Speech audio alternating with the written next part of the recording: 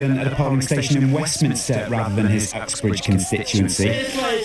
In North London, Labour leader Jeremy Corbyn was predicting he'll be Prime Minister come the morning. The December weather helped for Lib Dem leader Jo Swinson. Nicola Sturgeon was in Glasgow backing her SNP candidates. There was no sign of the Brexit Party's Nigel Farage today. He apparently voted by post. And it's time for just a little bit of sport for you tonight as well. In football, all 5 British teams in the Europa League have qualified for the last 32. Rangers drew 1-1 with Young Boys at Ibrox, while Arsenal sealed their place in the knockout stages with a 2-2 draw away at Standard Liège. That's the latest. I'm Barry Weir. Changed. It is now an offence to keep a vehicle that is not insured and has not been declared off the road. By checking the motor insurance database, vehicles are now visible to DVLA. They can tell if a vehicle is not insured and take direct action against the vehicle keeper, and there's nowhere to hide. You can check your vehicle at askmid.com. The reaction. All night with Gateway's David Webster and Johnny Jenkins. This is results just announced. Labour suffering losses on 191, the SNP with 55, Lib Dems with 13. That's the exit poll results as they stand. But make sure you're with us for the next 12 hours for Gateway's biggest election coverage to date. We are at counts across Essex, and we'll be keeping an eye on the national results as they come in between now and 10 a.m. tomorrow morning.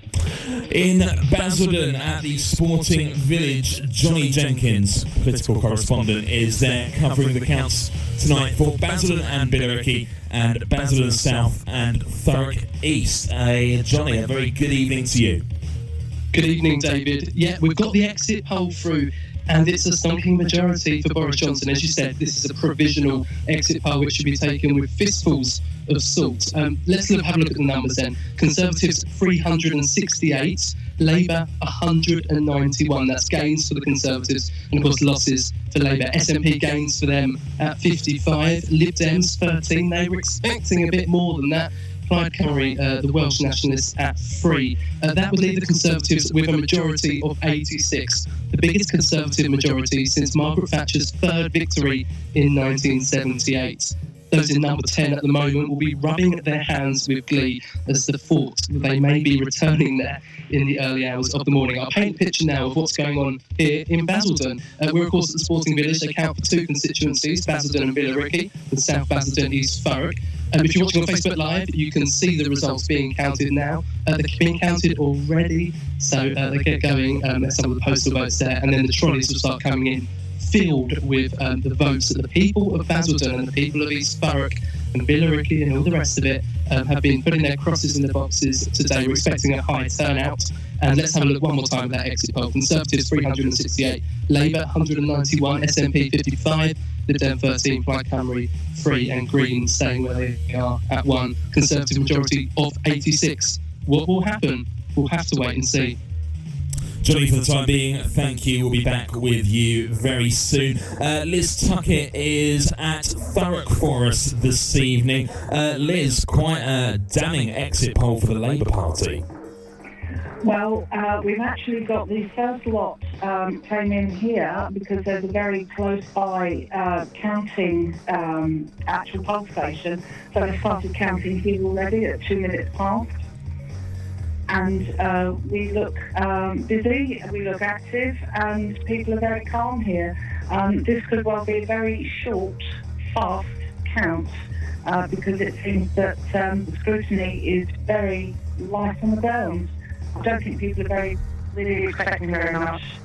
Yeah, Jack Doyle Price with 39.5% of the vote in 2017 compared to 38.8% for Labour. So she'll be hoping to hold on to that majority and on the basis of that exit poll, perhaps extend that majority. Probably one of the closest seats, Liz, that we've got across Essex this evening. But it doesn't look, it's all raging or anything here. Everybody's very calm. There's no running about. There's no arguments about scrutiny. Literally 2 minutes past from the nearby polling station, and it's all started to, I think perhaps we're the first domestics here to actually be counted at 10 past.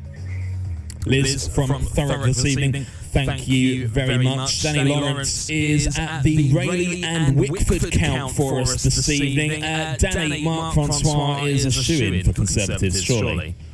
Well, let's hope so, because going back on 2017, David, he had 36,914 votes. And massive ahead to the one underneath it, which was the Labour Party with 13,464. And believe it or not, 70% was the turnout back in 2017. Tonight, though, here in Clements Hall, he's up against David Frederick Leonard Flack, the Labour Party. Of course, Mark Francois, the Conservative Party, is here. We've got Paul Richard Thorogood for the Green Party and Ron Tyndall for the Liberal Democrats. Now, it'd be interesting to see tonight if his majority goes up from what it was last time in 2017, but it'd be interesting to see what the turnout here is as well. Clements Hall, which is in Rochford, and there's only one count here tonight. The other one is being done down Rochford and Southend. East is being done down in Southend tonight as well. Very interesting because, of course, Basildon Borough, Wickford is in the borough, but the Wickford is part of Rayleigh here, so it's a bit of a split wherever we go on polling night. So it'll be interesting to see what the results are going to be tonight here at Clements Hall, and we'll catch up with you later. Danny Lawrence at Clements Hall, thank you. And as Danny was saying there, the Rochford and Southend East count, that one is happening at Southend Leisure and Tennis Centre, along with the Southend West count. John Harland is there reporting for us this evening. John, we've just heard the exit poll results, and it looks like we're set for a Conservative majority this evening. Yes, I think there's a lot of people who are walking around here dressed in blue, looking quite happy with the situation at the moment. But the count started in earnest, and we're off and running, and it's very quiet here now. Everybody's very concentrated on what they're doing. There's about 120 odd counters here, and they'll be hoping for some of the results around between 1 a.m. and 3 a.m. So we're in for a good night and in for a long night, so it's all good. And we've got people dressed in festive Christmas jumpers at the count there in Southend with you, John. So people in good spirits. Yeah, everybody's in very good spirits. It's a bit of a landmark having an election in December. So I think the Tory supporters are in their blue hats and the Labour are in their red. And I haven't seen any more, but there's a few interesting Christmas jumpers floating around as well for the scrutineers. And I'll try and get a chat with them later. Fantastic. We look forward to that. John Harland in Southend, thank you very much. Dean Murphy is covering the Castle Point vote for us this evening. Just 3 candidates standing in Castle Point, Dean. Yes, we've got one for each of the main parties here tonight. So we've got Katie Curtis for the Labour Party, John Howson for the Lib Dems, and Rebecca Harris for the Conservatives. And Rebecca Harris, she's been returned as the Conservative MP for the last 4 elections for Castle Point. It looks like it's going to be 5 tonight. Yeah, I'd imagine so. I mean, every time that she has won, she's increased the majority of her share of the votes. Unless something very strange happens here at Castle Point tonight, it does look like she would be winning this one. And of course, Castle Point, notably one of the top 5 areas of the country to vote Leave in the 2016 referendum, which can only strengthen her hand, surely. You'd expect so. I mean, with the result of the referendum going into this election and with the thoughts of people around Castle Point, it does look like she could actually extend her lead any further, if that's at all possible. I mean, I think last time she had a vote share around 70-odd%, so can she get much more? We have to wait and see. And Dean, the exit polls for the Lib Dems and for Labour this evening, it would seem that Labour are due to suffer a number of losses, Lib Dems not making nearly as many gains as they might have hoped for either. No, I think the early running order that we had going into this election showed the Lib Dems making some great gains. That's dropped away over the last couple of weeks. I do know that both Labour and the Lib Dems have been campaigning hard in Castle Point area. but I don't think it'll be anywhere near enough to outseat the Conservatives in this one. Well, no doubt throughout the course of the show, we'll be speaking with colleagues and with our studio panel here about what might have gone wrong for the Labour Party and for the Liberal Democrats. Dean Murphy at Castle Point for the time being, thank you very much. Over to Chelmsford now, where Ashley Thompson is covering the results for us. Ashley, welcome to Gateway 97.8. So we have 4 candidates standing in Chelmsford. Is it just the one constituency that's being counted there this evening? That's right. The Malden constituency is being counted separately, although it does sort of have some crossover with parts of Outer Chelmsford. But yeah, just the one constituency here tonight. And if we look back to the 2017 results, over 50% of the vote share for Vicky Ford for the Conservative Party. And so again, based on the exit poll, we would expect Vicky to be returning a comfortable majority tonight. You would certainly expect her to win tonight. That said, there were huge gains by the Liberal Democrats, who took the city council from absolutely nowhere. Huge surge in the latest local elections, which got them quite excited. They made it one of their target seats, but to be honest, from about a week ago, they were starting to call off their campaign of the Lib Dems away from Chelmsford and 2 other places, which does make you think that the Tories have held. Well, no doubt that will become clear as the night unfolds. Ashley at Chelmsford for the time being. Thank you. You're listening to All Out Election on Gateway 97.8 FM. We're also online, gateway978.com. You can also watch the show on Facebook Live this evening. Head to facebook.com/gateway978. We're on YouTube as well. And keeping you company all the way through until 10 o'clock in the morning. The first results due in the country shortly after 11 o'clock this evening. Locally, we'd expect results to be coming in around 1, 2 o'clock. So we'll look forward to that. And in just a moment, I'll introduce you to my studio panel who are going to be accompanying me throughout the show this evening. It's David Webster on All Out Election. All the results, all the results, all the results, all the reaction, all the reaction. All night with Gateway's David Webster and Johnny Jenkins. This is All Out Election. Truly local radio for Basildon and East Thurrock. Gateway 97.8. Now, the word alternative can mean a lot of things. In music terms, it could mean anything from this You make me feel like I'm alive again. to this,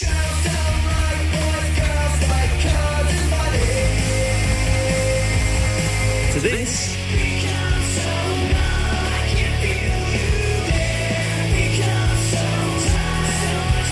or even this.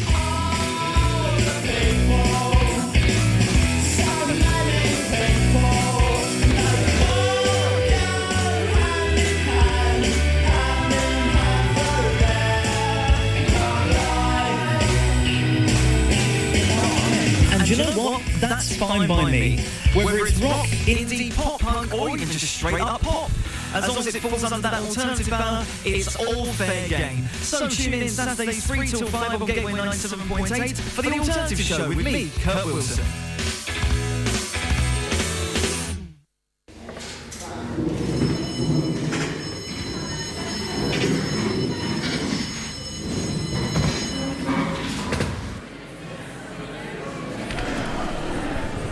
Why aren't you wearing your helmet? Why would I need a helmet? It's only around the corner. Wear the back helmet reduces the risk of serious head or brain injury by 85%. We'll be here in a minute, nothing will happen.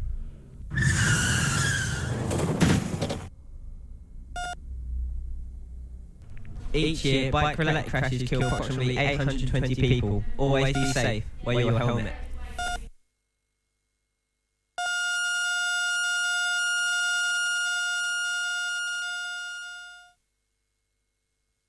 Five ways choose to listen to Gateway 97.8. Online at gateway978.com. The radio player, tune in, our mobile phone apps. Visit the Apple Store for the iPhone. Visit the Play Store for the Android. And on FM 97.8 across Basildon and East Thurrock. Your local, in tune with the community.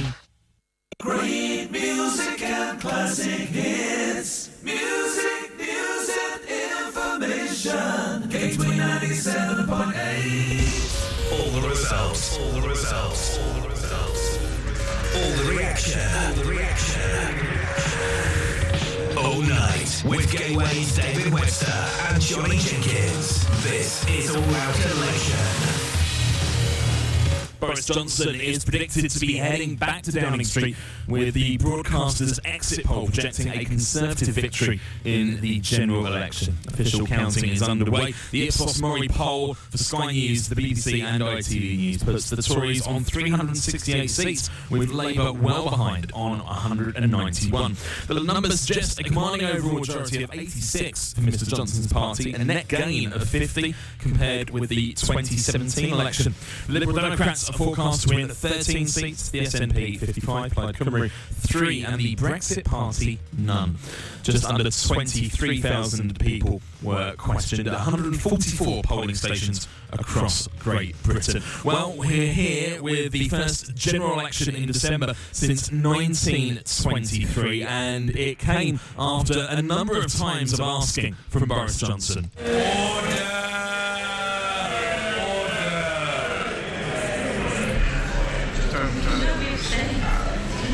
The ayes to the right, 438. The noes to the left, 20.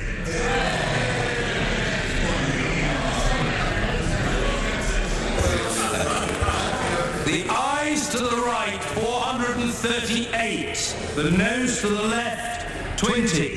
So the ayes have it. The ayes have it. Unlocked. Order. Parliament dissolved a number of weeks ago as we led ourselves into the general election, and we've been voting at polling stations up and down the country all day. Now the counting begins. We're expecting our first results. It'll be Newcastle or Sunderland, I'm sure, in the next hour. To discuss that exit poll with me, I'd like to welcome my studio panel with me this evening here live at the Eastgate Shopping Centre in Basildon. Russell Quirk, Jackie James, Alan Newman and Peter Irwin. A very warm welcome to all of you this evening. Hi, good evening. And a very happy birthday to you, Russell, as well. Thank you. Actually, but for once, not the most important day in December, it appears. Usurped by an election. Yes, absolutely. So let's talk about those exit poll results, because I think going into this election, Russell, there were two schools of thought: that we would see a Conservative majority, or we would see hung Parliament with Labour leading some sort of coalition or confidence and supply deal.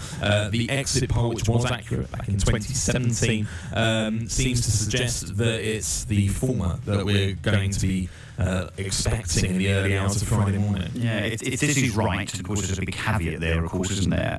But as you say, in 2017, this was the exit poll that kind of really changed the evening, because of course the Conservatives back then were also being predicted as having a fairly significant victory, and of course it didn't quite work out that way, if you remember, for Theresa May. So on the same basis, with the same methodology, if what we've seen over the last 15 or 20 minutes insofar as the exit poll is right, it's not only very, very good news indeed for the Conservatives in terms of a majority of 86, it looks like it could be one of the best Conservative victories ever. I mean, surpassing the likes of, Thatcher in 1979 and so on. So it will be fascinating to see how this plays out over the rest of the evening. I mean, everyone's billed this as the Brexit election, and actually in the run-up to voting today, other issues have been debated as well as Brexit, and it seems the electorate has been keen to talk about other issues, but when it comes down to it, we have, as a nation, become so polarised in our Brexit views that actually, despite perhaps favouring a party for their other policies, if you are a staunch Remainer, could you bring yourself to vote for the Conservative Party and vice versa? If you want to leave, you want to see that democratic result upheld in 2016, then the Labour Party offer a second referendum, further delay, as Boris would put it, doesn't necessarily give you that reassurance that you're going to get what you voted for. And obviously the Dem policy of revoke has been perhaps one of their downfalls, and we'll come on to that a little bit later on in the programme. But based on that Brexit vote, and if we assume that there will be some people that change their minds over the last 3.5 years, but actually, majority of constituencies would have had a majority leave vote. Perhaps it's not so surprising that we see a Conservative majority in the exit poll. Yeah. Labour very disappointed, I think. I'm just reading a tweet from Tom Newton-Dunn, who's the political editor of The Sun. And he's saying that canvass returns from Labour were suggesting they were going to get 36.2% of the vote. And this would give them a 50-50 chance of being a hung Parliament or a small Tory majority. So if this exit poll is true, that's clearly inaccurate by quite a way. It comes to this point, 10 o'clock, when the polls close, when the exit poll is announced, that we do perhaps see a shift from perhaps what we might have been expecting, or from what some of the polls prior to polling day might suggest. We see a shift typically. How do you explain that? It could well be that in certain areas, particularly in the north, where you've got a propensity for people to vote Leave to be Labour voters. I guess if someone knocks on the door and says, how are you voting, and you've decided because you're a Leave voter, you're actually going to vote Conservative, potentially for the first time in your life, you might not admit it.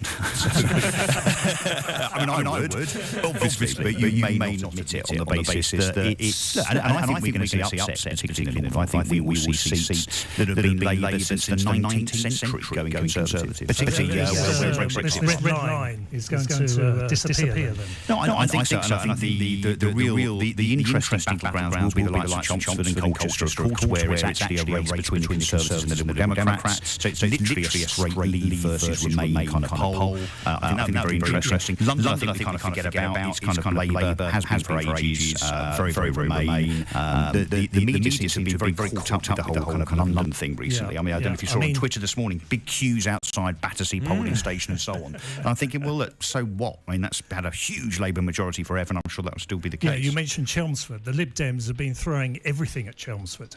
But Vicky Ford's got a decent majority, but let's see what happens today. Yeah. Johnny Jenkins is at Basildon Sporting Village for us this evening.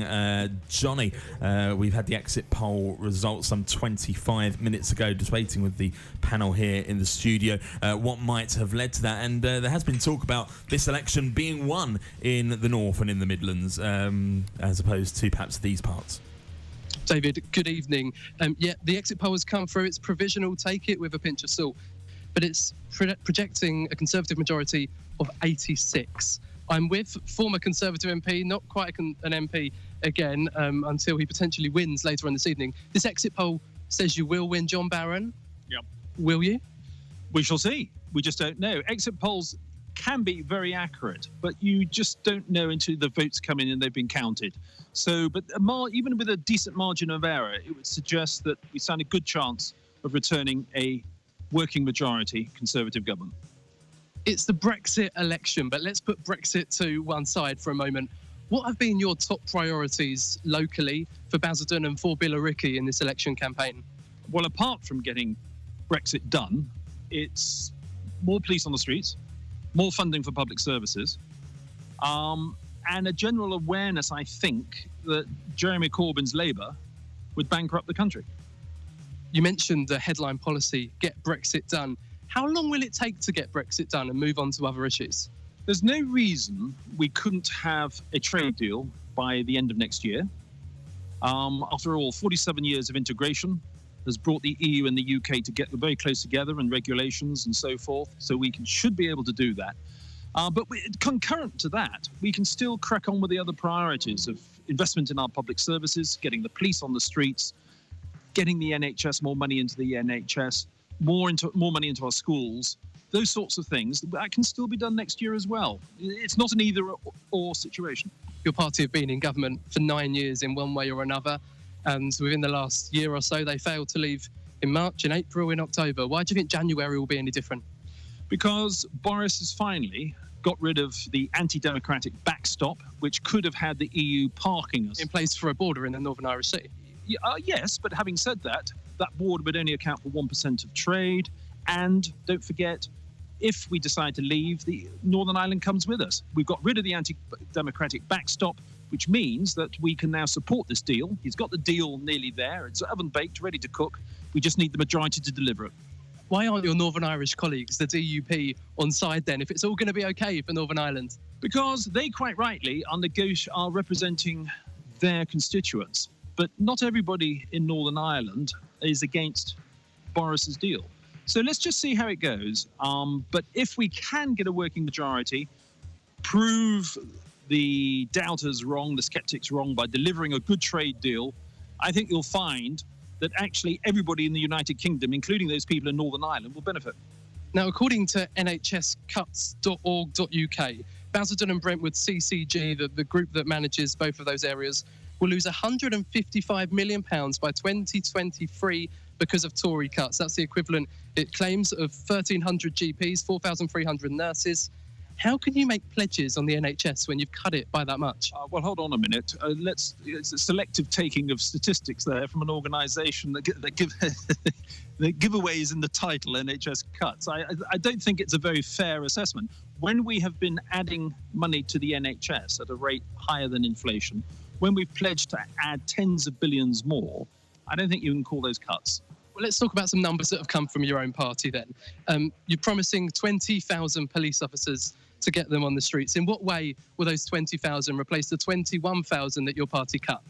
Well, you must remember that when we took office in 2010, Labour ministers were saying there's no money left because they'd spent, but on the wrong things. Debt was going ballooning out. So there had to be a period of austerity. But we are now saying, because we managed the economy much better, because we've reined in that expenditure in the early years, we are now in a better position, courtesy of a growing economy, to actually fund our public services. But don't forget, some of these public services, including the NHS, actually has had real terms increases in every year of a Conservative government. So where did you find the magic money tree? Well, if you think we've got a magic money tree, look at Labour's. But they're not going to win, and the Conservatives are, if you go by the exit poll. About that, I don't know about that. But we have been responsible. When you've got a growing economy, you can afford to take money in a fair proportion from that growing economy, from corporation tax receipts, from income tax, because don't forget, we have also the lowest unemployment rate for a generation. Let's talk about your leader. How can anybody, perhaps our next Prime Minister, how can anybody in Basildon trust the man who's been fired twice for lying? He promised to get us out of the EU by October. He didn't. He described Muslim women as looking like bank robbers and letterboxes, gay men as tank-topped bum boys. How can you trust him? I think I don't recognise the person you describe as our leader. It's all fact. I haven't lied to you, have I? Well, all I would say to you is that I think the future is more important than the past. The trouble with the commentators is they always look back for the headline quote. What you've got to do in an election like this, and this is what I think the country's doing, is look forward. And what we do know is that certainly we're sensing locally that people have looked at the manifestos and realised that actually we have come up with a sensible package of policies. Costed, yes, we are spending a bit more, but we have a prosperous economy, we have record low unemployment, good growth, record manufacturing output, record investment. This is feeding a healthier economy, which means that we can afford to spend more on public services. Bank robbers and letterboxes. He said that just 2 or 3 years ago. I'm not looking too far back in the past, John Barron. Do you associate yourself with those comments? Listen, I'm here as a local Conservative candidate. Do I agree with everything our party says? No. You know my voting record. I have opposed our foreign interventions. I have opposed the government on army cuts. It's a broad church. It's like all political parties. You can't be a purist. Tank top bum boys. How about those comments? You can't be a purist. You've got to get on with delivering the best policies for the country. Yes or no? Do you associate yourself with those comments? I'm answering your question as I please, and that is, I'm hoping to deliver some conservative policies. The exit poll says you'll win. What are your chances of winning tonight? I think they must be good, but you're never complacent. We just have to see how it goes. John Barron, Conservative candidate for Basildon and Billericay. Thanks for your time, and perhaps we'll catch up later in the night. Indeed. Thank you. Back to you in the studio, David. Johnny Jenkins speaking to Conservative candidates for the Basildon and Billericay constituency this evening. And you can watch that unfold live on our Facebook page, facebook.com/gateway978. Make sure you are there with us throughout the night as we continue to bring you all the results, all the reaction, all know by studio panel here, and correspondence at a number of counts across Essex. We'll catch up with Mark Reed at the Brentwood count in just a couple of minutes' time. All the results, all the results, all the results, all the results, all the reaction, all the reaction, all the reaction. All night with Gateway's David Webster and Johnny Jenkins. This is All Out Election. Voters have been choosing a new government, and one major factor's dominated this election. The Tories have promised to get Brexit done by the end of January, while Labour's pledged another referendum on the UK's membership of the European Union. Trust has also played on people's minds, and in Boris Johnson's constituency of Uxbridge and South Ruislip, these voters have been telling us their thoughts about the Prime Minister. People don't trust politicians now in the UK. His actions don't accord with what he says. I've always been a Labour supporter, but I did vote in the referendum for Brexit. The pound surged in value after the exit poll suggested a big Conservative majority. Sterling gained more than 2% against the dollar in the minutes after polls closed at 10 o'clock, and it rose to a 2-year high against the euro, standing at €1.20. Stay with us here on Gateway 97.8. All the results, all the reaction all night. Election. Basildon and East Thurrock's brighter sound from the heart of Eastgate. Gateway 97.8. You know the drill. It's the weekend. Perhaps you're getting ready for a big night out. Perhaps you have been out and want to keep the party going, or you're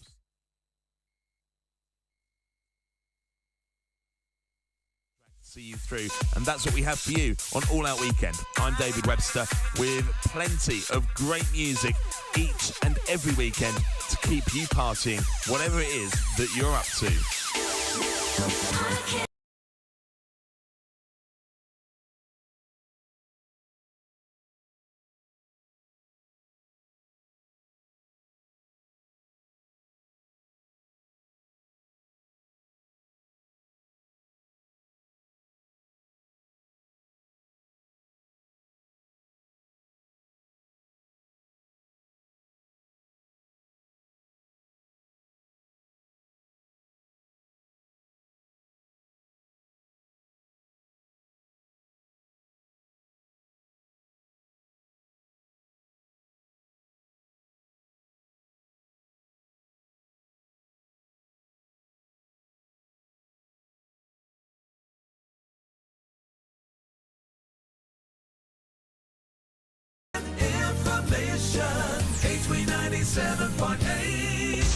All the results, all the results, all the results, all the results, all the reaction, all the reaction, all the reaction. All night with Gateway's David Webster and Johnny Jenkins. This is All Out Election. 25 minutes to 11 this Thursday, the 12th of December, and Britain has been at the polls all day throughout the night. We'll keep you up to date with all the results as they come in. Very good evening to Claire and to Beverly listening to the show. Get in touch, let us know your views. We'd love to hear from you. At Gateway978 is where you can find us on Twitter or our Facebook page, facebook.com/Gateway978. We're covering a number of counts across Essex this evening. In Brentwood Forest this evening, Mark Reed, it's the Brentwood and Ongar result that's being counted there at the Brentwood Centre. Good evening. Good evening. Nice to see you again, David. So how is the mood there, Mark? It is quite relaxed, quite gentle. When the polls announced at 10 o'clock, there was a small cheer went up from the Conservative members here. But it was quite cool. There are some boxes starting to arrive and being counted, so we are on the long journey to finding out what the final result is going to be. I mean, again, you know, we probably use this phrase a lot tonight when we're talking about some of the constituencies across Essex. A relatively safe seat for Conservative, almost 2/3 of the electorate voting for Alex Burghardt in 2017, and there's not a lot to suggest that that's going to change. I don't think so. Alex, standing for the first time just over 2 years ago, won a majority of 24,002. I just checked that with his agent, and that was Alex's first time standing here after Lord Pickles, as he is now, chose to stand down and take a slightly different direction. So Alex has been building up his following ever since, and I think, yeah, it's fair to say I don't think anyone's expecting anything other than a win for the Conservatives here. Mark, for the time being, thank you. We'll come back to you throughout the show here on All Out Election.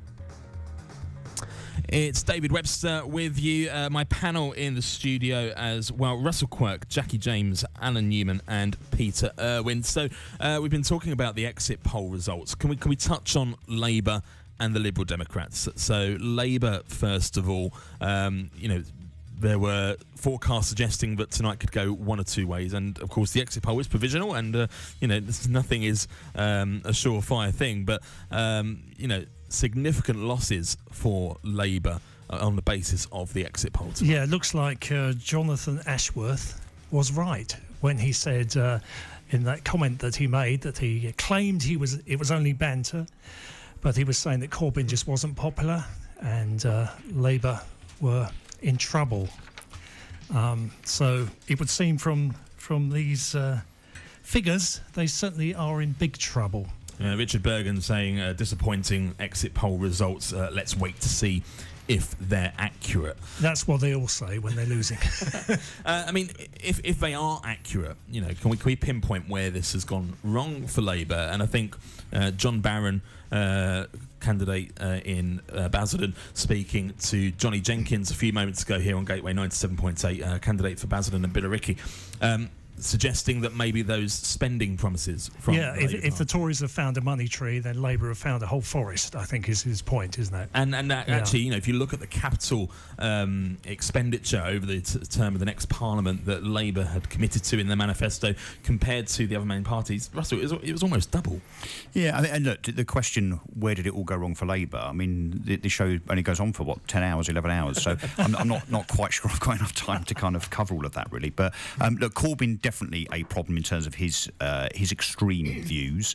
We know that the centre ground wins elections. Certainly Tony Blair understood that in 3 successive victories from 1997 onwards.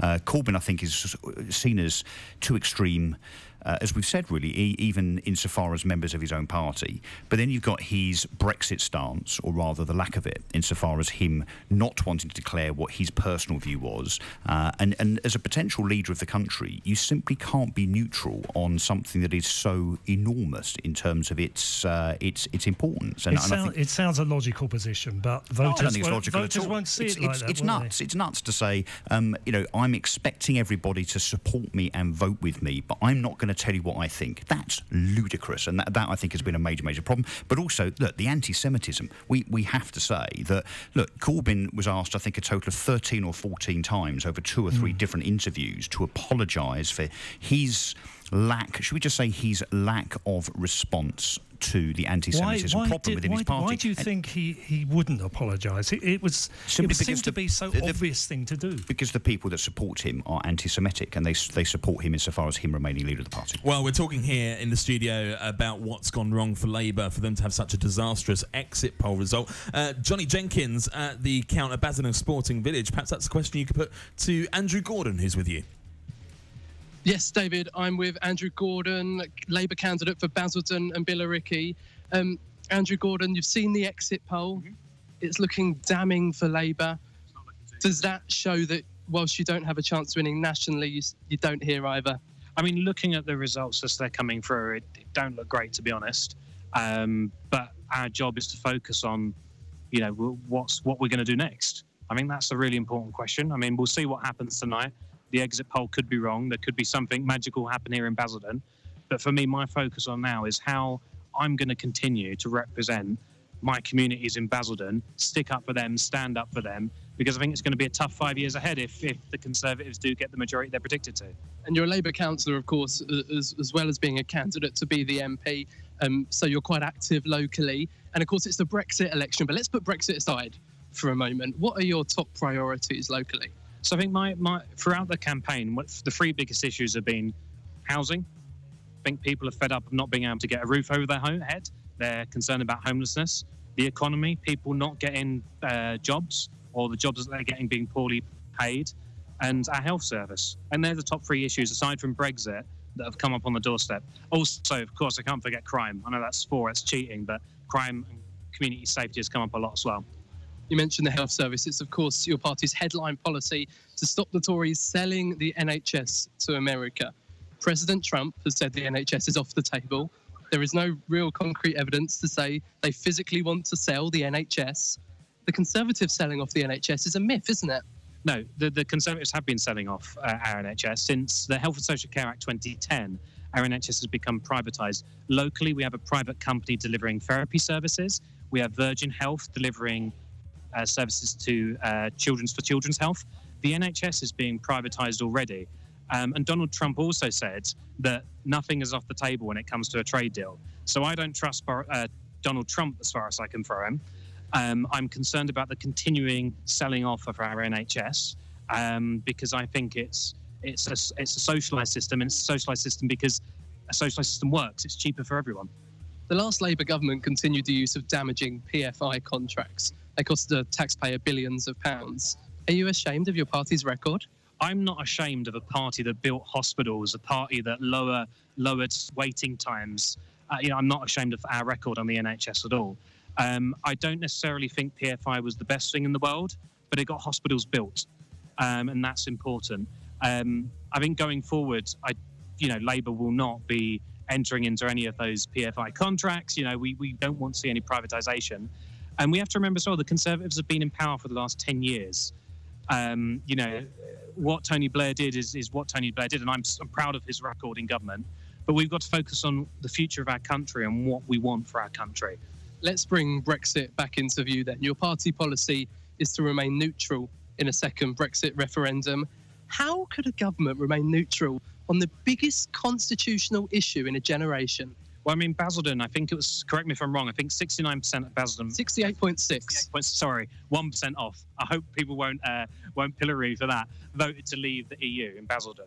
And I think lots of people voted to leave for lots of different reasons. But what they didn't do, there wasn't any clarity on what leave means. There's different types of Brexit. It's not as simple as just leaving the EU, because if we left the EU without a deal, our economy would be in absolute ruins. So what my concern is Boris Johnson's deal, in inverted commas, is just a rehash of Theresa May's deal. Boris said he's going to get Brexit done, but are we in fact just going to give money to the EU and have Theresa May's deal with a new branding on it? That's my concern. So whilst I was openly Remain, I was the Remain campaign coordinator for Basildon, I would vote Remain again if a referendum came up. For Leave voters in my constituency, I don't think Boris Johnson is going to give them the Brexit deal that they wanted. Most of the Labour front bench campaign to remain with you. Many of them still want to remain. The truth, really, isn't it, that your party wants to remain, but you can't be upfront about it. So, Andrew Gordon, look me in the eye and tell me your party wants to honour the 2016 Brexit vote. Well, I mean, I think it's Labour. There are many Labour MPs who campaigned and voted to remain because they looked at the issue and they felt that if we stayed in the EU, our economy would be stronger. And the concerns about leaving the EU is our economy would be weaker. So I think that's Labour's position. Is if we were going to negotiate a Brexit deal, we would want to make sure our economy is put first. So I think people could say that we weren't honouring the Leave vote, but then I challenge people to say what the Leave vote actually was.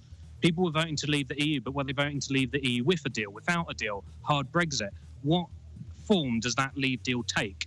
And I'm still not clear as to what Boris Johnson is actually offering, because he's not offering a hard Brexit. He's offering Theresa May's deal Mark II. Your party says the manifesto is fully costed. It comes with a grey document to prove it. 58 billion for the WASPy women Jeremy Corbyn promised after launching the manifesto. That's not in the grey book, is it? We've got money to give the richest in society. We've got money to give them tax cuts. We can certainly find the money for people who have worked hard for this country, people who have had a pension and had that taken away effectively.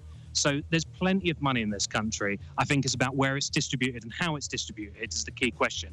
And I want to see more money making it from the very top to the front line, to people who are doing the hard graft, the people who are working hard. There's got to be a redistribution of wealth in our society, and it's not going to happen under Boris Johnson. Many Labour campaigners have told me the problem in this election for them has been Jeremy Corbyn. 85% of British Jews said they will leave the country if Corbyn becomes Prime Minister. Many have said he is anti-Semitic himself. Is Jeremy Corbyn anti-Semitic or just a facilitator of this evil racism? I don't believe Jeremy Corbyn is anti-Semitic, but there certainly has been issues with anti-Semitism in the Labour Party. And we've got to be honest about that. We've got to confront it. I find it deplorable that's happened in our party, the party that's fought for equal rights, that this has somehow manifested itself. I think part of the problem has been the Labour Party's complaint system and its responsiveness to complaints hasn't been up to scratch. I think that's something we've got to change. And I think we have let parts of the Jewish community down. We have let the people who have experienced anti-Semitism from Labour Party members down, and we've got to do better. And if any member locally has any concerns about anti-Semitism that's happening locally, let me know and I'll sort it out, because it's abhorrent and it's got to be stamped out. So not anti-Semitic, but perhaps just a facilitator of the evil racism? No, I don't think Jeremy Corbyn's been an active facilitator, but I think his failure to get to grips with the Labour Party's archaic complaint system hasn't helped. And I think anti-Semitism is an issue. It would have been helpful if he took far more of a proactive response earlier on, rather than letting it develop, if that makes sense. I'm aware I've got to come back to the studio, but perhaps one more question. He wouldn't apologise on anti-Semitism until he was pressured into it by Philip Schofield on ITV. Lots of people have real qualms with Jeremy Corbyn as leader. How on earth can the people of Basildon and Billericay trust Jeremy Corbyn? Well, I think, first of all, I think it's important to say, as a representative of the Labour Party, I'm very, very sorry that people have experienced anti-Semitism from our party. I want to put that on the record. I'm happy to do that. Secondly, I think Jeremy Corbyn's the leader of our party. He has faults like every single party leader, but if you look at actually what he's promised in this country, and if you look at his record, his voting record, he actually offers this country hope. He actually offers this country something different. So I actually think Jeremy Corbyn gives people, particularly vulnerable people, a chance in this world. So I have no worries about backing Jeremy Corbyn. But we'll see if the public feel the same in the next 5-6 hours. Tell me, Andrew Gordon, what are the chances of you winning here tonight? Well, I hope I can pass the line. But looking at the votes as they come through, I'm a bit shaky as to whether or not we're going to see a Labour victory here. But we don't know. And I hope we can cross the line, because I want to represent Basildon. I want to represent the community that I've grown up in. So, yeah, fingers crossed. I'll let you get back to watching those ballots. Andrew Gordon, Labour candidate for Basildon and Billericay, thanks for your time. And David, back to you in the studio. Johnny Jenkins at Basildon Sporting Village speaking to Andrew Gordon, Labour candidate for the Basildon and Billericay constituency. And don't forget, you can watch those interviews live on our Facebook live stream, where you can follow the entire show this evening. All-out election all the way through the night until 10 a.m. on Friday morning, by which time we will know who is taking the keys to number 10. And it is 10 minutes to 11. All the results, all the results, all the results, all the reaction, all the reaction. All night with Gateway's David Webster and Johnny Jenkins. This is All Out Election. Your station for Basildon and East Thurrock. Gateway 97.8. Where?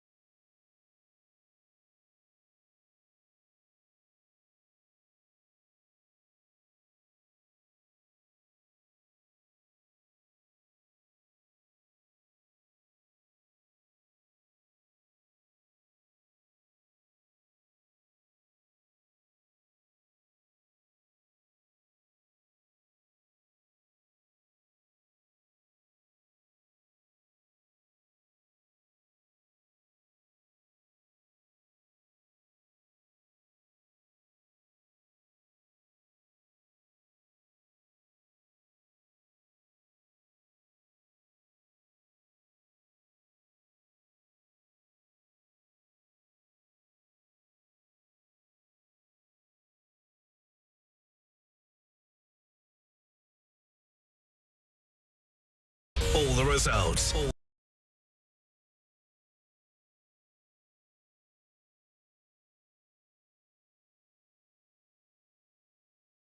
And Johnny Jenkins. This is All Out Election.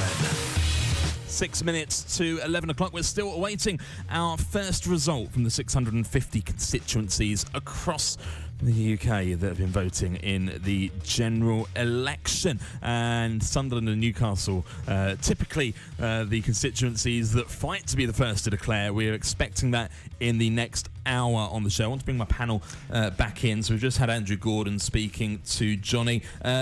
Boris Johnson's deal is Theresa May's deal part 2, is what Andrew said. But it's the first deal to get voted for a second reading in Parliament, isn't it? Yes, and I'd just say I've just read a tweet from Alistair Campbell, who was he's a long-time critic of Corbyn. He's saying, resisted the temptation of smugglers. Dreadful result if true, but in some ways all too predictable. The country decided some time ago Corbyn is not going to be PM, and Johnson made a promise on Brexit which enough people were prepared to believe. I mean, it could be said that actually, if this is as devastating for Labour as it looks, that it's actually a good thing for the Labour Party going forward, on the basis that it will teach them another lesson that they should have learnt from past endeavours, really, that to swing so much to the extremities, and that applies to the left and the right, is never going to win an election. So the question for me, and look, I understand Andrew just now kind of being the Corbyn apologist. He kind of has to be, doesn't he, until they start talking tomorrow morning about who's next, and then he'll jump on the next bandwagon that goes past. But look, it's the question for me is who's the next Labour leader, and I think that's probably the question on most people's lips, isn't it now? Who's the next Labour leader? Peter, Jackie, I want to bring you in. So, I mean, if the exit poll is to be believed, then it's devastating for Corbyn, and surely we'll expect a resignation tomorrow. I would look so. Yeah, I would think so indeed. But I think the Labour. What I was thinking was that the Labour Party could go back to the sort of the values of the Neil Kinnock days, and I know his son always. Although I'm not a Labour supporter, his son impresses me a lot when he's on TV and being interviewed, and I think there's someone who's going to have the values there that might go. But the most successful leader was Tony Blair, and he veered the other way, didn't he? He was bringing the party to that centrist view. Yes, certainly, if you could argue, almost towards the Tories. A red Tory, as he was called. Yeah. Because something we'll come on to the next hour, actually, is that all of the main parties have had kind of extreme viewpoints, or perhaps more extreme viewpoints than we're perhaps accustomed to in this election, and perhaps that's one of the reasons that people have found it so hard to decide who to vote for in this election. There was talk before the general election about a caretaker government being a potential way through the Brexit quagmire, and Harriet Harman's name came up as a potential caretaker leader for the Labour Party. Could we see Harriet throwing her hat into the ring? Well, when she stood for Speaker, she didn't actually do very well. Surprisingly, I thought she would have done better. So maybe she's not quite as so popular as we're led to believe. Peter. Yeah. Well, there's a hell of a lot of players in there in the equation. I mean, I think I could say who it won't be rather than who it will be. But in terms of the caretaker government thing was interesting because everybody was kind of being wheeled out of the kind of back of the cupboard, weren't they? Yeah. Ken Clarke, of course, who is apparently the best Prime Minister that we never had. It would have been very interesting. But Harriet Harman, again, I think she's too polarising. She's, I admire her stance insofar as equality, but I think she takes it too far. And I think the party, if she was to be a leadership contender, certainly would take that view. But in terms of interim government, I mean, how preposterous is it that you end up in a kind of paralysed Parliament situation, and apparently the only way to get out of it is then for a very, very small clique of people, i.e. 650 MPs, rather than the whole population, then to decide who should get us out of that in terms of them designating who a caretaker Prime Minister should be. I mean, that's the opposite of democracy, isn't it? We go to the news in a couple of moments' time. So one of the points that Johnny brought up was the criticisms of anti-Semitism in the Labour Party and the constant failure to apologise for it from Jeremy Corbyn until really pressed on the issue. But time and time again, this stock answer from him in all of the leader debates and the TV debates that we've seen and interviews, this stock answer, it's not acceptable. Well, yes, of course you're going to say that, but actually what are you doing about it and what do you truly believe? And there's been a lot of questions about faith in politicians and what they're telling us. And I think perhaps that and this crusade to nationalise services, that's potentially contributed to this damning exit poll, would we think? Yeah, I mean, in my book, a step way too far, to go from that centre ground to then effectively being dragged back to the 70s. I'm unfortunately, I'm old enough to remember the 70s and the power cuts and the rubbish in the streets and so on and so forth. So, just another contributor, I think, insofar as why the Labour Party seem to have done so terribly badly here, it seems. You're listening to All Out Election on Gateway 97.8 FM, online at gateway978.com, and we're on Facebook Live this evening as well. All the results. All the results. All the results. All the reaction. All the reaction. All night with Gateway's David Webster and Johnny Jenkins. This is All Out Election. On FM and online. This is Gateway 97.8.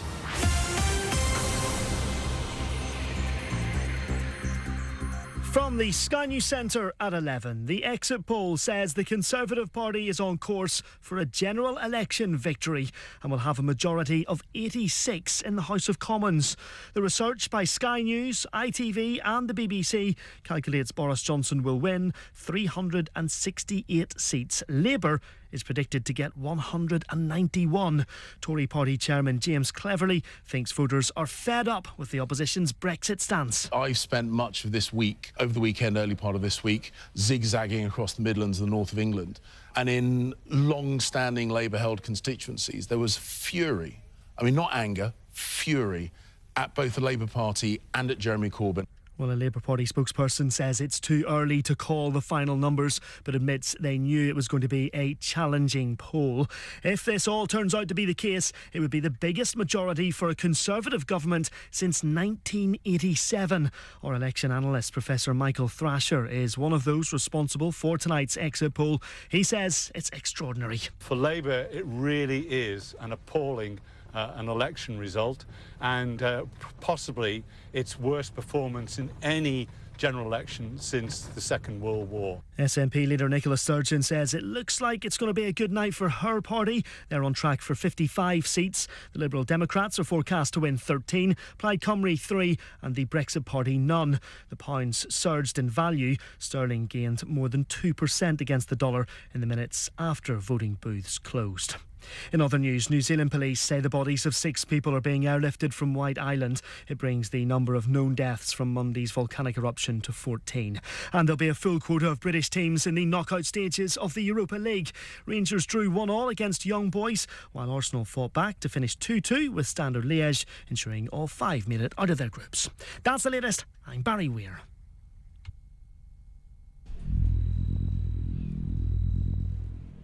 So, Katie, it's the first day of the school holidays. What did you want to do? Well, Mum, I was thinking... Can I go and knock for Ruby? Well, I don't know, Katie. There's that busy road. Are you sensible enough to cross it carefully on your own? Please, Mum. I'll be really careful. I promise. Well, fair enough. You're a big girl now, Katie. I trust you. Yay! Okay, Katie, now where's the best place to cross? Katie, hi, I'm over here. Ruby! Katie! If you're crossing a road this holiday, play it safe. Don't get distracted. Think! Music, news and information. Gateway 97.8. All the results. All the results. All the results. All the reaction. All the reaction. All night with Gateway's David Webster and Johnny Jenkins. This is All Out Election. 3 minutes past 11 o'clock. You're listening to Gateway 97.8. We're on air, 97.8 FM, online, gateway978.com, and on Facebook Live this evening as well. Let's have a little wave to the cameras. Hello, everybody. It's facebook.com/Gateway978. Johnny at the count at the Basildon Sporting Village, where we'll be expecting results for the Basildon and Billericay and Basildon South and Thurrock East constituencies a little bit later on in the show. It's Gateway's biggest ever election coverage, 12 hours non-stop with all the results and all the reaction. Helping me with that here in the studio, my panel, Russell Quirk, Jackie James, Alan Newman, Peter Irwin, and we've had the exit poll results in the last hour where Conservatives set to have a majority, 368 MPs. Labour, a damning result from the exit polls if they are to be believed, 191. And I want to come on to the Liberal Democrats as well, because we've gone from the start of this election to Jo Swinson, new Liberal Democrat leader, breathing life into the party, suggesting that actually she could be our Prime Minister, to suggestions that she may not even retain her seat in the results later on tonight. Yeah, the SNP are really on her heels. Yeah, I mean, 55 seats. You know, that is Scotland sewn up, isn't it? In for the SNP again. What did go wrong? She's a nice woman, but I think this pledge to just revoke Article 50 was a giant mistake. I don't know whether you remember that debate where there was a Lib Dem supporter, a woman in the audience, and she said, well, you've lost my vote. I'm a Lib Dem supporter. I'm not going to vote for you because if you're going to revoke Article 50, then that's not democratic. You should be having another referendum. Well, we'll come on to that in a little while. Johnny Jenkins is at Basildon Sporting Village this evening, where he has the Green Party candidate for Basildon and Billericay, Stuart Goshawk. That's right, David. A very good evening to you. Just after 11 o'clock, well, the poll says that the Conservatives will have a majority of 86. It also says that the Green Party will have one seat, as they do now, I assume, Caroline Lucas over in Brighton. I'm joined by Stuart Goshawk, who is the Green Party candidate for Basildon and Billericay. Stuart, tell me a little bit about yourself and your relation to Basildon and Billericay. Well, I'm a Essex boy, born and bred, lived in Billericay in South Green for the last 25 years and in Grays before that. So, and I've been a school governor in Billericay. As I lived in this part of the county all my life. Yeah, so I'm a local lad. And it's the Brexit election. But let's put Brexit to one side for a moment. Tell me your top priorities for the area. Well, obviously, we've in the Green Party, we've tried to make this the climate election, and genuinely, I don't think it matters who wins this election. You know, the climate emergency is not going to go away. Climate is not, doesn't care who's in political control. You know, we've seen floods, we've seen drought, and that's not going to change. So that's where we've tried to focus our energies. And people say climate crisis, climate emergency, and there's been a bit of a shift, isn't there, from saying climate change.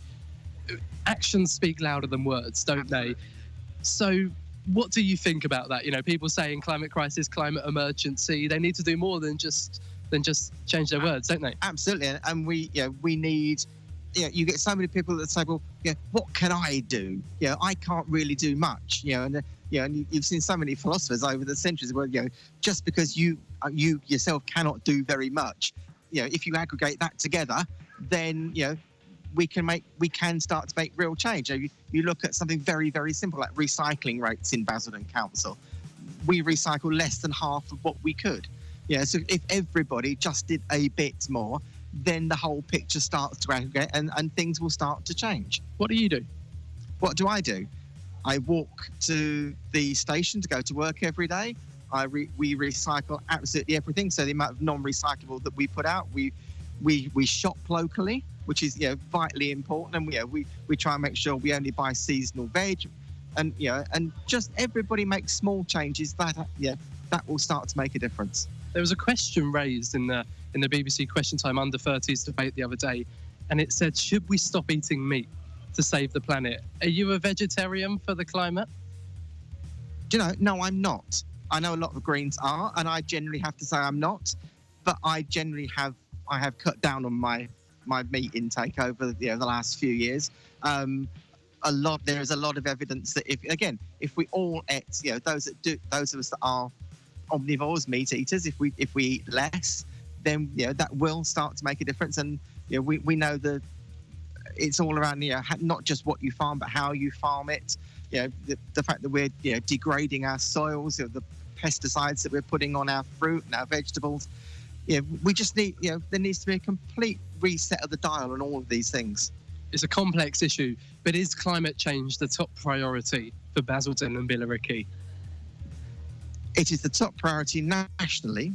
For Basildon and Billericay? For Basildon and Billericay, there are many, many issues. Obviously, in Billericay, where I live, the local plan says there's going to be thousands and thousands of new houses built in the local area.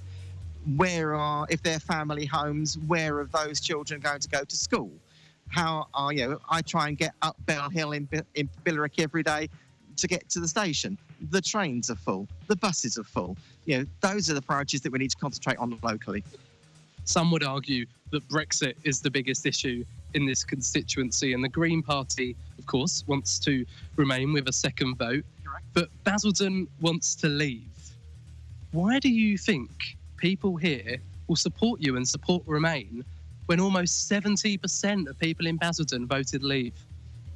We have been honest in the Green Party, and we have said that we believe that the best deal is staying in the European Union. That's the best deal on the table, we think. And we will continue to argue for that. But we recognise that, now 3.5 years ago, there was the referendum took place, and it was 52-48. We know that a lot of people have changed their minds in both directions, in lots of directions. We're also quite clear, we think, that, you've seen it in Parliament, that people say, yes, we want Brexit, but actually, what do the people actually mean by Brexit? There's 47 different shades. We know in the last Parliament, the Conservatives and the DUP had a majority between them, but they couldn't agree on what they thought Brexit should be. Boris Johnson himself voted twice against a Brexit deal. So, we need to be much more clear, I think, completely and generally, as to what actually that Brexit deal is, and then put it back to the people for a final decision as to, is that what you really, really want? Is that better than staying in? And in the Green Party, we don't think it is. Another complex issue. But I wonder, do you understand why people in Basildon want to leave? Perhaps we could try an experiment, and you could put out a case in favour of leaving the EU for me. I can understand that. I think that it is a very, very complex, as you said, it's another one of these very, very complex issues. And I think there are probably as many reasons why people voted leave as there are reasons. Any ideas, perhaps, of some of the themes and the reasons why Basildon wants to leave? I think a lot of reasons are that the Brexit vote was a vote against a whole range of things. And I think a lot of people felt very, very left behind by the whole political system. And that vote to leave was, I think, a reflection of that. Because I think far too many people, there's just been simply not enough investment in towns like Basildon. We see the state of the housing, the state of the roads, the state of the town centre, and the vote to leave was, I think, a reflection of a lot of that. A kick to the establishment. And I can understand that completely, yes. A lot of people just feel very, very left behind. And that the Brexit result was, I think, an indication of that. What about other issues? Immigration, the economy, the bureaucracy of the EU. Do you accept that some of those reasons are why people here in this town want to leave? I do, absolutely. I'm not going to stand here for one moment and say that the EU is a perfect institution, far from it. But I think I will argue passionately in favour of free movement of people, for example. That's not just people coming to this country, but all 60, 70 million people in this country have the opportunity to live, work, love within 27 other countries. I think that is as important for all of us living here to expand our horizons as it is for people coming to this country. The Green Party, of course, have big impact in Brighton. It's where Caroline Lucas, the Green MP, sits, and I imagine that she probably will retain that seat. But how about here? You're a Remain party, Lib Dems, they want to remain as well. Labour say some of them want to remain too. Standing here in Basildon, are you just splitting the Remain vote and enabling John Barron, the Conservative candidate, to get back in? I think what we're seeing here this evening, just having looked round the room, is I think John Barron, in all fairness, will win very, very handsomely. And what we wanted to do here, this is the first time, you'll appreciate that the Green Party has stood in Basildon and Billericay. We stood a candidate in last May's council election. My colleague Sarah Reid stood in Billericay East, and a really good second place, more than in that one ward, more than the Labour Party and the Liberal Democrats combined. So we want to, we're dipping our toe in the water here in Basildon and Billericay, and we want to start to build on that and start to build something of a local momentum. It's a slow burner, it takes time. Absolutely, yes. Stuart Gosthorpe, Green candidate in Basildon and Billericay, thanks for your time. And David, back to you in the studio. Johnny Jenkins there at the Basildon Sporting Village speaking to Stuart Gosthorpe, the Green Party candidate in Basildon and Billericay. And in just a moment, we'll link up with our correspondent at the Harwich and Essex North constituency count. We'll be speaking to Julie in just a moment's time here on All Out Election. All the results, all the results, all the results, all the reaction, all the reaction. All night with Gateway's David Webster and Johnny Jenkins. This is All Out Election. Truly local radio for Basildon and East Thurrock. Gateway 97.8. David Hamilton here. Please join me every Sunday for Million Sellers here on Gateway 97.8 from 4 p.m. I'll be playing 2 hours of great music and every song a million seller. Brought to you here on Gateway by McDonald's. ABBA.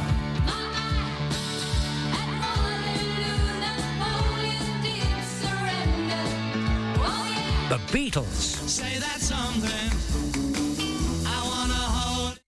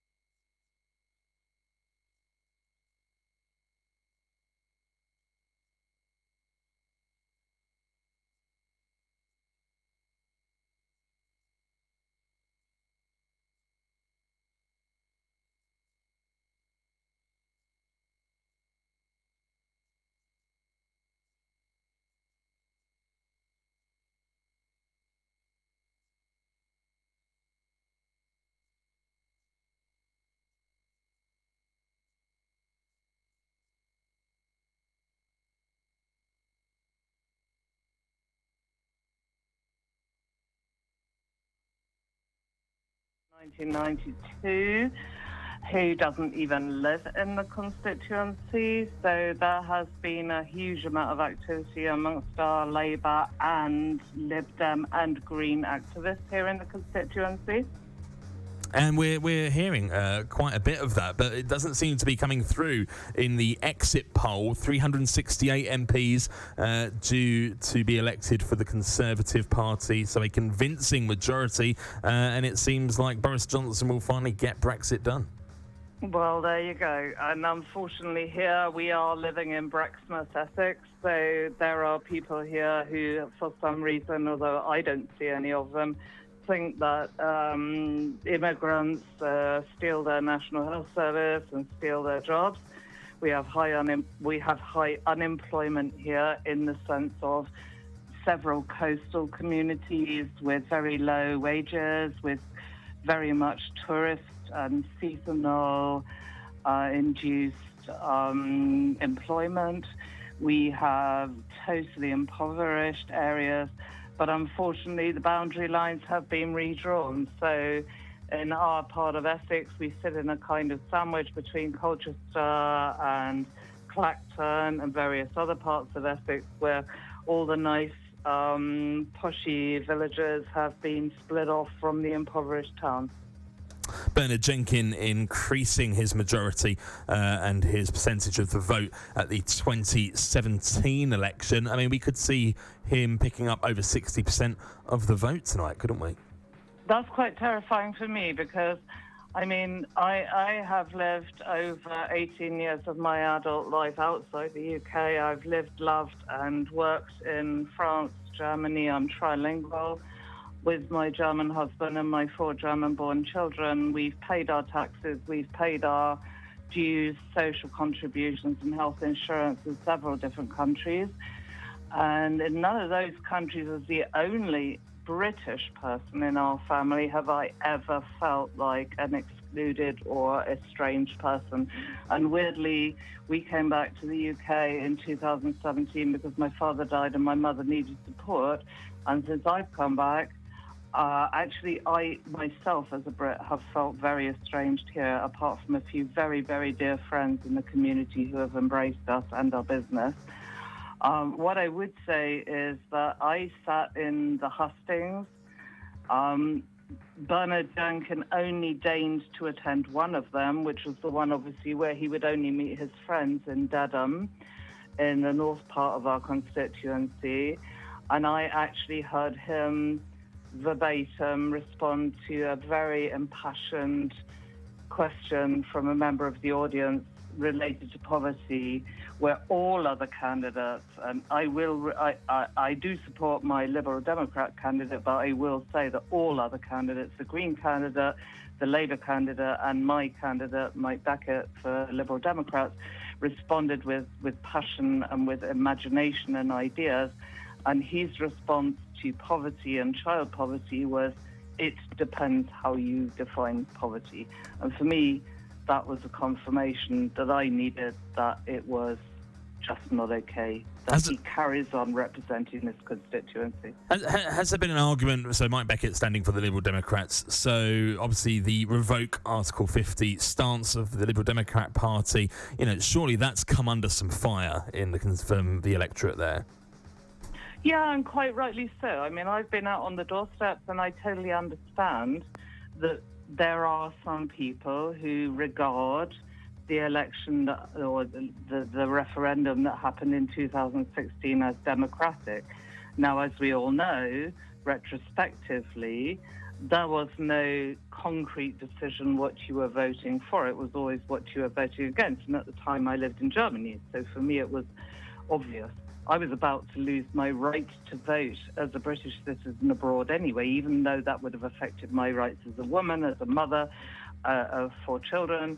That would have affected my pension rights.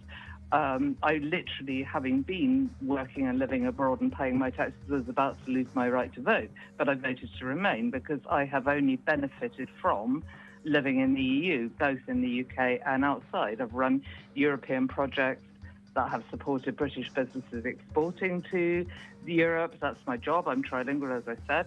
And I have also done the opposite. So I've always tried to build bridges and build harmony. I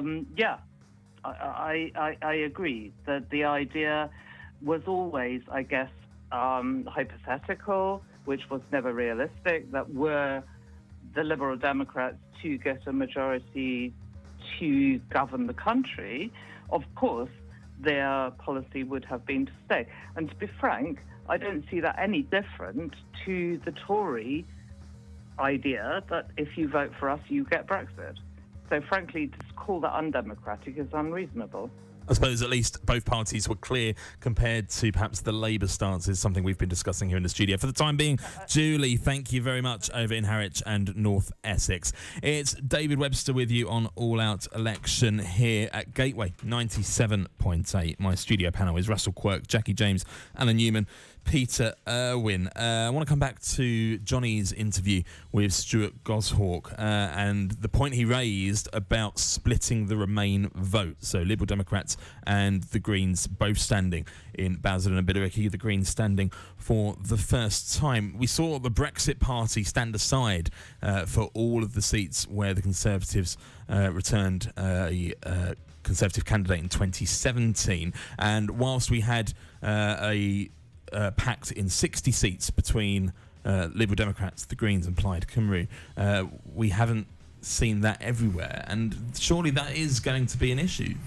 Yeah, look, it's bound to be, because it's effectively spread over three parties, isn't it? I mean, it's the Greens, the Liberal Democrats, and of course the Labour Party that I have to say are trying to be on Brexit all things to all people, which, as we said earlier, you just can't be. What would be very interesting is to see how reflective of tonight's or the EU vote in 2016 tonight's vote is. So, famously, of course, it was 52% Leave, 48% Remain. It will be fascinating to see if that's reflected across the country insofar as how people actually vote, along those lines this evening. It's 52%, 48% nationally, of course, but in each individual constituency, that is higher or lower, and we've got far more than 52% of constituencies. I know the boundaries were different for the referendum, but far more than 50% of constituencies have a majority Leave vote element to them if nothing's changed since that 2016 well, of course, poll. And famously 65% of Labour constituencies voted Leave, which is why I could not fathom why on earth Labour decided to take the view that they took insofar as effectively being a Remain light party in this election. Ashley Thompson is covering the Chelmsford count for us on All Out Election and has the leader of Chelmsford City Council with him. Ashley. Hello there. We're struggling to hear you a little bit, but I've got Councillor Steve Robinson here, the leader of Chelmsford City Council. Now, you had high hopes for Chelmsford as a constituency, didn't you, Steve?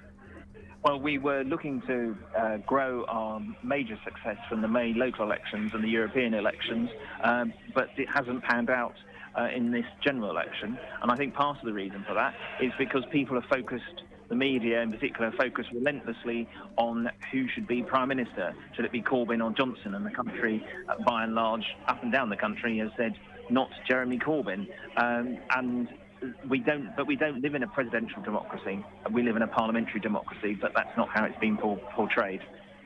I understand. But of course, you came third here last time, didn't you, in Chelmsford? Do you think there's a chance that you'll be third again, or do you think second place might be in play?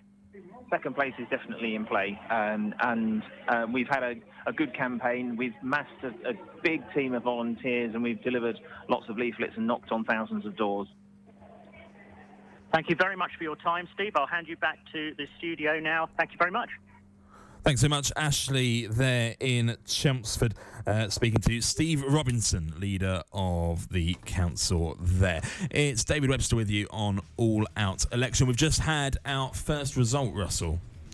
Yes, Newcastle upon Tyne Central, Labour hold. A bit early because it's literally come in over the last 10, 15 seconds or so to see what the swing is, which I think will be the fascinating element here insofar as, yes, Labour have held it, but what's happened to their vote proportionally? Yeah, so the swing, Labour to Conservative, 3.8% we're hearing, 3.8% swing to Conservative. So a Labour hold, but not by as strong a majority. Interestingly, the result of the referendum there was 48% Leave, 52% Remain. So, yes, Labour down 7.3%. And a swing to the Conservatives, but Labour hold in that seat, and it means that they've won the race this evening. The turnout slightly down, 64.8, and that's down 2.2. And that's our first insight into what the turnout has been at this election. It's been really interesting to understand because obviously December election compared to May, the weather, it's been raining today. Does that affect people leaving their homes and going to the polling station? But then, the stakes are so high and actually, Britain has become so politicised at the moment that actually perhaps they feel that what they're voting for is warranted them. Yeah, and around a quarter of votes are postal votes nowadays. So people may well have voted 2 weeks ago.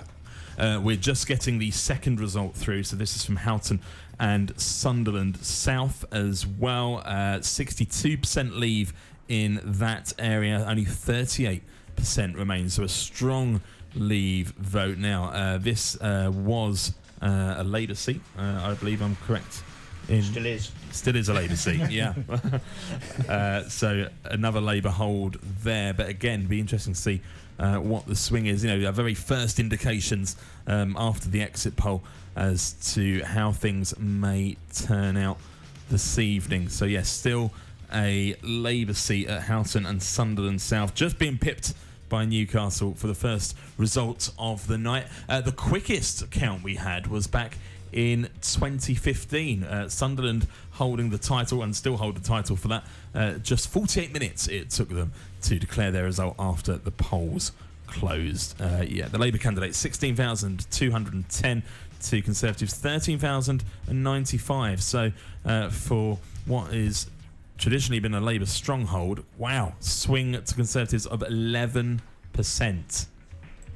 Wow. That's very meaningful indeed. You don't see that very often. And you've got to surmise that it's that strong Leave vote in that area that has led to that. The Brexit Party standing, but not preventing that swing to the Conservatives. Potentially, David, a real indicator that Labour could potentially lose lots and lots of seats in the north. Interesting though. So obviously, some votes to the Brexit Party there, as well as Conservatives. I wonder if, had the Brexit Party not stood and those votes went to the Conservative Party, how close that would have been. They would have pipped the Labour Party by about 7% by the looks of it. Yeah. Interesting. Very interesting. We'll dissect that some more in just a moment here on All Out Election. All the results. All the results. All the results. All the results. All the reaction. All the reaction. All the reaction. All night with Gateway's David Webster and Johnny Jenkins.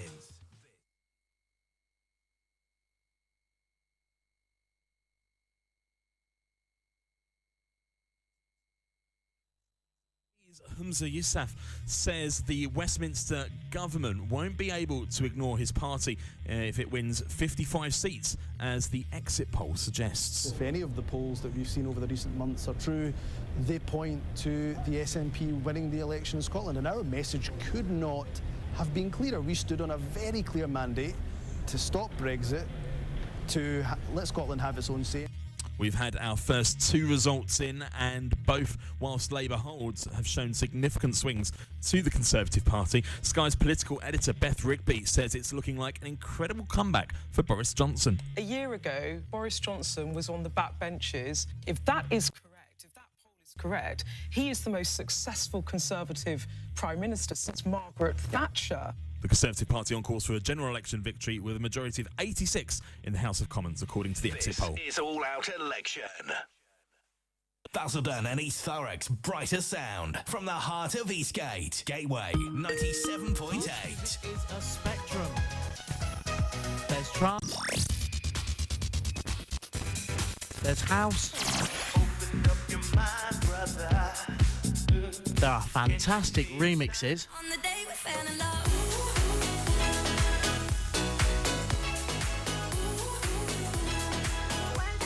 And of course, the drops. So join me, Jack Carter, for Gateway Bangers, Fridays at 11 and Saturdays at 9. You don't want to miss it. Basildon and East Thurrock's brighter sound from the heart of the Eastgate, Gateway 97.8. All the results. All the results. All the results. All the results. All the reaction. All the reaction. All the reaction. All night with Gateway's David Webster and Johnny Jenkins. This is All Out Election. Johnny Jenkins is at the Basildon Sporting Village, and so far this evening has been speaking to a number of candidates in the Basildon and Billericay constituency, but also counting for Basildon South and Thurrock East there this evening, where he's now speaking to Conservative Party candidate Stephen Metcalfe. David, that's right. I'm with Stephen Metcalfe, who up until recently was the MP for South Basildon and East Thurrock, now the candidate, perhaps becoming the MP if the exit poll is right later this evening. Confident? I take nothing for granted. Let's count the votes and see what happens. But looking at the tables and looking at this, the ballot boxes are unpacked. It does appear that I have done okay, and hopefully I will be returned as Member of Parliament in a matter of only an hour or so. Let's put Brexit aside a sec, because of course it's dominated in this election. Tell me your top priorities for the area.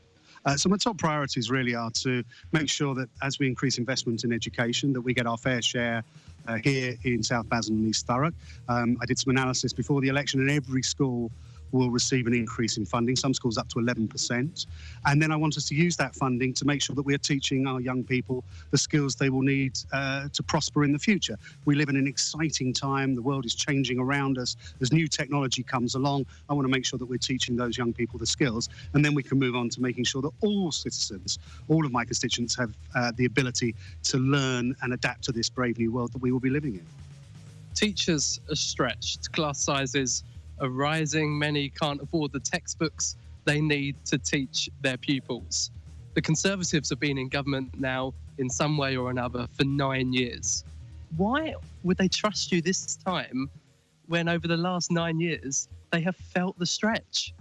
It's a perfectly reasonable question. When we came into power 10 years ago, the country was on its knees. We were borrowing £1 in every £4 that the government was spending.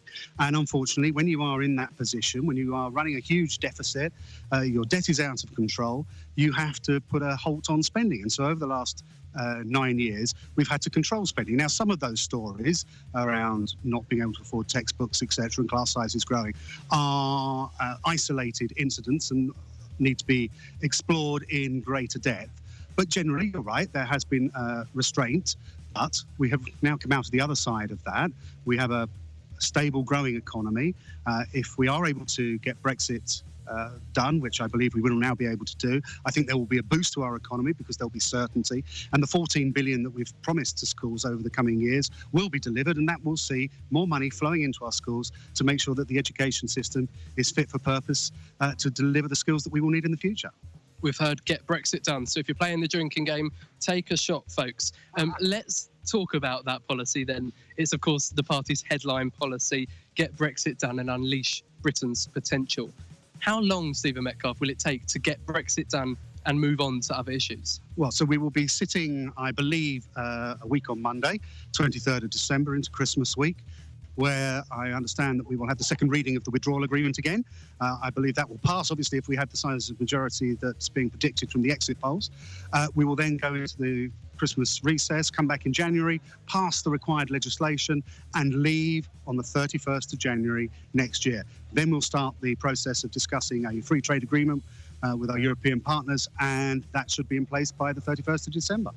This is the easy bit, getting the withdrawal agreement through. You mentioned trade deals. Of course, we've got to do them with the rest of the world and with the EU as well. We're going to be discussing Brexit, you and I, for the next 10, 15 years, aren't we? I do hope not. I think everyone's had enough of hearing the word Brexit. I dream of a day when you don't hear the word once. I think we are in a position now to move on. The political declaration that sits beside the withdrawal agreement lays out what our free trade agreement with the EU can look like.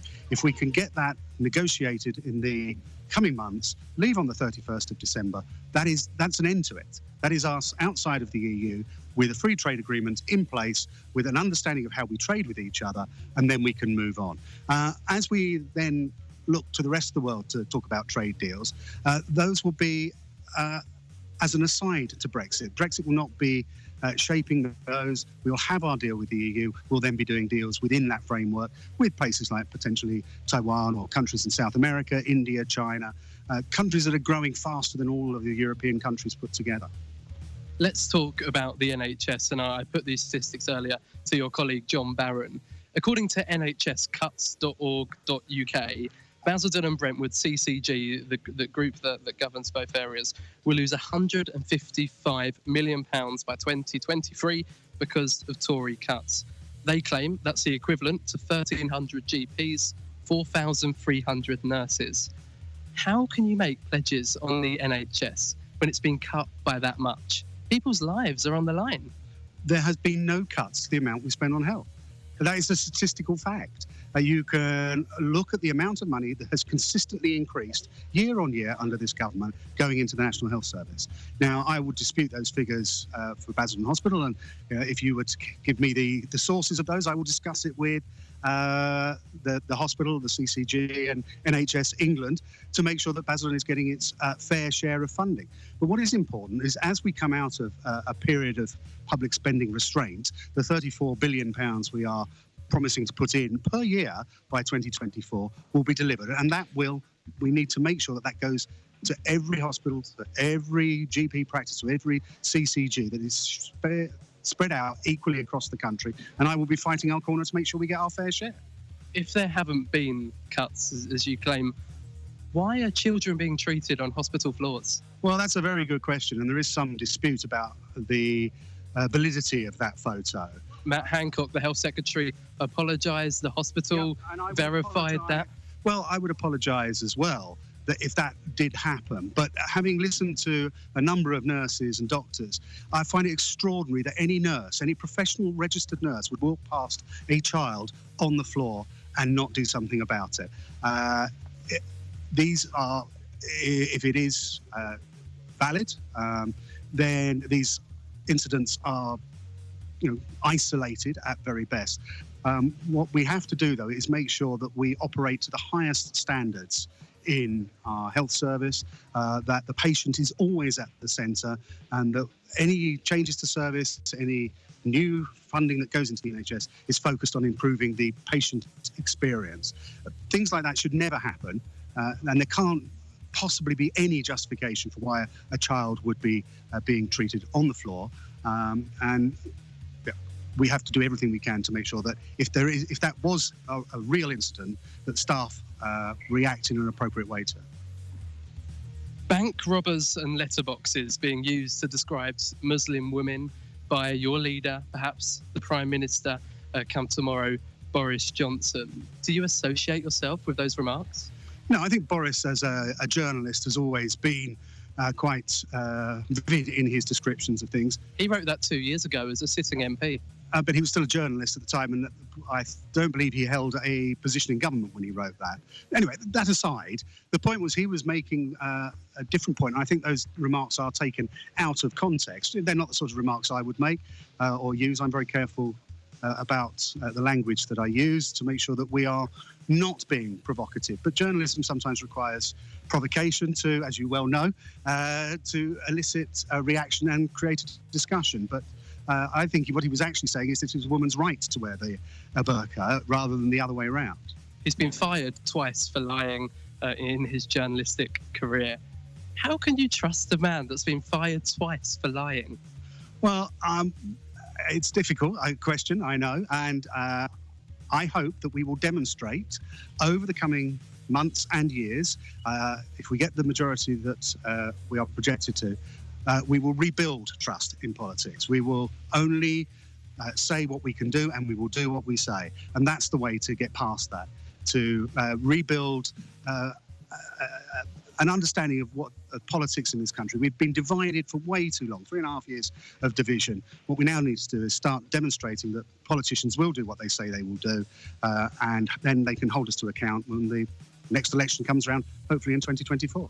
I'm not trying to make our listeners or our Facebook Live viewers drunk, but perhaps you could say the phrase one more time in case they're in need of another shot. Oh, I'm very generous. Let's get Brexit done. Let's get it done. Stephen Metcalfe, Conservative candidate, South Basildon, East Thurrock, thank you very much for your time. And David, back to you in the studio. Yeah, if you're playing the election drinking game, let's get Brexit done. Every time you hear that, you have to take another swig of your drink. We're not doing that in the studio because we're on air till 10 a.m. and we wouldn't make it through the night. The other phrases you might be wanting to listen out for are oven ready, that one. We would like to here, I'm sure, throughout the evening. It's David Webster with you on All Out Election. We're going to cut to Liz in Thurrock ahead of midnight. The turnout there looking around about 60%. Possible declaration due in around about 45 minutes' time, so around about 12:30, maybe just before then. After 12 o'clock, we'll be crossing to Ashley at Chelmsford as well to speak to the Labour candidate there with some devastating news for Labour so far. First the exit polls and then the first results coming through. John Bercow, former Speaker in the House of Commons, saying that the first few results through look catastrophic for the Labour Party. Russell Blythe, Conservative MP there for the first time in how long? Ever. So the constituency was formed in 1950. It's always been Labour. And has had a Labour vote share as high as 72%, and it's just lost its Labour status to a Conservative for the first time in 69 years. Yeah, close on 43% for the Conservatives, 41% for Labour, and an 8% vote for the Brexit Party as well, which if they weren't standing in this election, you could assume that most of those votes would transfer to the Conservative Party as well. Even more interestingly was that result that we had through from Houghton and Sunderland South, just missing out to Newcastle in the race to be the first result tonight for the 2019 election. A Labour hold there, but a significant swing to the Conservative Party, and indeed 33% Conservative, 15.5% Brexit. If you'd have combined those two, that would have been a swing from won't the interesting thing be where Labour edge it, where there is both a Conservative candidate and a Brexit candidate? Nigel Farage is going to be under some real pressure, I think, tomorrow, isn't he, insofar as him, and it doesn't look as though it will have handed a victory in any way to the Labour Party, but he didn't know that when he decided to not stand against incumbent Conservatives, but to stand in areas where actually there could be a likely Conservative victory on a Brexit ticket. So let's see what Mr Farage says tomorrow. If he turns up anywhere, I suspect he's probably on a plane, isn't he? John MacDonald, the Shadow Chancellor, is extremely disappointed. That's probably the understatement of the evening so far. The Prime Minister has tweeted, "We live in the greatest democracy in the world," seemingly jubilant at the moment with the early indications in this general election. I mean, this is the strongest position he's been in since he's taken office. It is, but let's not forget the tube train with Nigel Farage on it in 2016. Do you remember that? When Nigel Farage had pretty much conceded defeat, and it was many, many hours, I think, into the count where it actually became evident that the Leave campaign had won. So I guess we shouldn't be, those of us on the kind of the centre-right shouldn't be too jubilant just yet. Election 2017, the closest result that we had in the Essex area was in the Thurrock constituency. Jackie Doyle-Price with less than 1% of the vote share over the Labour candidate there. We're expecting the Thurrock result in the next hour, and in just a few moments we'll speak to Liz Tuckett, who is at that Thurrock count for us this evening. You're listening to All Out Election. All the results, all the results, all the results.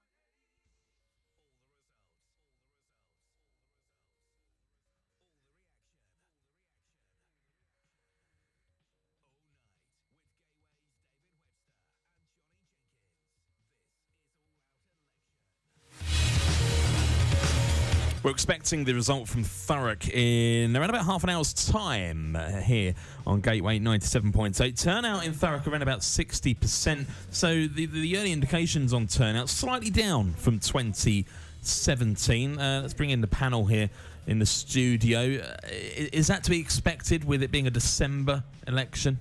Yes, it hasn't been very pleasant. The weather, rain, although not particularly cold, bound to affect the turnout, I think. Liz Tuckett is at Thurrock for us this evening. Liz, we reckon about half an hour until the result?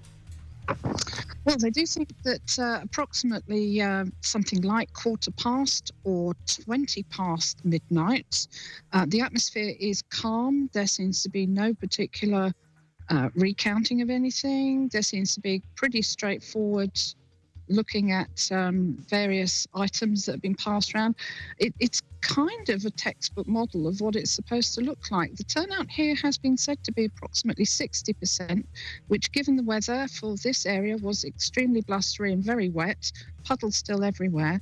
It is pretty good for 60% of the people who are able to vote to actually come out. And this is quite a compact constituency. Everything was delivered very fast, so that it's not a great, how can I put this? It seems to be going according to whatever plan it is.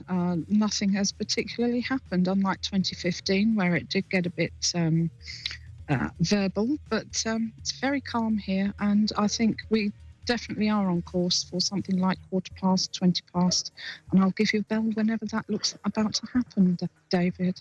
Well, I mean, yeah, we've had two very close elections in Thurrock, and compared to the rest of Essex, which are typically Conservative safe seats, the Thurrock constituency 2015 less than 1% majority for Jackie Doyle-Price, the same in 2017. But if we kind of forecast what we might be hearing in half an hour's time, we've got some significant swings in the early results elsewhere in the country, from Labour to Conservative. We've also got the UKIP vote, which was particularly significant in Thurrock in 2017 and indeed in 2015. Over 15,000 votes in 2015, 10,000 votes in 2017, and those votes have to go somewhere, and you would suggest that they're going to go to Jackie Doyle-Price, wouldn't you?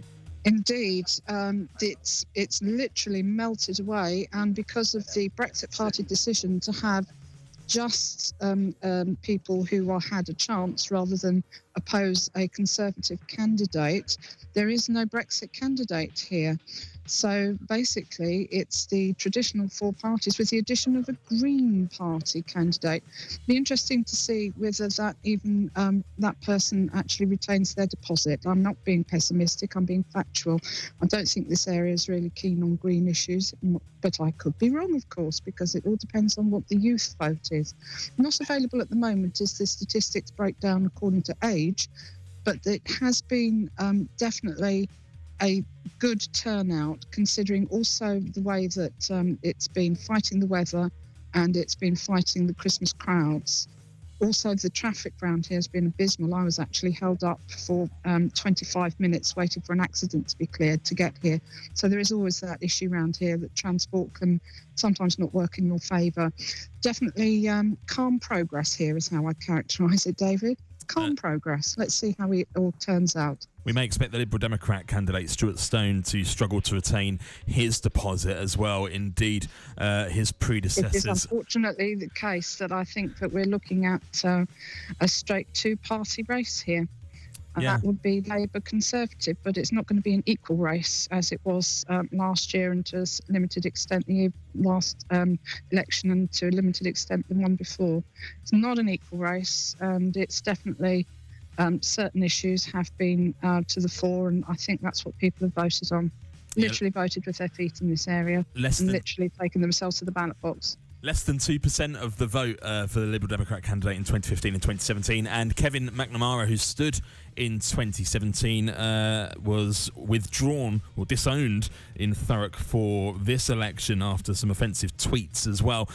So that really won't be playing well into the hands of... I think definitely social media in this area is a big thing. Everybody's got a smartphone, everybody's using it all the time, to the extent that quite a lot of people in this area won't even necessarily have a house phone.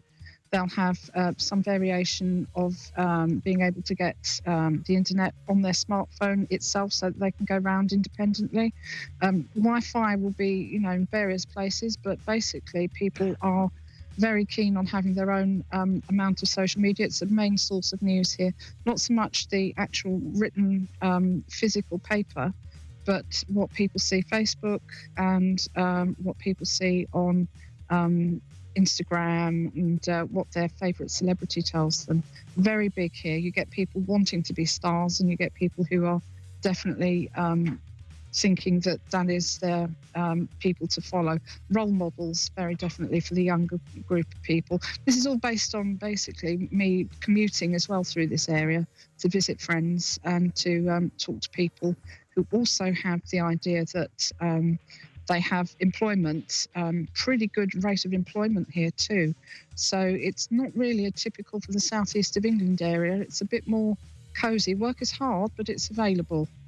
And that's what it's like. Liz, thank you very much for the update from Thurrock. We'll come back to you in about 20 minutes' time when hopefully we'll have that result coming in. And coming back to my panel, something to pick up perhaps in the next hour is how people consume their news and the prevalence of social media and indeed propaganda and fake news and what that has meant in this election. We'll come back to that after 12.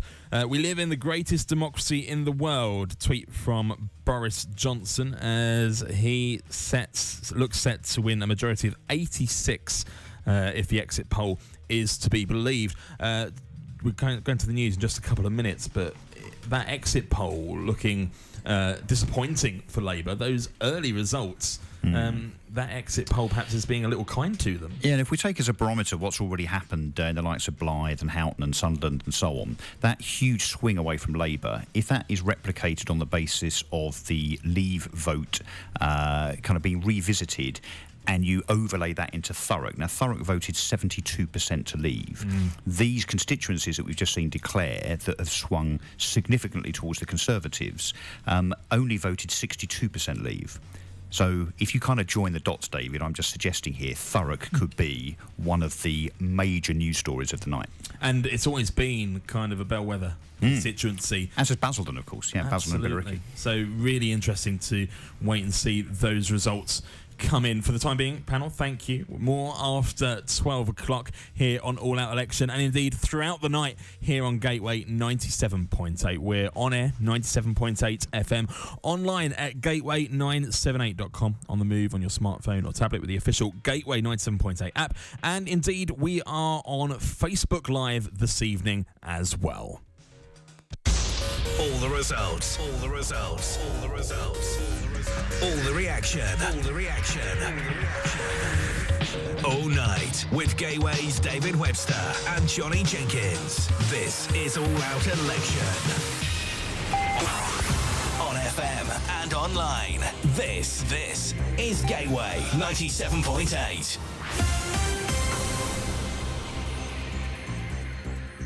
From the Sky News Centre at midnight, the general election exit poll is suggesting a big Conservative Party win. It's on track to claim 368 seats in the House of Commons with a majority of 86. In contrast, it looks like it's going to be a difficult night for the Labour Party, with projections it'll get just 191 MPs. Shadow Chancellor John McDonnell says the result of the exit poll looks dramatically bad for his party and points to Brexit as a major factor. A lot of this, I think, was Brexit fatigue. People just wanted it over and done with. And it put Labour in a very difficult position because the vast bulk of our members supported and campaigned for Remain, but a large number of Labour MPs, including myself, had constituencies that voted Leave. The exit poll for Sky News, the BBC and ITV hints at another landslide in Scotland for the SNP. It would continue to be the third largest party in the Commons with 55 MPs. The SNP's Humza Yousaf says the Westminster government won't be able to ignore his party if that's the case. If any of the polls that we've seen over the recent months are true, they point to the SNP winning the election in Scotland. And our message could not have been clearer. We stood on a very clear mandate to stop Brexit, to let Scotland have its own say. Joe Swinson's Lib Dems are apparently on track for 13 MPs. Plaid Cymru could get 3 and the Greens 1. We've already had the first results through. Newcastle Central won the race to declare, with Labour holding that seat. The Tories have taken Blythe Valley from Labour, which had held it since 1950. In other news, authorities in New Zealand say they've recovered 6 bodies from White Island. It brings the number of known deaths from Monday's volcanic eruption to 14. And in football, all 5 British teams in the Europa League have qualified for the last 32. Rangers drew 1-1 with Young Boys at Ibrox, while Arsenal sealed their place in the knockout stages with a 2-2 draw away at Standard Liège. That's the latest. I'm Barry Weir. Reaching for the salt at mealtime seems ordinary, even mundane. If you look in your kitchen cabinet, chances are you've got a stash of iodised salt. Most of us don't even think about it anymore. Iodine is an important micronutrient that all of us need. But millions of people all over the world don't know to use iodised salt or can't get it. Iodine deficiency is a major cause of severe learning difficulties in children. In some instances, it can cause a drop in IQ of 10 to 15 points. Yet the solution is simple and inexpensive. Use iodized salt in small amounts and on a regular basis. So when you reach for the salt, read the label. Make sure it's iodized. Help protect future generations so all our children can reach their full potential. And please... Can you pass the salt, please? Yes, here. Thank you. Pass the iodized salt. Basildon and Easter, it's brighter sound. From the heart of the East Gate, Gateway 97.8. All the results, all the results, all the results, all the reaction, all the reaction, all the reaction. All night with Gateway's David Webster and Johnny Jenkins. This is All Out Election. 3 minutes past midnight. It's Friday, the 13th of December. All out election with the general election 2019 results. We're expecting our first result from Thurrock in around about 15 minutes' time. Our first result from Basildon in around about half an hour. But we're going to cross first to Chelmsford. Our correspondent there, Ashley Thompson, is with the Labour candidate, Penny Richards. Hi there, I've got Penny Richards here, and it's not necessarily a place we'd think of as a natural Labour stronghold, Chelmsford constituency, but how do you think your message has been received during this campaign? I think it's been received fairly well, certainly out on the doorstep, as far as I can make out. Our vote seems to have held up, and I've spoken to people who are very positive, and even just going out today, places where I didn't expect it, I've found some Labour voters, so it's hard to say. Chelmsford, as you say, isn't a Labour stronghold, never has been. So, but it's important to give people the choice of vote. Of course it is.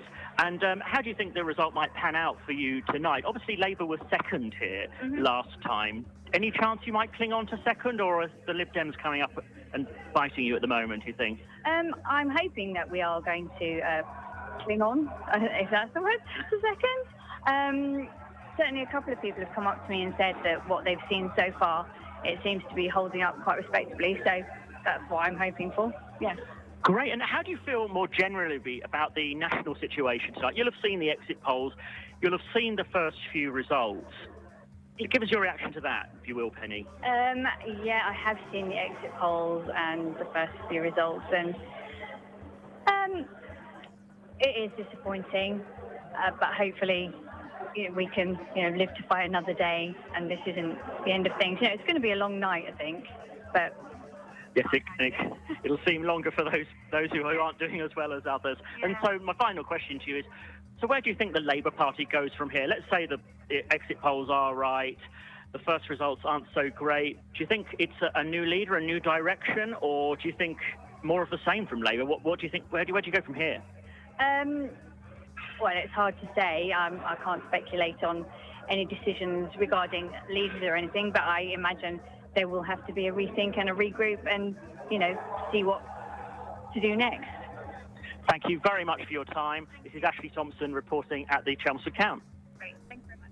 Ashley speaking there to the Labour candidate in the Chelmsford constituency, Penny Richards. Labour second in the vote in 2017 with 29.8% of the vote to Conservatives 53.7%. Very unlikely that we'll see that overturned if the exit poll and the early results elsewhere in the country are to be believed. Johnny Jenkins is at Basildon this evening, or this morning, Friday morning, and is now with the Liberal Democrat candidate for Basildon and Billericay, Edward Sainsbury. The morning already, David. I haven't had that one yet. I'm with the Lib Dem candidate for Basildon and Billericay, Edward Sainsbury. Edward, it's a Brexit election, but let's put Brexit aside for a moment. Tell me your top priorities for the area. I think the main priorities for the area is making sure that there is an MP who is around, who's present and engaged with local people. And I made a core part of my campaign about actually standing up for local people and making sure they've got that active voice on their behalf. Your party's headline policy, we come back to Brexit now, of course, Stop Brexit, a message you support as a Lib Dem candidate. At what point, Edward Sainsbury, did you stop believing in democracy? It's not to do with not believing in democracy. Every stage through our political system, people get the opportunity to change their mind. That's why we're having an election today. We had an election 2 years ago, one 4 years ago. We keep having those elections. Having another vote when people actually know the terms of the deal for Brexit is democratic. It's more democracy to enable people to confirm that they're happy to go along with what is being proposed. So I don't think it's undemocratic at all. It's actually giving people more democratic opportunities to influence the government and the government's approach. Okay, almost 70% of Basildon voted to leave in 2016. It was 68.6%, a vote reinforced by the 49%, albeit on a low turnout, for the Brexit Party in the European elections earlier this year. Basildon wants to leave. Why do you want to disrupt the will of Basildon, who want out and you want in? It's not really about the will of Basildon. You can't say that everyone in Basildon wants to leave. 70%? Yeah, that's not everyone. So there are people there who need to have their voice represented, and being there on the ballot paper, allowing people to cast a vote for someone who stands up for their values is just as important in a democracy. I don't think there is anyone who would suggest that everyone, bar one party who support Brexit, should just stand down, because that wouldn't be a democracy. So it's about offering different voices, different opinions, and allowing people to make their choice. I take your point. You want to remain. More democracy can't be undemocratic. But surely the most democratic way of going about wanting to remain is putting it to a public vote, not overturning the referendum result outright with the revoke policy that your party has. That makes a mockery, doesn't it, of the system we have and of the vote, that you won't even put it to another vote, that you want to just overturn it. Well, so the democratic element of making that decision is that people would be choosing in a general election. The policy of the party was very clearly that if we got a majority Lib Dem government, then the policy would be to revoke, rather than having another vote when people had clearly said, having given a majority to Lib Dems, that they wanted the revoke policy. I mean, clearly that's not the case. The Lib Dems will continue to support having a people's vote, and they did continue to support having a people's vote in the event of not getting majority. And I think the reality is that if Boris Johnson does get a majority as a result of tonight's election, he's going to take that as a mandate for him to carry forward with a Leave agenda. So to argue that a revoke policy on the basis of a majority government is undemocratic isn't very consistent. So I think it was a fair policy, and we made it very clear where we stood. The bedroom tax, the benefits cap, and of course tuition fees, policies that the Lib Dems supported in coalition government with the Conservatives. They now want to reverse the cuts they implemented in the 2010 coalition. How can voters on low incomes and young voters that want to go to university, how can they trust you? So I think the main issue here, and so I wasn't standing on a platform for the party during the I take that, but your leader was, and of course you're here to represent the party and the leader. And I'm quite happy to say that actually in coalition, the party got things wrong. They definitely got things wrong, and it's about trying to change and reverse the decisions that need reversing, and then adapt and move on to kind of more positive, better policies that are going to bring in more support for those people on working class people, those people on low income backgrounds, etc. And actually one of the really important policies that was almost overlooked a lot during this election campaign was the flagship policy about free childcare, universal free childcare from 9 months until 4 years old. I mean, I work in education. I know the power of education for young people, but also making sure that that's freely available to everyone. It's really powerful because it would allow more people back into work, but also give quality childcare, because we'd be increasing the amount that was paid per hour for that childcare. It would really actually boost not only the kind of education prospects of people from all backgrounds, but it would also help working class people, because that is a major cost that they face, childcare costs, once they've got a baby, whether it's first, second, third as well. So to those people from low-income backgrounds, the working class voters that perhaps suffered under the coalition government, do you say sorry? Yeah, I think the party has said sorry on a number of occasions. Would you like to say sorry? I didn't personally vote for them, so I'm sorry on the party's behalf, but it's not something I voted for, it's not something I would have voted for. If I had been an MP, I mean, that's kind of thinking of hypotheticals that are quite beyond reality. But the party has said that. I mean, Jo Swinson said that herself when questioned during this campaign, and so have a number of other spokespeople for the party. So we've been pretty consistent on that, and we're probably the only party who is actually honest enough to say sorry to the electorate. Neither of the two main parties have done that, and are willing to do that on mistakes that they have made over the past decades, and I think that's something that sets our party apart, and hopefully the electorate see that. You mentioned Jo Swinson. She's a new face for many after losing her seat in 2015, becoming an MP again in 2017. Some say she might lose her seat tonight, but we'll have to wait and see. She wasn't very visible until recently, and many polls say the more the public see of Jo Swinson, the more they dislike her. Will Jo Swinson, your leader's personality, cost you votes? I don't know, is the honest answer. I don't see why not, but then we've seen in the past in politics that actually when we have women politicians stand up and say what they believe, they get a drop in popularity. And there is that issue in our society, in our politics. It doesn't matter which party they're from. When women stand up and say clearly what they believe in and aren't afraid to stand up for their views, for some reason their popularity falls, and that's a problem that we still see in politics today, and it obviously that needs to change. She began her campaign as a candidate to be Prime Minister. Could she be PM? Well, I think the real answer right now, based on the exit poll, is not going to happen. But if you're standing candidates in seats, like enough seats, that if you were to win a large number of them, you would have enough seats to actually form a government, then I think that's a fair comment to make. It just so happens that we have probably one of the most unfair electoral systems that you could have, and that's a big issue, because it means we go into this election where people automatically decide that certain parties can't win, and start things like tactical voting, etc., without actually giving every party a fair chance to put forward their views. And that actually costs our democracy, and that means that our democracy is almost broken really now, and you can't see the prospect of everyone being able to vote for who they want to. These large calls for tactical voting, etc., kind of symbolise that. She can't be PM, but can you be an MP by the end of the evening? I'm not going to be putting money on it, so probably not, no. Lib Dem candidate Edward Sainsbury, thank you for your time. And David, back to you in the studio. Thank you very much, Johnny, and apologies if you're struggling to hear Edward there speaking to Johnny Jenkins at the result count in Basildon, at Basildon Sporting Village. While we had that, we had the result from Sunderland come through, Sunderland Central, and it's the second result so far tonight that, had the Brexit Party not have stood and those votes transferred to the Conservative Party, we would have seen another Conservative gain from Labour in what is traditionally a Labour stronghold. Labour have retained that seat, but with a significant swing to all other parties. Russell, some insights for some unofficial views from up and down the country?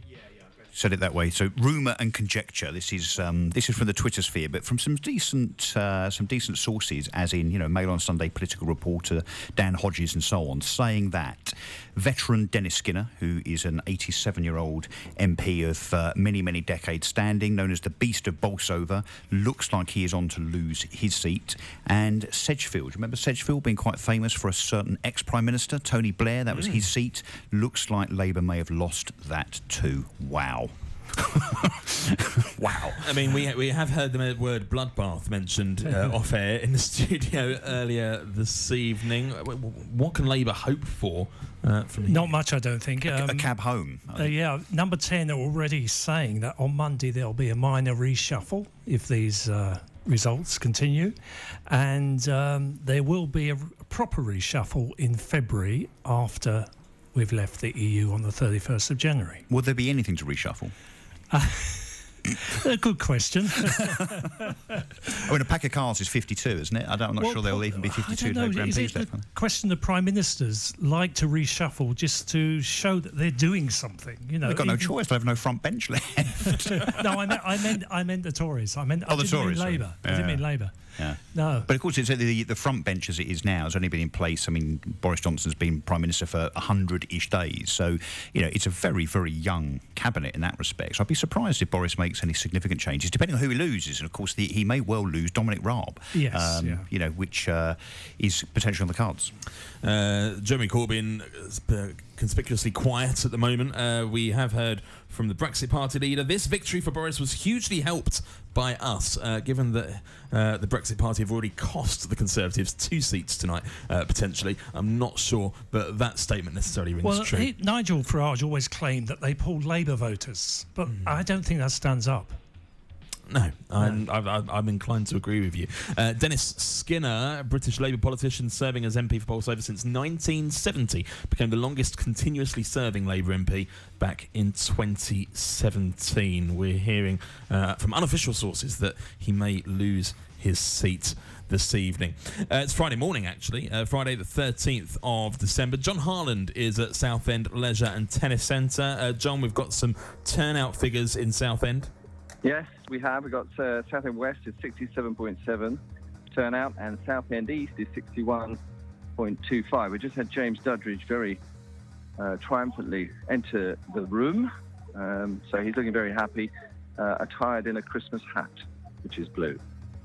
And any indication on when we may see the first result? You've got 2 counts happening there this evening. The counters have just had coffee, so they've all just filed back into the room.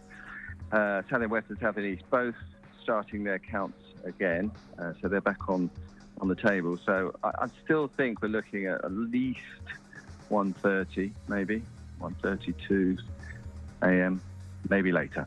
Well, some results that are imminent are the Thurrock count. Liz is there. We'll be crossing back to her shortly. And the first of the results from Basildon, where Johnny Jenkins is this Friday morning. You're listening to All Out Election. All the results. All the results. All the results. All the reaction. All the reaction. All night with Gateway's David Webster and Johnny Jenkins. This is All Out Election. Truly local radio for Basildon and East Thurrock. Gateway 97.8. Here on Gateway 97.8, we think weekends are important. So make sure you'll start the right way and tune in to the Weekend Breakfast with me, Laura Anderson, every Saturday. Juicy goss, top tunes, sporty updates and your local events. Plus, the nerve-wracking bit when the Radio Club take over the airways. Anything could happen. So tune in to the Weekend Breakfast every Saturday from 9 till 12.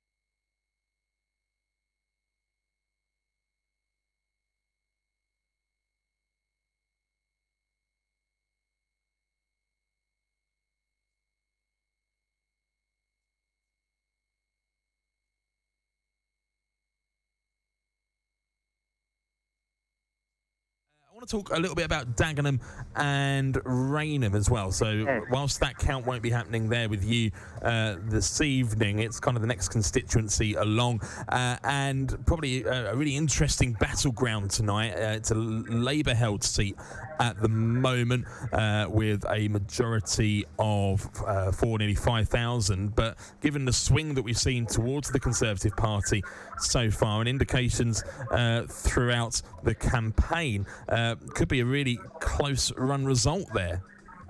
Yes, I had some people at the count who I'm in contact with almost every half hour. They're giving me a call to tell me what's going on there.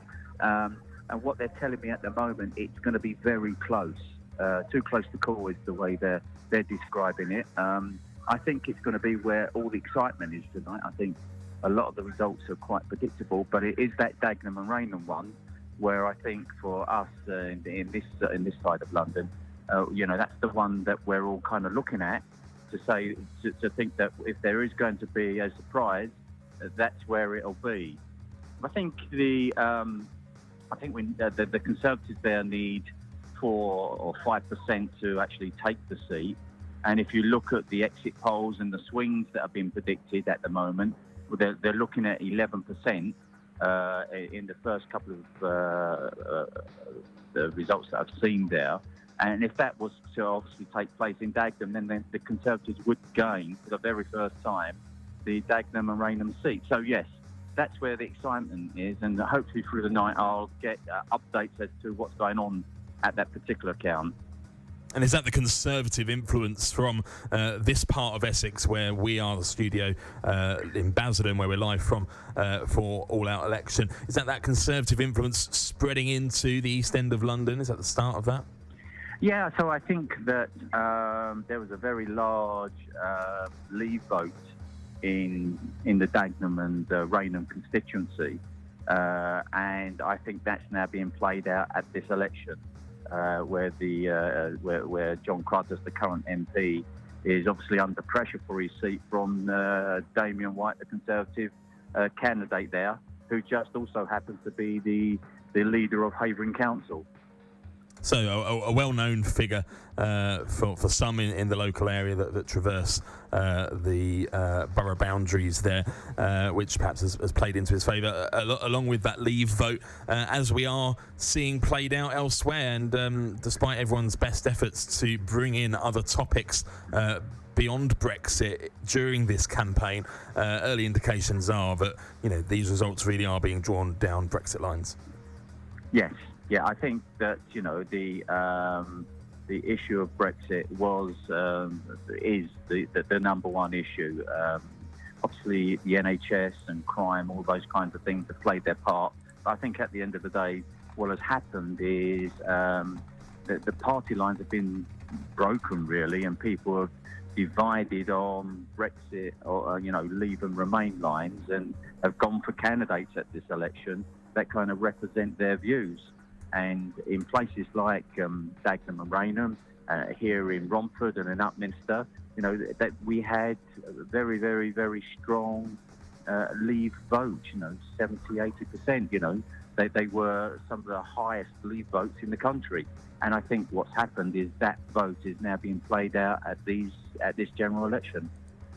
Michael White, for the time being, thank you very much. We'll be coming back to you throughout the night here on All Out Election. Johnny Jenkins is at Basildon Sporting Village for us this morning.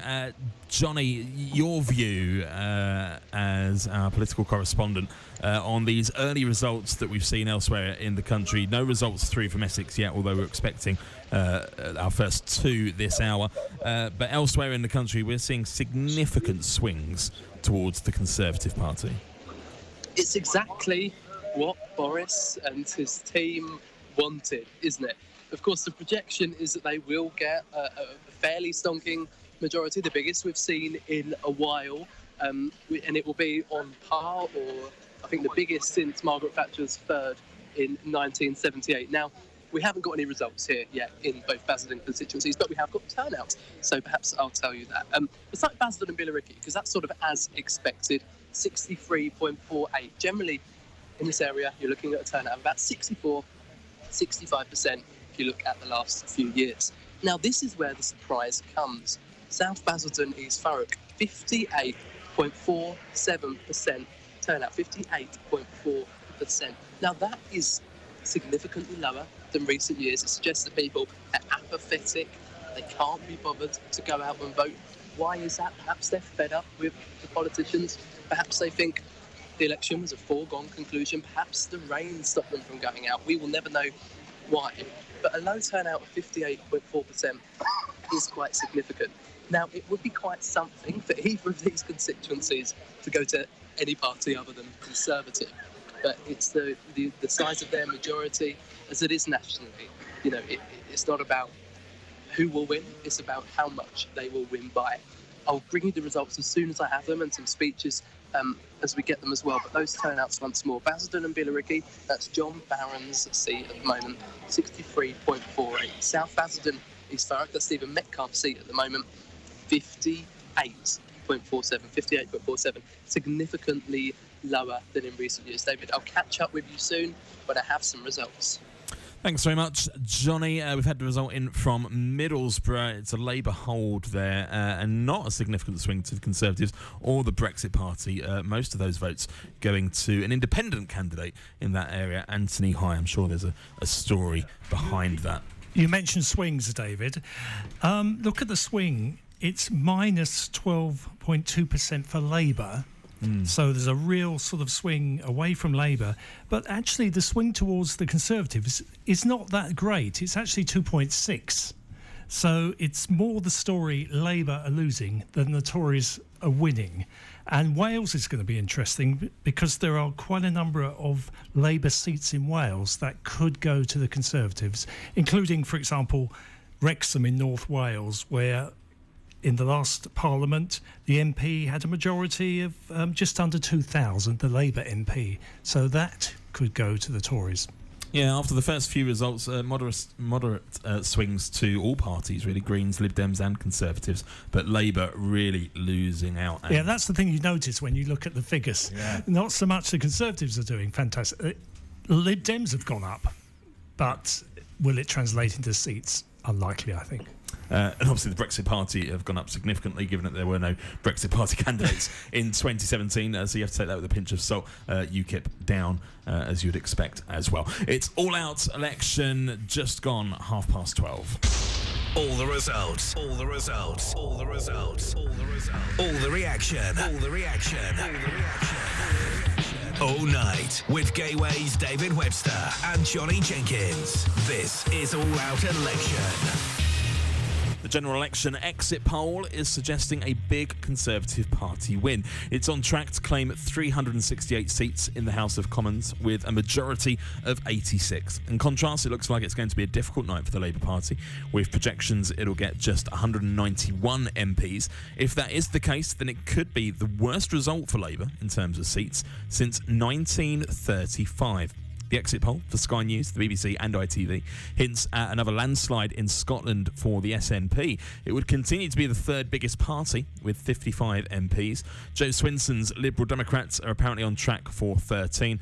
Plaid Cymru could get 3 and the Greens 1. The pound soared against the dollar and the euro as the exit poll emerged. Counting has started and will continue through the night. The first results are through. Newcastle Central was the first to declare, with Labour holding that seat. The Tories have taken Blythe Valley from Labour, which had held the seat since 1950. This is All Out Election. Basildon and East Thurrock's brighter sound from the heart of Eastgate. Gateway 97.8.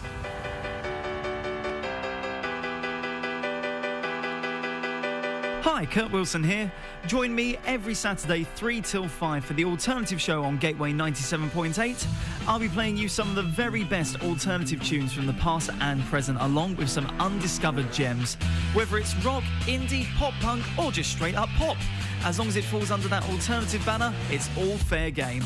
So for some awesome alternative jams and a whole heap more besides, tune into the Alternative Show with me, Kurt Wilson, Saturdays 3 till 5 on Gateway 97.8. If you live in Basildon or Brentwood, you have free access to the Sound Doctor films about health. There's advice from international experts. there are more than 250 top-quality short films on diabetes, COPD, dementia, back pain and other conditions to help you understand more about them and give you lots of practical tips and advice. Go to livewellcampaign.co.uk and follow the Sound Doctor link. 5 ways to listen to Gateway 97.8. Online at gateway978.com. The radio player. Tune in. Our mobile phone apps. Visit the Apple Store for the iPhone. Visit the Play Store for the Android. And on FM 97.8 across Basildon and East Thurrock. You're local. In tune with the community. Basildon and East Thurrock's brightest sound. From the heart of the East Gate. All the results, all the results, all the results, all the results, all the reaction, all the reaction, all the reaction. All night with Gateway's David Webster and Johnny Jenkins. This is All Out Election.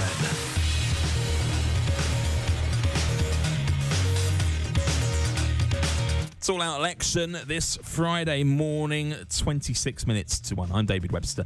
My panel in the studio with me, Russell Quirk and Alan Newman, as we see the first results come in up and down the country. Still no results here in Essex yet, but we are eagerly awaiting those first results from Thurrock. Liz is there. We'll be crossing to her before 1 a.m. And indeed in Basildon as well. Johnny Jenkins at the count at the Basildon Sporting Village. Also, before 1 a.m, we'll be crossing back to Castle Point and speaking to the Labour candidate there, Katie Curtis. The Castle Point, one of the areas with the strongest Leave votes in the 2016 referendum, and a Conservative Party candidate who has held the seat there for the last 4 general elections. It will be hard to imagine that Rebecca Harris won't be returned as MP for Castle Point later this morning, but we'll speak to Labour candidate Katie Curtis in Castle Point shortly here on the programme.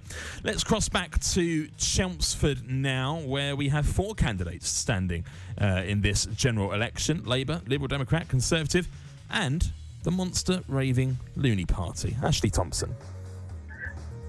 Hello. I have with me Mark Allen Lawrence, the official monster raving Looney Party candidate for the Chelmsford constituency, who is following a great British tradition of satirical candidates.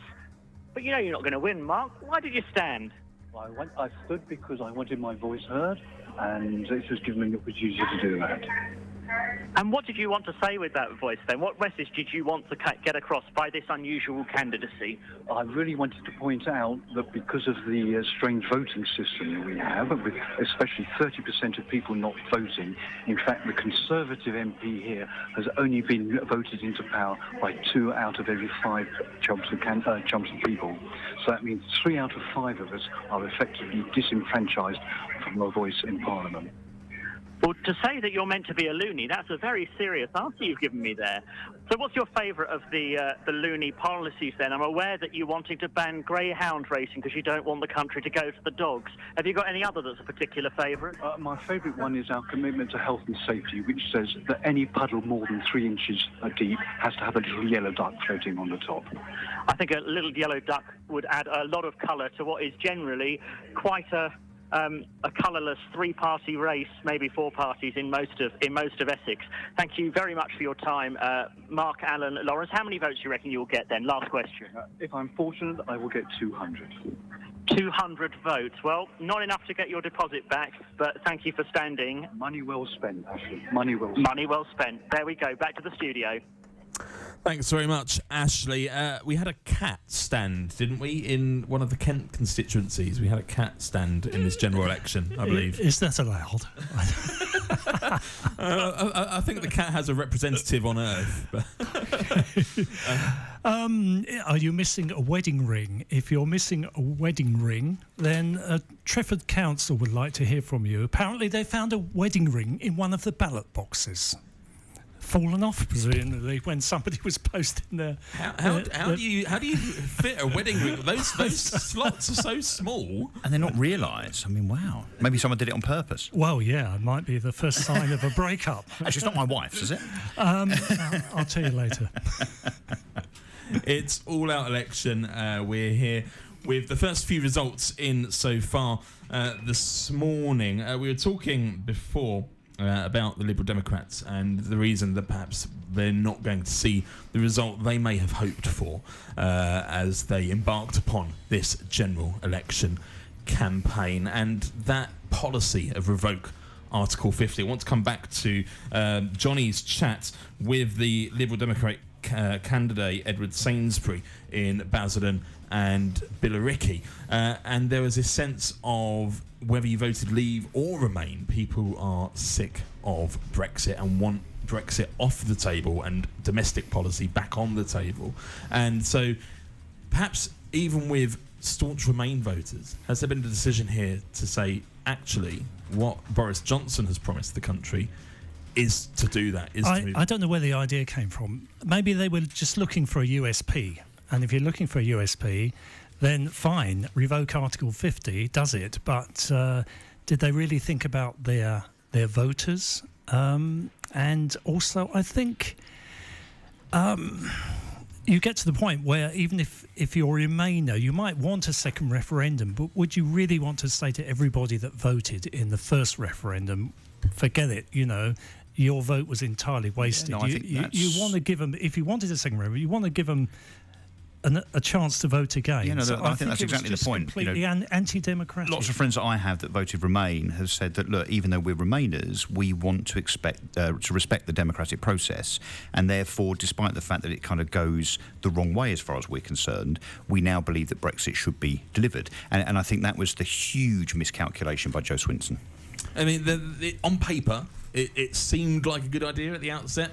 We would revoke Article 50. 48% of the country voted to remain in the EU. Therefore, 48% of the country would go, great, that's my ticket to stay in. 2 weeks ago, Joe Swinson was touting herself with a straight face as being a potential Prime Minister for this country. Also, I mean, she may lose her seat. Yeah, it's a confusing message as well. You're saying, right, if we win, we'll revoke Article 50. If we lose, we won't. We'll have a second referendum.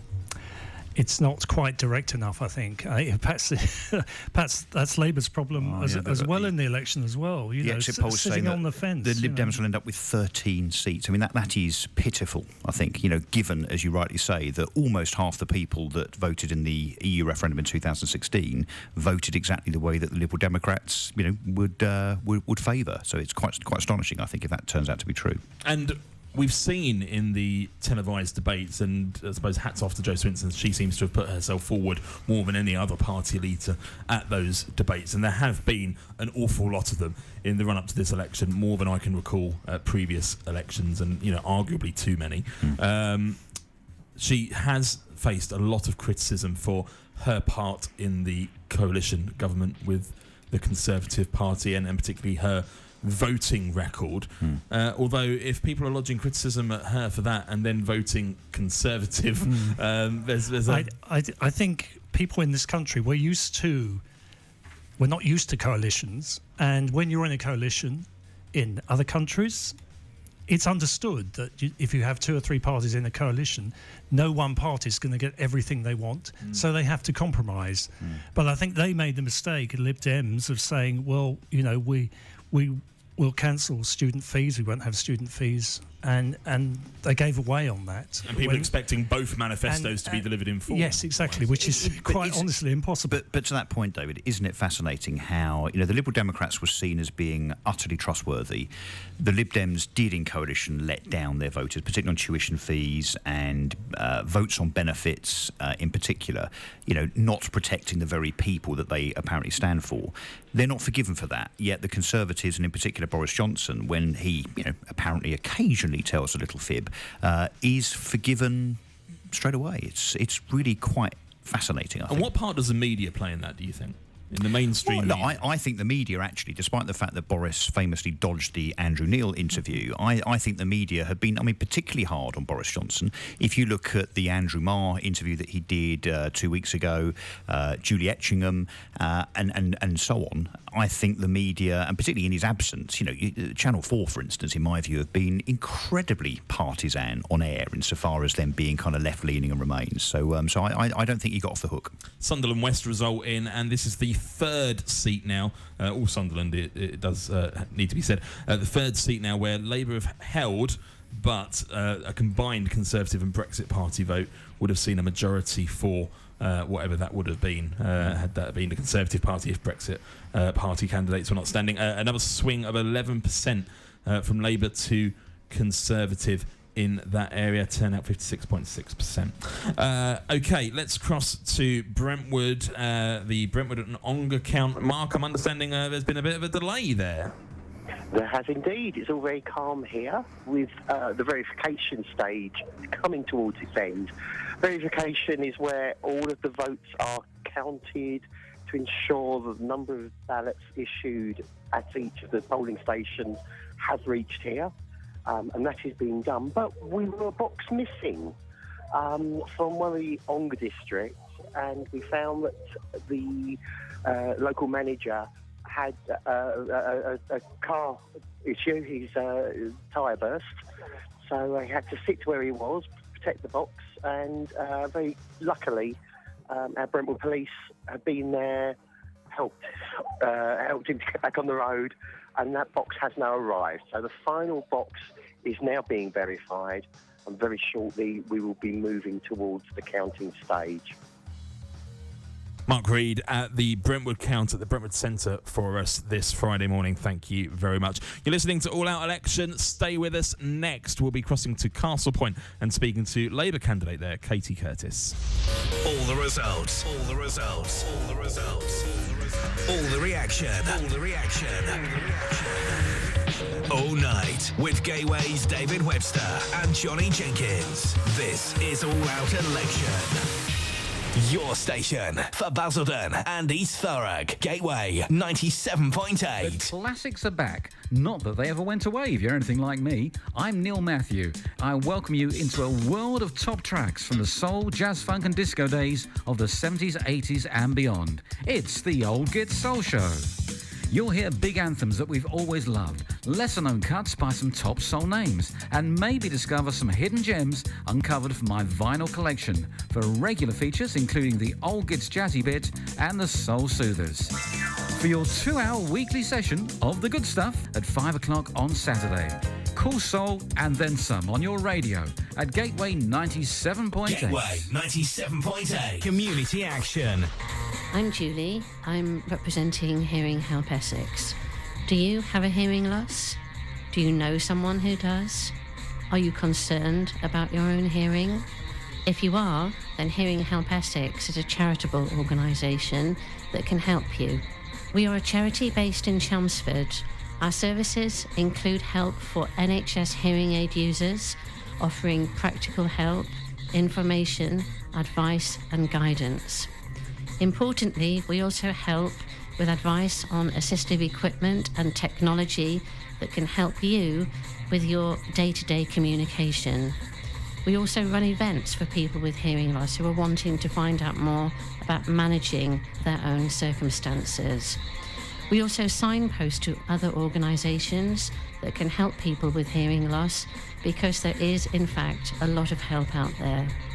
For further information on any of our services or to make an appointment, please contact our team at the Resource Centre on 01245 496 347, or to find out further information, visit www.hearinghelpessex.org.uk. Your say, your way. Gateway 97.8. Community action. Happy 70th birthday, Basildon, from your local Gateway 97.8. Local radio from the heart of the East Gate, Gateway 97.8. All the results. All the results. All the results. All the reaction. All the reaction. All the reaction. All night with Gateway's David Webster and Johnny Jenkins. This is All Out Election. 13 minutes to 1. It's all-out election. I'm David Webster. We are at a number of counts across Essex this Friday morning. Basildon, Sporting Village for the 2 constituencies there. We're in Thurrock, Rayleigh and Wickford, Rochford, Southend West, Chelmsford, Harwich and Essex North, Brentwood, Romford, Hornchurch and Upminster. And we cross now to Castle Point, where we're speaking to Labour candidate there, Katie Curtis. Katie, a very good morning to you. Good morning. So we've got the exit polls in. We've seen the disastrous results for the Labour Party elsewhere in the country. It really is not looking like a great night for the Labour Party. No, it's looking like a terrible night. That's true. And I suspect when the results coming through the night, we'll see that even more. Yeah, Katie, hi, Russell here. And very brave of you, I think, to come on and face the music, given the dynamic as it's kind of manifesting itself this evening. What do you put this kind of Labour humiliation down to? Do you think it was the anti-Semitism? Do you think it was fears over the economy? Or do you think it was Jeremy Corbyn's lack of clarity and flip-flopping on Brexit? I think there's more than one reason why we are where we are this evening. Probably a combination of all those things. I've knocked on doors here in my own constituency in Castle Point. This afternoon I've been out in Rochford and Southend East and have been in other constituencies around the country. And what's very clear is that the anti-Semitism is a problem. Seeing that Labour has been taken hold by this cancer of racism has turned people off. And I don't blame them, if I'm very honest, for doing that, because it looks like that as we call ourselves the party of equality and the party of anti-racist, but we've let racists take a hold in our own party, and I would view that as really bad if I was a ordinary punter out there. Obviously, Jeremy Corbyn is a big problem when you're on the doorstep. That's what we say in the business. When you're knocking on somebody's door and you speak to them and they've been lifelong Labour voters and won't be voting because of Jeremy Corbyn. And I'm a person who's stood in one of the biggest Leave areas in the country. We had a 72% Leave vote here in Castle Point. And Brexit was not as much of a reason why people would stop me and tell me they wouldn't vote for me as Jeremy Corbyn was.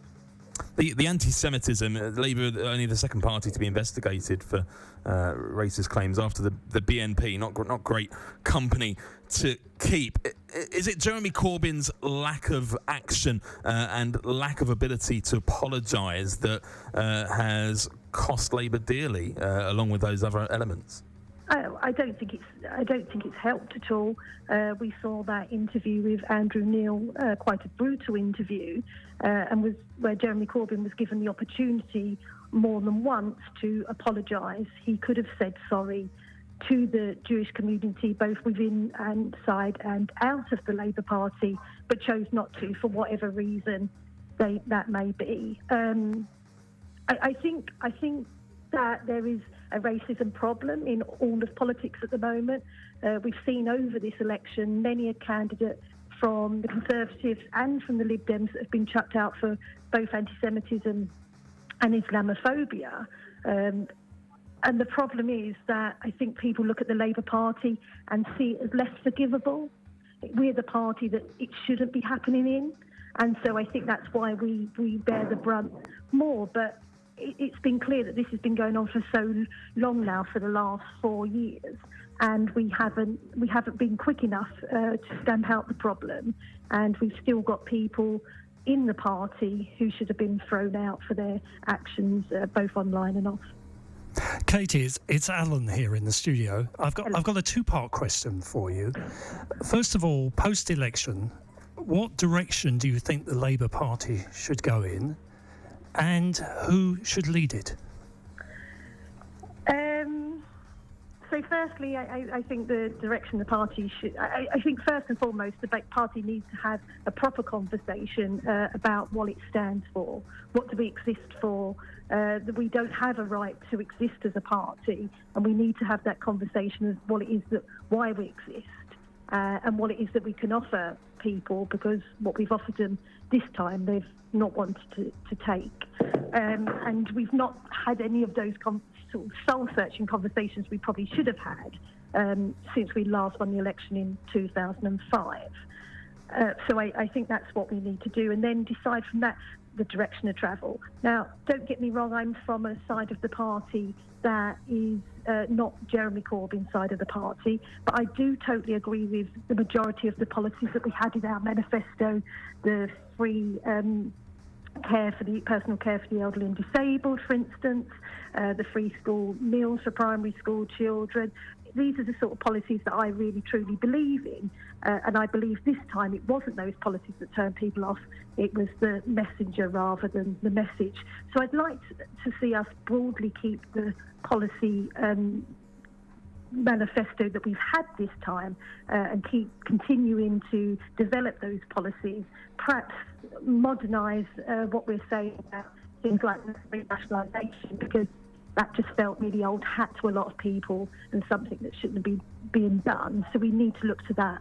In terms of who do I want to be the next leader, I don't know at this very moment. My biggest problem, I've been in the Labour Party since I was 15 years old, and all I've ever wanted to do is get up one morning and say, that's the person I want to lead the Labour Party. Unfortunately, I've never got to that point yet, and as I sit here, that still isn't the case.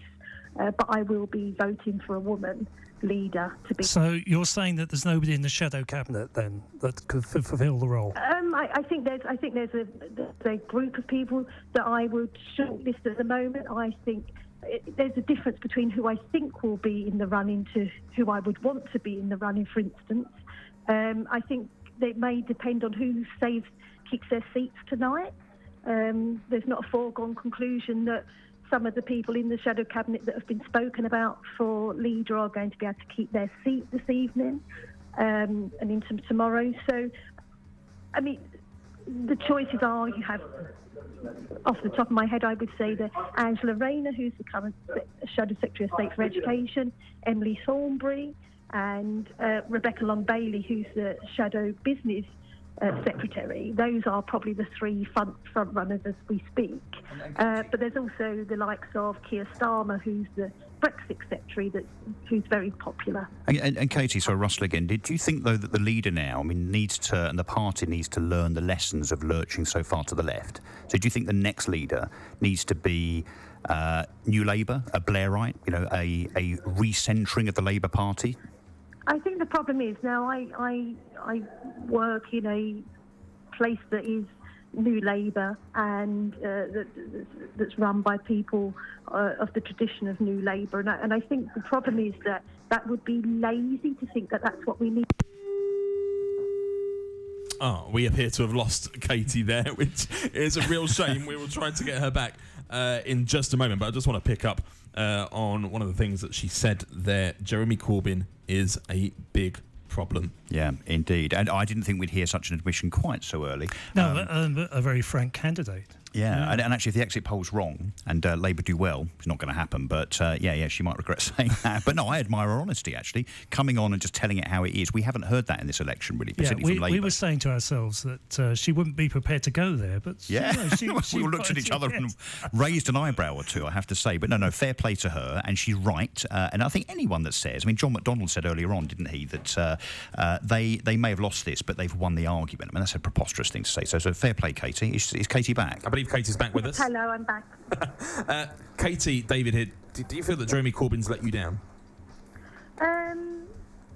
Not me. I don't feel let down because I'm going to lose quite considerably tonight, and there's a lot of effort gone in by me and local party members here this last 6 weeks or so, and we may not even come second this evening, as we have always done so in the past, other than one election.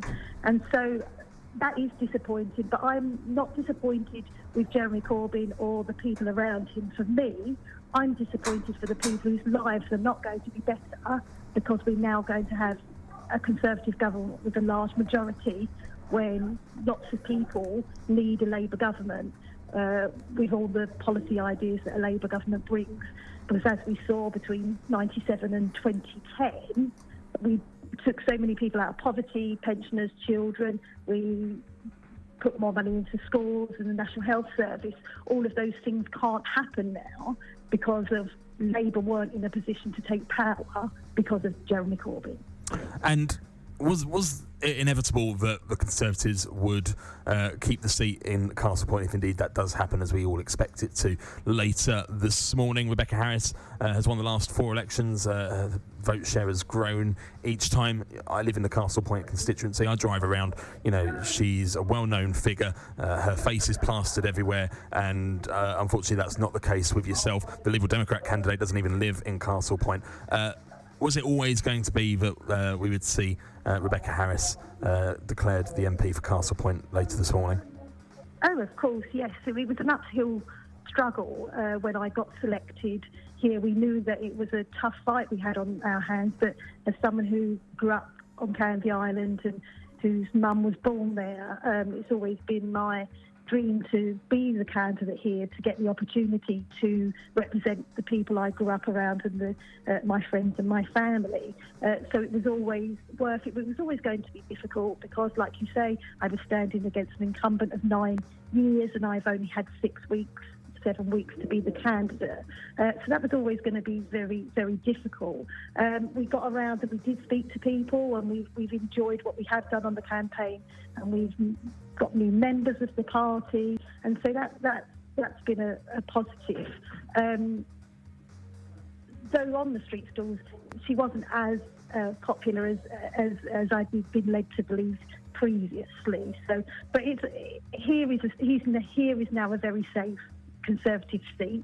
By the end of this evening, I would be surprised if Rebecca has got the highest vote of any MP in the country. We'll wait to see if that's the case. Katie Curtis for the Labour Party in Castle Point, thank you for joining us here on All Out Election. All the results.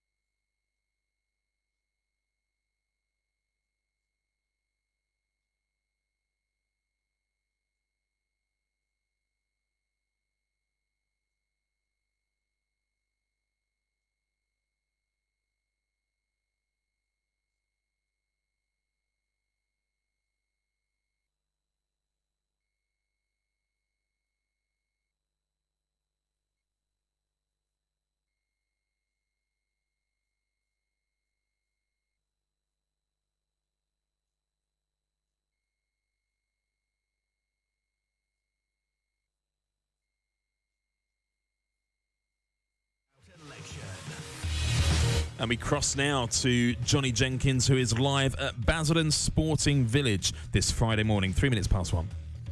David, a very good morning to you. We haven't quite got the result here yet. Now, we were told that the result will come about now, so we're all sort of on standby. I'm stood next to a speaker so that you get the best sound quality of the speeches. Now, the expectation here from all sides really is that Conservative John Barron and Conservative Stephen Metcalfe will both hold their seats.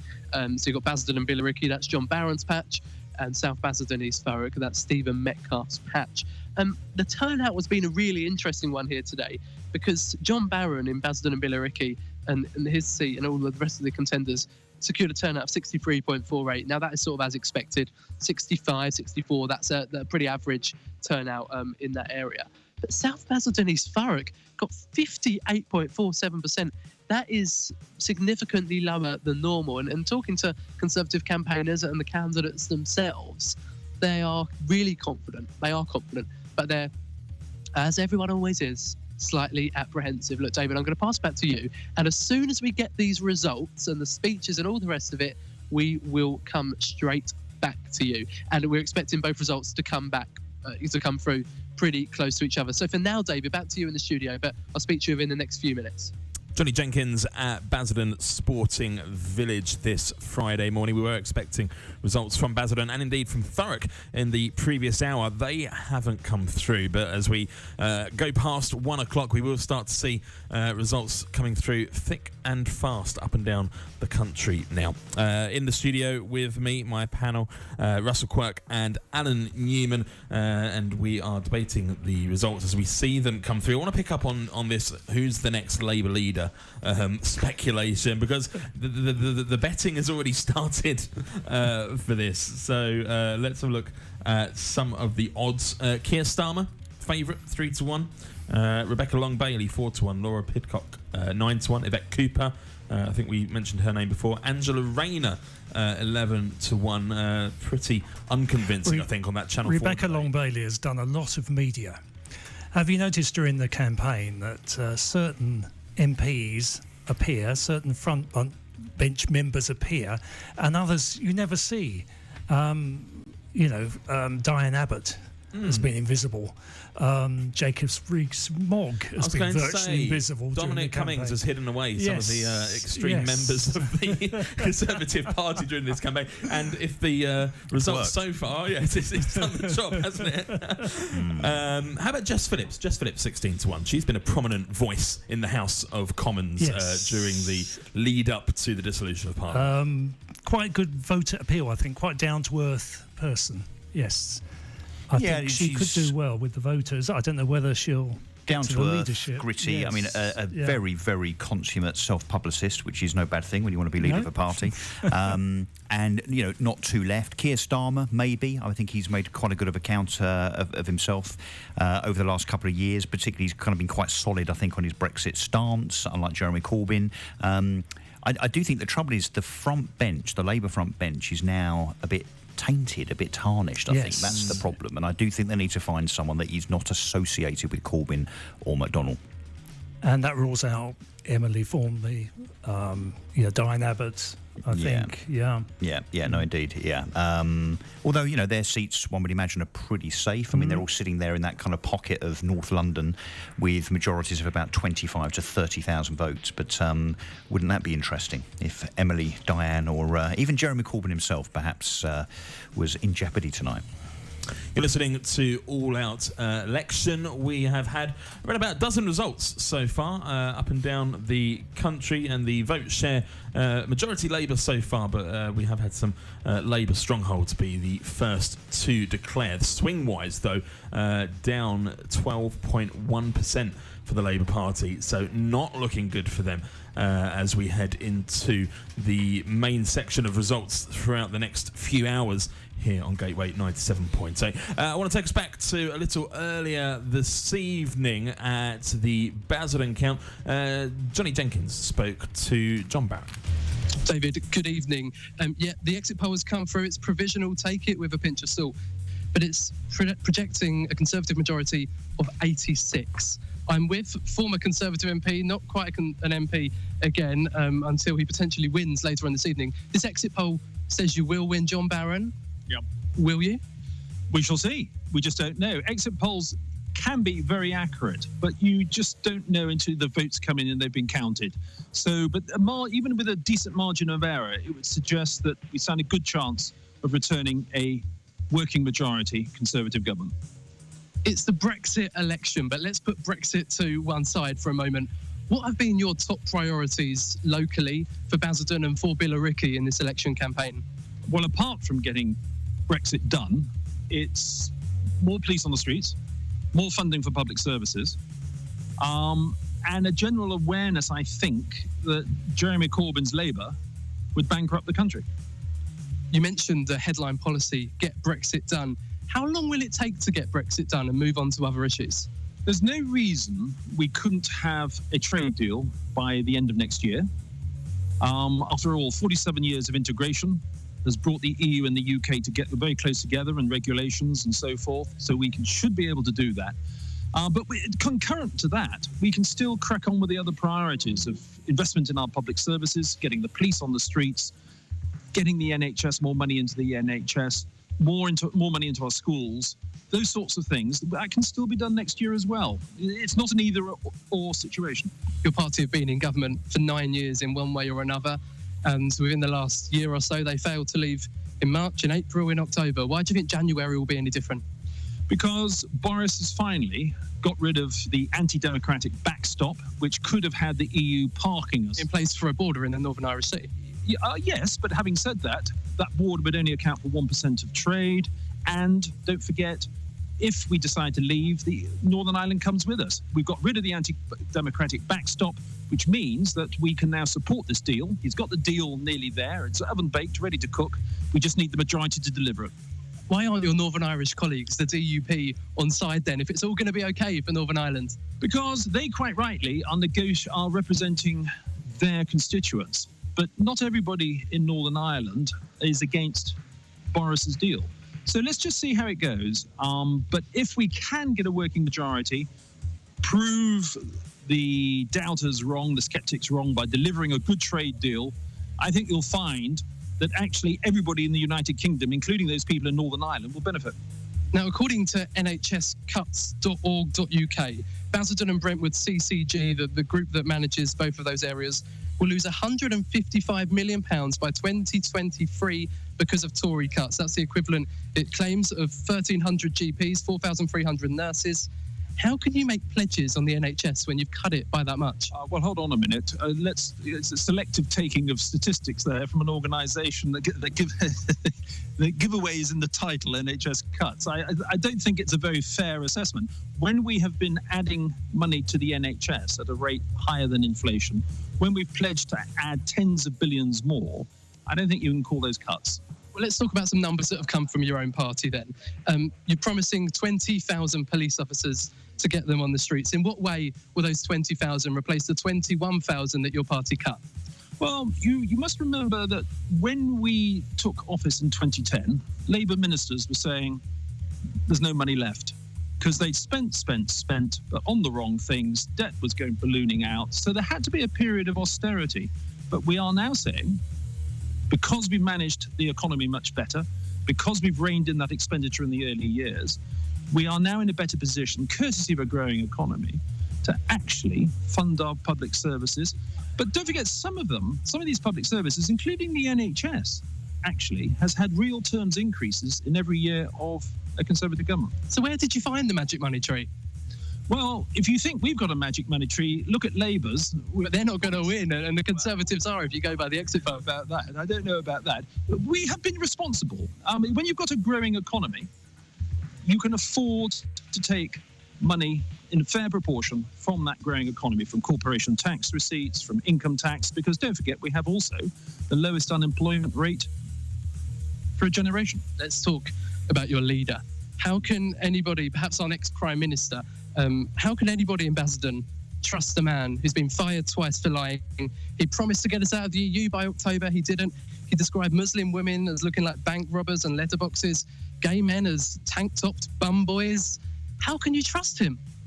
I think I don't recognise the person you describe as our leader. It's all fact. I haven't lied to you, have I? Well, all I would say to you is that I think the future is more important than the past. The trouble with the commentators is they always look back for the headline quote. What you've got to do in an election like this, and this is what I think the country's doing, is look forward.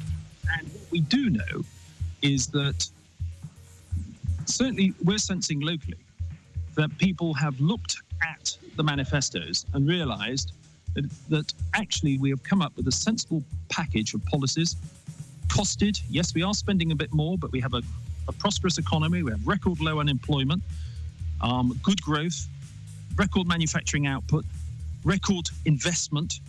This is feeding a healthier economy, which means that we can afford to spend more on public services. Bank robbers and letterboxes. He said that just 2 or 3 years ago. I'm not looking too far back in the past, John Barron. Do you associate yourself with those comments? Listen, I'm here as a local Conservative candidate. Do I agree with everything our party says? No. You know my voting record. I have opposed our foreign interventions. I have opposed the government on army cuts. It's a broad church. It's like all political parties. You can't be a purist. Tank top bum boys. How about those comments? You can't be a purist. You've got to get on with delivering the best policies for the country. Yes or no? Do you associate yourself with those comments? I'm answering your question as I please, and that is, I'm hoping to deliver some Conservative policies. The exit poll says you'll win. What are your chances of winning tonight? I think they must be good, but you're never complacent. We just have to see how it goes. John Barron, Conservative candidate for Basildon and Billericay. Thanks for your time, and perhaps we'll catch up later in the night. Indeed. Thank you. Back to you in the studio, David. All the results. All the results. All the results. All the reaction. All the reaction. All night with Gateway's David Webster and Johnny Jenkins. This is All Out Election. Truly local.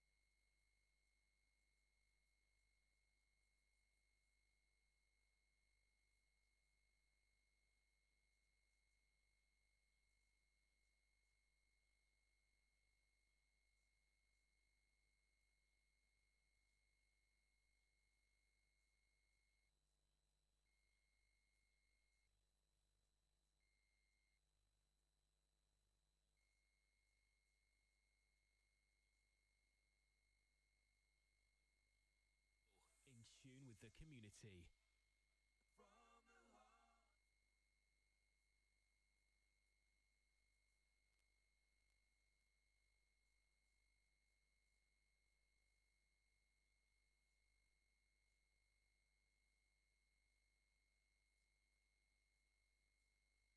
Jenkins, this is All Out Election. 17 minutes past 1 this Friday morning. The latest results through. Labour hold South Shields, Conservative hold Nuneaton, and Conservative hold in Broxbourne. as well. We still don't have any results in Basildon. We're keeping a close eye. No word from Thurrock yet either. In terms of Castle Point, we're expecting the result in around about an hour's time. Let's cross back now to Chelmsford this Friday morning, and Ashley Thompson is with the Liberal Democrat candidate there, Marie Goldman. Hi, I'm Marie Goldman, the Lib Dem candidate here. Not looking too tired, but I'm sure you've been out campaigning since what time this morning, Marie? Oh, we were all out quite early this morning, getting out some good morning leaflets, knocking on doors from reasonably early as well. So, yeah, lots of campaigning activity going on today. But, hey, that's polling day for you. It's always a busy day. Excellent. And what's the feel in the Chelmsford Lib Dem camp right now? How do you feel the count's going? Well, I mean, we came from a really low base back in 2017. So in 2017, we got something like 12.2% of the vote. So starting from that low, I think we're going to have a really good night, actually. You know, whether it's going to be quite as good as we would like it to be, then probably not. But I still think it's a great night. And the fact we've had so many people out campaigning, I've had an amazing response on the doorstep, actually. People voting Lib Dem for the first time ever in their life. A lady told me the other day that her 83-year-old mother, who is a lifelong Conservative supporter and voter, was voting for me and the Liberal Democrats for the first time ever, and that's just really humbling and just lovely to hear, and so much support. And it's been really nice. It's actually, I think, in contrast to what's been going on around the rest of the country, I think actually here in Chelmsford it's been quite a nice campaign. People have been lovely on the doorstep, and that's been really great to experience. Great. And so you do feel that you've been cutting through in Chelmsford then, from what you've said. But the polls on at 10 o'clock seems to be showing that maybe it hasn't been that great a night for the Lib Dems. So what do you think could have been done different nationally, maybe, or is it too early to say? I think it's too early to say. I mean, yes, we've had the exit polls. I mean, if we want to talk about bad nights, I think Labour is having a particularly bad night. I mean, Liberal Democrats are at least predicted to get some gains. That's not what's expected to happen for Labour. But it's a bit too early to dissect it all. Yes, we all need to take stock of what happened. But once we know the actual results rather than just the exit polls. Sure. Well, thank you very much for your time, Marie. And back to you in the studio. Thanks very much, Ashley in Chelmsford, speaking to Marie Goldman, the candidate for the Liberal Democrat Party, and Russell and Alan. Fair point that actually, you know, the vote share is up for the Liberal Democrats so far across the country, albeit a modest amount, but second only to the Brexit Party. And obviously we know why their share is up, because they're starting from a zero starting point. Yeah, Marie Goldman there seemed quite chipper, didn't she? Given surprising, really, that they were third in 2017 in the general election. Of course, they famously did very, very well to take the council back in the local elections. But of course, an area where, although it certainly wasn't by any stretch the biggest Leave vote in Essex that we saw in 2016 in the referendum, still voted 53% to Leave. So I'm not sure she should be 100% confident. Alan, no, I think she could be confident, maybe semi-confident about coming in second. Yeah, exactly. Time, yes. Exactly. And maybe, look, the Lib Dems, under the circumstances, given that the exit poll shows them getting only 13 seats nationally, coming second in Chelmsford may be seen as a fairly decent consolation prize, I suppose. Yes, I think that's what they're going to measure it by, actually. They're going to look at the constituencies where they came second, and, you know, they'll think, well, that's a bit of a victory. Still disappointing, though. Unfortunately, under our system, you have to come first. You're listening to All Out Election. John Harland is at the count in Southend and currently with the Southend West candidate for Labour, Aston Line. Hello? John, you're with Aston Line. What's Aston? He's just had to pop off. Okay. To look at his sport ballot papers, so he might be back in a second. He's literally just walked away, so sorry about that. Well, let's talk about the results there, because we're nearing a result, aren't we, for both Southend West and Rochford and Southend East? Well, it's the word on the street here is that things are moving at a pace, so I'm not sure how soon that will be, but it was earlier than I predicted. I think it might be earlier than I predicted an hour or so ago. So we'll wait and see. Aston's coming back now, so if you're still there, yeah, let's stay with you. Let's have a chat to Aston. I don't know. Oh, he's gone off again. Isn't that wonderful? Okay, I'll get him back in a minute. I guarantee. All right. Absolutely. We've had Sir David Amos arrive at the count. Yes, Sir David's here. He's very busy at the moment, talking to various people, but I'm sure we'll try and get a word with him presently, and James Dudridge as well if we can. Fantastic. Well, in that case, John, we'll come back to you I'll be in touch. Yeah, we'll speak to you in a few minutes.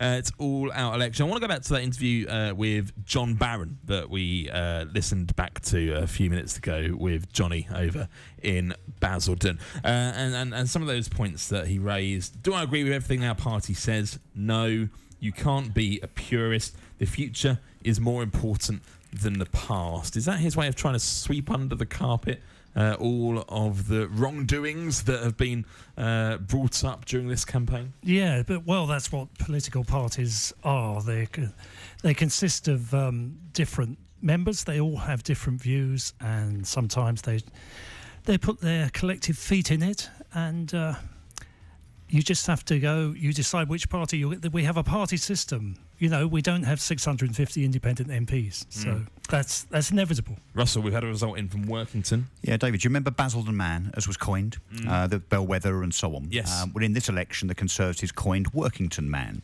And guess what? Workington is a Labour seat. It wasn't until about 2 minutes ago. It's just been taken by the Conservatives. And quite considerably as well, a swing in that area of Labour down 12%, Conservatives up 7%, again with a Brexit Party candidate standing as well, so it would have been an even more decisive victory for the Conservatives. But in the 2017 election, it was held with 21,000 votes by Labour, so they had a 4,000 majority previously, so that's been absolutely trounced tonight. And a swing of 9.7%. Despite a personal visit by Nigel Farage. To try and boost his support. Possibly, yes. Very interesting indeed. So the exit poll said 368 for the Conservative Party. That's feeling a little bit modest to me on the basis of the results that we've seen so far, and these swings to the Conservative Party, averaging around 10%, aren't they, in a lot of areas, albeit Labour strongholds, where we're seeing that level of swing to the Conservative Party. It'd be interesting to see what that models the new parliamentary arithmetic as, and that's a term that's come up quite a few times in this campaign, and indeed in the run-up to the general election being called as parliamentary arithmetic, and that's the reason that we needed a democratic event, isn't it? In the fact that we just couldn't pass anything through Parliament with the makeup of the parties that we had.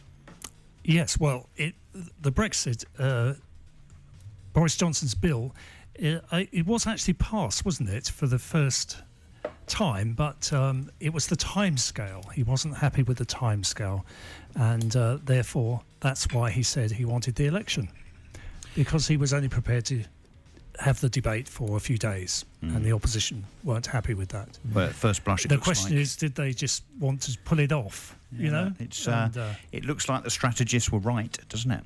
Yes. Insofar as it now potentially handing more than a decent working majority to the Conservatives, getting Brexit through, as Boris has continually pledged to do, albeit, let's just gloss over the October the 31st thing, but as more latterly pledged to do January 31st, dying in a ditch. Yeah, he definitely hasn't done that. He'll be jumping out the ditch tonight, I think, with his kind of, clapping his hands and thumbs up. Is it too early to be pressing a new Brexit coin for the 31st of January? They melted all the other ones down, didn't they? I suppose. Yeah, they should have kind of done them without the date, I suppose. But, maybe we should learn the lessons of the past and maybe not start minting just yet. If we do see a Conservative majority, is Brexit a done deal? 31st of January, that's it? It's going to happen? Yep, they're going to introduce the bill into the Commons on the 20th, apparently. So look, Brexit in terms of the withdrawal agreement will obviously go through. Of course, there is then the thorny issue of all the trade agreements, and that becomes the point of debate in terms of how quickly those trade agreements can be put together, and indeed the fact that they'll need to be voted on.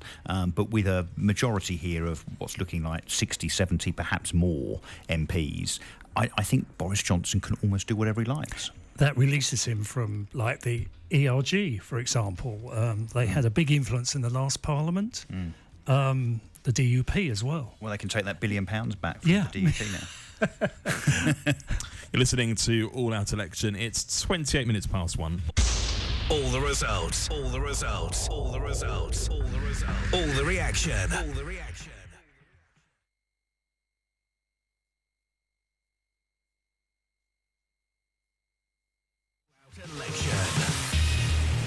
Boris Johnson's decision to call a snap general election to push through his Brexit plan appears to have paid off, as the broadcaster's exit poll predicts a commanding majority for the Conservatives.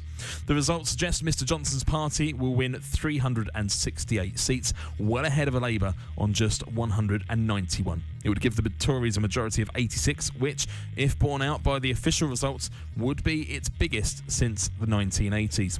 Labour is forecast to lose 52 seats, and the Shadow Chancellor John McDonnell has described the numbers as extremely disappointing. The SNP is predicted to win 55 of the 59 seats in Scotland. The Liberal Democrats could get 13, Plaid Cymru 3, the Greens 1, and none for the Brexit Party. Newcastle Central won the race to be the first constituency to declare with a Labour hold. Of the earliest results to come through, the most revealing was in Blythe Valley, where the Tories gained the seat from Labour, which had held it since 1950. This is All Out Election.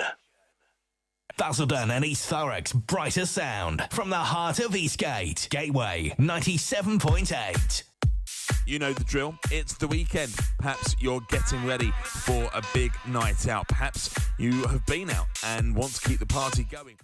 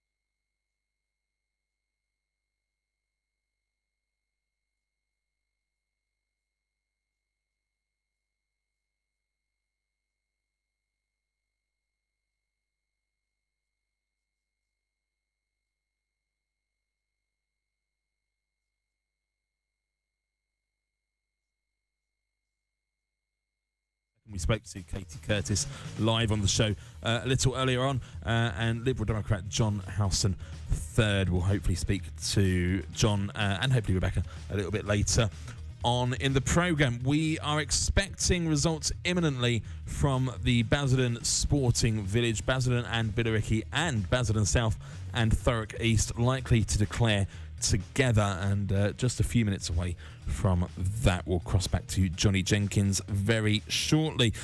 Here in the studio, Russell and Alan continue to watch the results come in with me with fascination, I think, so far this morning. The SNP have gained a seat in Scotland from Labour, Rutherglen and Hamilton West, and that was in fact an SNP seat until the 2017 election, and Labour took it, but now the SNP have taken it back. with a swing 7% to the SNP and minus swing away 3% from Labour, and the Tories minus 4.6%. And we've also seen Labour lose Darlington as well. I mean, Russell, this is a night of first, isn't it? Some of these seats that have been Labour strongholds for all of time. Yeah, proper working class Labour seats that, but obviously in the majority or in the main voted Leave. So I think we're seeing the result of this insofar as this, being coined as the Brexit election, and it most certainly is. I have some breaking news here, David, in terms of Basildon and Billericay. Yeah, Johnny, let's bring you in there at the count, Basildon. We're hearing Basildon and Billericay. It's a Conservative hold. John Barron. Oh, it looks like we've lost Johnny. Let's bring Johnny back. Johnny, Basildon and Billericay. It's a Conservative hold for John Barron. That is not confirmed yet. It is looking incredibly likely, but I'm not quite sure where that has come from.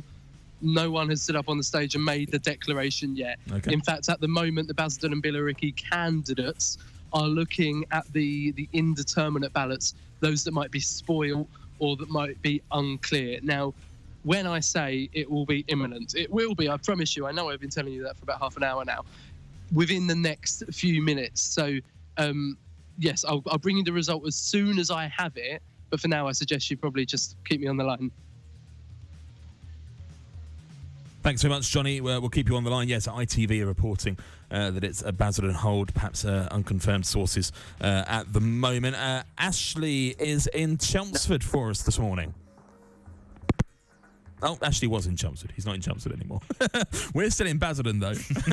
Live with you all the way through until 10 a.m. here on All Out Election. And we are going to see results starting to come in thick and fast now, aren't we, guys? Yeah, and look, maybe ITV have jumped the gun. I suspect, well, I mean, you would imagine they would only flash up an official result. But look, if it's down just to spoil ballot papers, perhaps John Barron's majority is so significant that, the spoiled ballot papers become rather academic and irrelevant, don't they, I suppose? I think Mr. Barron is probably quite safe, don't you?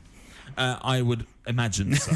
Yes, and look, an ardent Brexiteer himself, look, of course, Basildon and Billericay voted about 62% Leave, I think. So if it is just a binary Brexit vote, look, he's undoubtedly done very, very well indeed. But we'll expect to see the proper result in a few minutes' time, as we've just heard. Yeah, let's see. Johnny is back with us here at the Basildon Sporting Village. So are we any closer to the result there, Johnny? I think we're almost there. They seem to be sort of totting it up over the last few ballots, trying to inch and edge to every vote they can. So Basildon, of course, is a town that voted to leave back in 2016. The Leave vote here in Basildon was 68.6%. A vote perhaps confirmed or reinforced by the European elections earlier this year. It was a low turnout, but the Brexit Party got 49% of the vote, closely followed by the Conservatives. So it's pretty clear, and I think most candidates here accept that Basildon is a town that wants to leave, and that's something I've of course put to the candidates throughout the night. I'm looking at these ballots. They look like they're sort of almost ready to go, but they're still arguing the toss over a few of them. And I'll tell you the way this works is that they'll announce both constituencies together. In fact, I think I can probably now hand you over to the acting returning officer, Scott Logan, to announce the results, I think, for South Basildon and East Thurrock. I'm trying to fill time as he makes his way to the stage. It's expected to be a Conservative hold. Let's hear what Scott Logan, acting returning officer, will say now. The next result will be declared by the Mayor, David Burton-Sampson. Candidates for South Basildon. Here's Scott Logan. Stage, please. So Basildon and Billericay, that's John Barron's seat that he is defending. He's defending that against Jack Ferguson, against Kerry Smith, amongst others. Oh, it seems like the candidates for South Basildon, East Thurrock are making their way to the stage. It's one of those moments you're not quite sure what's going on. It's very quiet in this room. I probably stand out like a bit of a sore thumb. Is Michael Buchanan here? They're announcing South Basildon and East Thurrock. So that's Stephen Metcalfe's. So declaration of result. Here we are. Poll. Election of a Member of Parliament for South Basildon and East Thurrock. I, Scott Logan, being the acting returning officer of the above election, hereby give notice that the number of votes recorded for each candidate at the said election is as follows. Picola Michael, Liberal Democrats, 1,957. Ferguson Jack Anthony, Labour Party, 10,051. Metcalfe Stephen James, Conservative Party candidate, 29,973. Smith Kerry James, Darrell Luke, Independent, 3,316. Number of ballot papers rejected, 198. And I do hereby declare that Metcalfe Stephen James is duly elected. That's Stephen Metcalfe, Conservative MP. Once again, he shakes the hands of his opponents, and he now takes the stage to make a speech. First, can I obviously thank the people of South Basildon and East Thurrock for again returning me as their Member of Parliament for this wonderful constituency that I've had the pleasure and honour to represent for the last 3 elections, this being my 4th. Can I thank the returning officer and all the staff for the efficient way in which they have conducted today's proceedings in the polling stations and, of course, the counts. Can I thank the police for making sure that we were safe during our campaign and that everything went well, as it should do today. And, of course, can I thank my agent, Mark, my sub-agent, James, and my campaign manager, Bob, for all their hard work, and, of course, my team who have helped me achieve this incredible and surprising for me result. And again, I want to thank the people for returning me to Westminster so that I can carry on the work that I have been doing. One of the issues in this campaign has been about the A127 congestion charge. Before any of this started, I was already meeting with ministers, discussing what we can do, what the alternative routes and plans are. That will continue again on Monday. I can carry on representing my constituents' views on the Lower Thames crossing, as I have done since it was first announced in 2009, and I will continue to champion their cause. But I also have other important work to do locally. I want to make sure that our schools get fair funding from the increased amount of money the Conservative government is putting into education, so that we can make sure that our people, our students, have the skills they will need in the future to benefit from all the opportunities that are being created for them. I want to fight to put more money into our hospital here locally in Basildon and make sure that our health services are fit for purpose and that the patient sits at the heart of them. And so that we can invest in services, not old buildings that are out of date, but in new state-of-the-art hubs. This is important work that we will carry on doing. And I want to build on the success that we have had in increasing the amount of police here in Essex. We are seeing 500 new officers already on their way or in post, and there is more of that to come. This is important work, and I'm pleased that I've been returned as the Member of Parliament for South Basildon and East Thurrock, so I can continue to represent my constituents, both locally and nationally in Parliament. Thank you all very much. That's the returning Conservative MP, Stephen Metcalfe, addressing the count. We now see if other parties would like to make a speech. Jack Ferguson from the Labour Party will make a speech now. Thank you. Firstly, I would like to thank yourself, Mr. Logan, and all of your staff for the work that you have done today, and the police for ensuring the safe running of this election. I stood in this election today because I care about our community and I care about the people that are within it. There'll be plenty said about the national result, and I'm not going to talk about that tonight. But what I am going to say is thank you to a few people that have made a huge impact on me over this last 7 weeks. My family for their unwavering support and commitment over the last 7 weeks, for keeping me going, for their encouragement at all times. My friends, my brilliant campaign team. But most importantly, to the people of South Basildon and East Thurrock that I've had the opportunity to meet. I've learned so much more from you, and you will always have my commitment to serve all of your interests in this community as we go forward. Thank you very much. I look forward to supporting this community, my role as a councillor. My commitment will never change. Thank you. A heartfelt speech there from Labour's Jack Ferguson, now independent Kerry Smith. I think the last time I was on the ballot paper, my campaign slogan was the man they couldn't gag. And there's one person who would be rather upset with me because it's their birthday today. But I can just start off by saying happy birthday to my mother, Councillor Clancy. Is it 21 again? They'll get me dinner on Sunday. My sole aim at this election is to stop this congestion charge. One government minister, an embittered Remainer in Suffolk, wants to jeopardise this borough's fortune. We have a local plan we cannot progress. As the chairman of the Housing and Communities Committee, I want to go to war and slash our housing waiting list from 2,000 to the lowest number possible. And we can't buy land that's in the local plan because we don't know if it's going to be taken up. And it's all been held back by this 127 congestion charge. There are communities across this borough that don't know what's going to happen to the land because of the local plan. That's why also this congestion charge issue needs to be resolved. I urge all of the borough's 3 MPs to get hold of this new government minister, whomever they will be. It's been 5.5 months, Councillor Rimmer, and get this congestion charge scrapped, because if it continues, this is the beginning of the rebellion against this congestion charge. We will not be put out of business in Basildon. Thank you.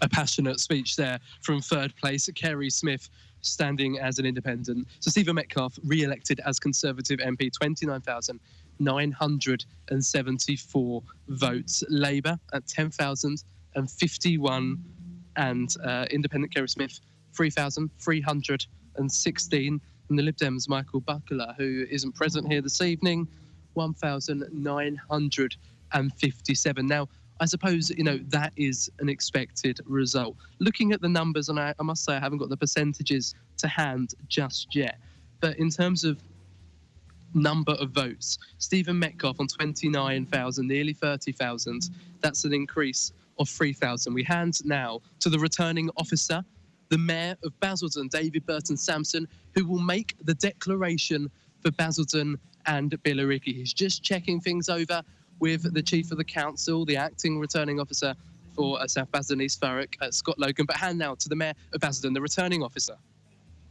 Could I have the candidates for the Basildon and Billericay constituency to the stage, please? So that's the constituency that John Barron is defending. He's up against Labour's Andrew Gordon, SDP, Simon Breeden, Green, Stuart Goshawk, Lib Dem, Edward Sainsbury, many of them you've heard from on the show. Expect this to be an increase of votes for John Barron, but perhaps a little bit of a surge as well for Edward Sainsbury from the Lib Dems. Here we go. Announcement just about to be made by David Burton Sampson. Declaration of result of poll. Election of a Member of Parliament for Basildon and Billericay. I, Councillor Burton Sampson, Mayor of the Basildon Borough, being the returning officer at the above election, do hereby give notice that the number of votes recorded for each candidate at the said election is as follows. Baron John Charles, the Conservative Party candidate, 29,590.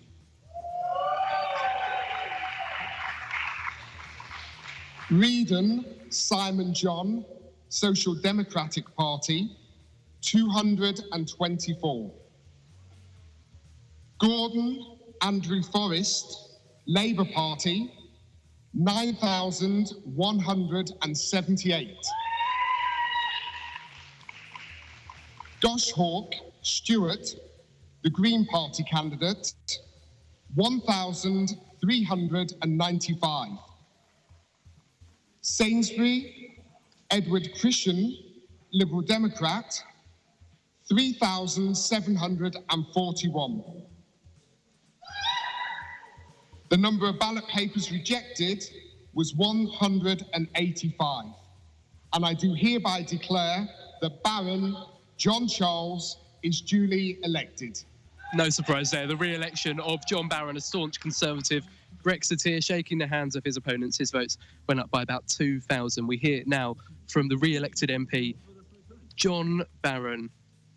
I will keep this short, but can I just first of all say that after 7 general elections now, once again, I'm very proud to represent a part of the country that fundamentally believes in one nation conservatism, that is entrepreneurship, but also a charitable ethos.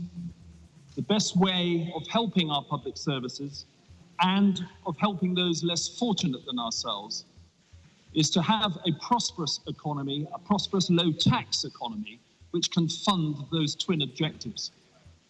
I would like to thank, first of all, the electorate for the result this evening, thank those who voted for me, but also my promise to the constituency, as ever, is that politics is about public service, and I will represent all our constituents, all my constituents, to the best of my ability, no matter how they voted or indeed if they voted at all. I've always done that, and I will continue to do.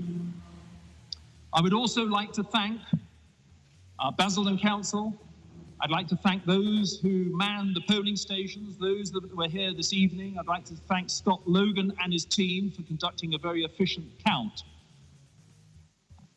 I would like to thank the police and all others who helped in making sure there was an orderly count and progression and process this evening.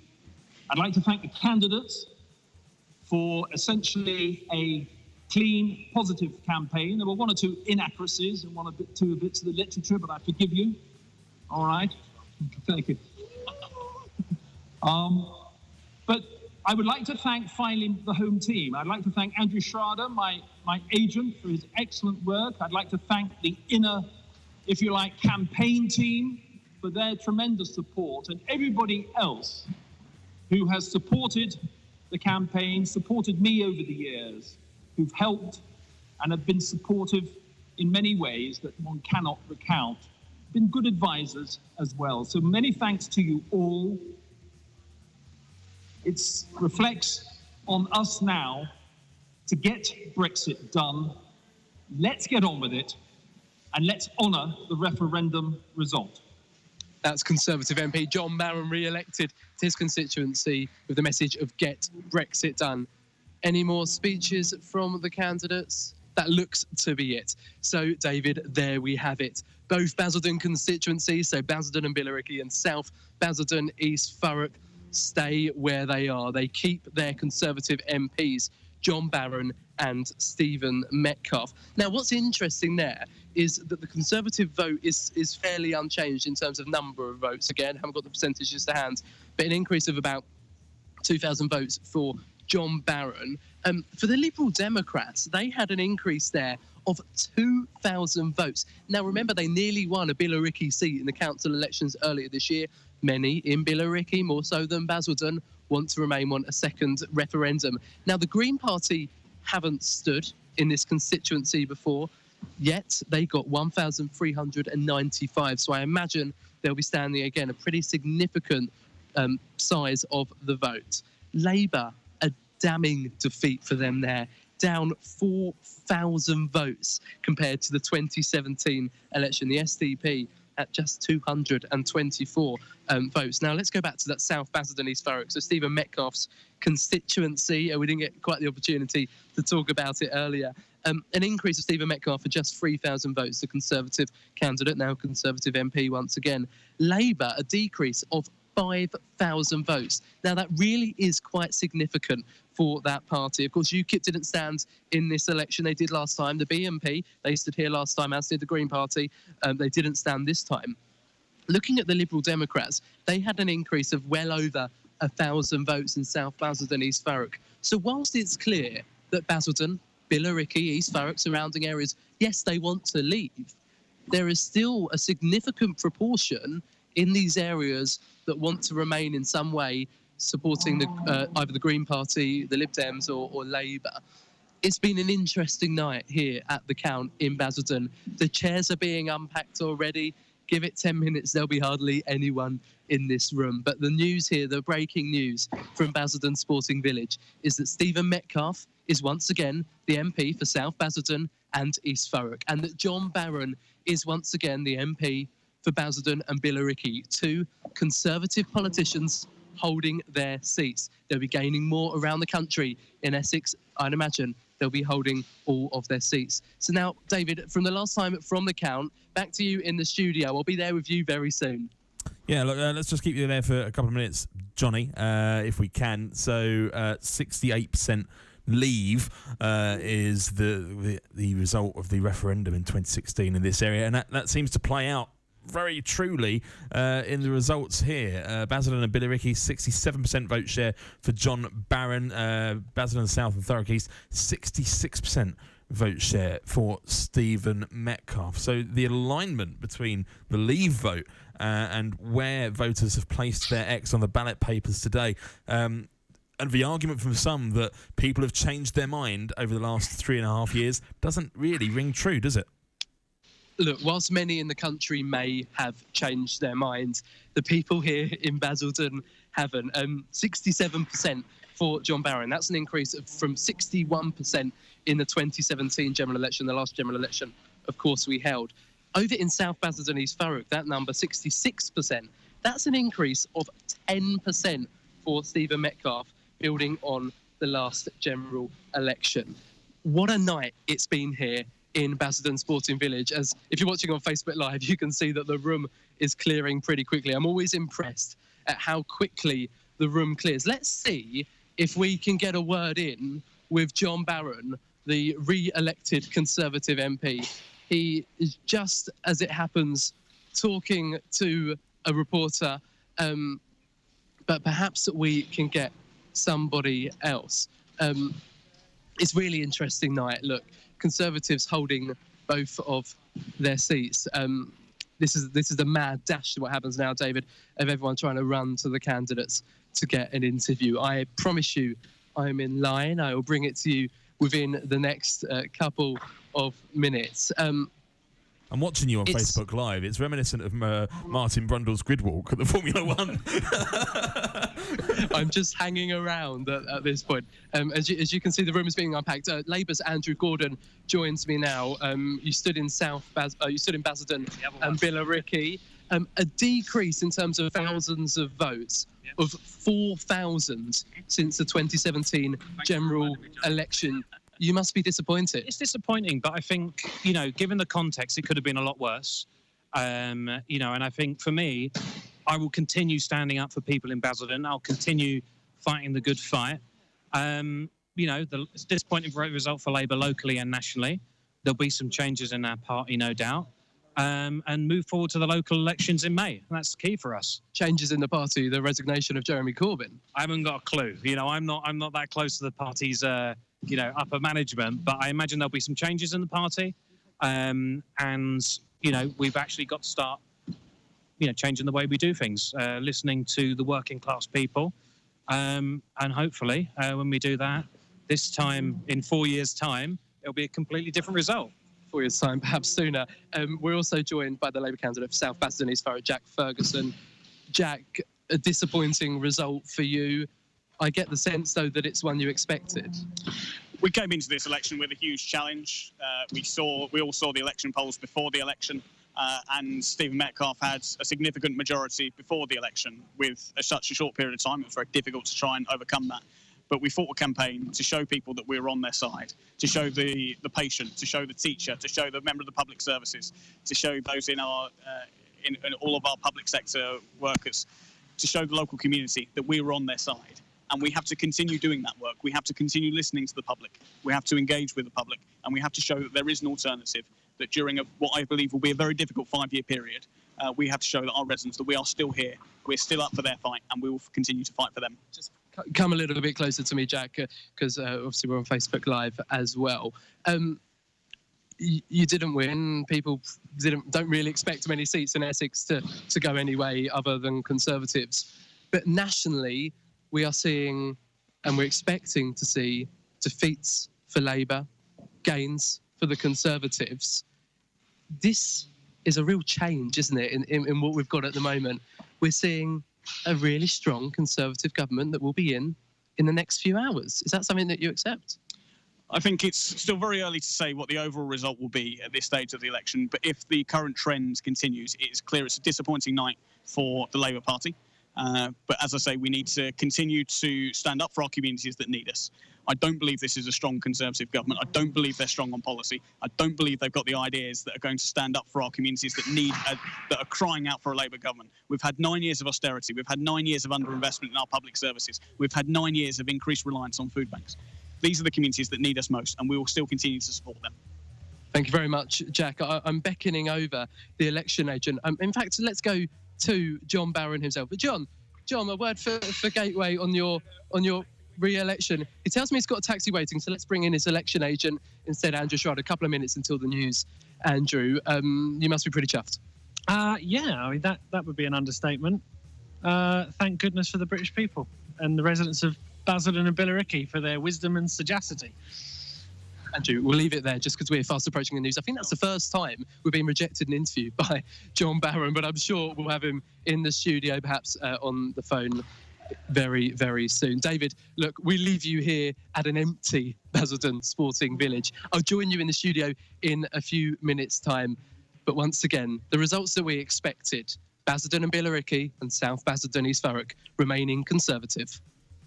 Yeah, we're watching you on Facebook Live, Johnny. It's impressive how quickly they get that packed away there. Thank you very much, Johnny Jenkins, live at Basildon Sporting Village. We have got the news headlines coming up.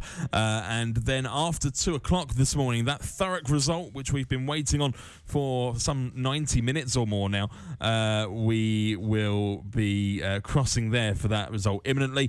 We've had the result declared in Chelmsford while we were live with Johnny at Basildon. The Chelmsford result has come in, so we will get that victory speech from Vicky Ford, who has been returned as the Conservative MP for Chelmsford once more, holding for the Tories 31,934 votes to the Lib Dems in second with 14,000 odd, Labour almost 11,000. You're listening to All Out Election this Friday morning. On air on 97.8 FM. Online at gateway978.com and on the move on your smartphone or tablet with the official app for Apple and Android. This is Gateway 97.8. On FM and online, this is Gateway 97.8.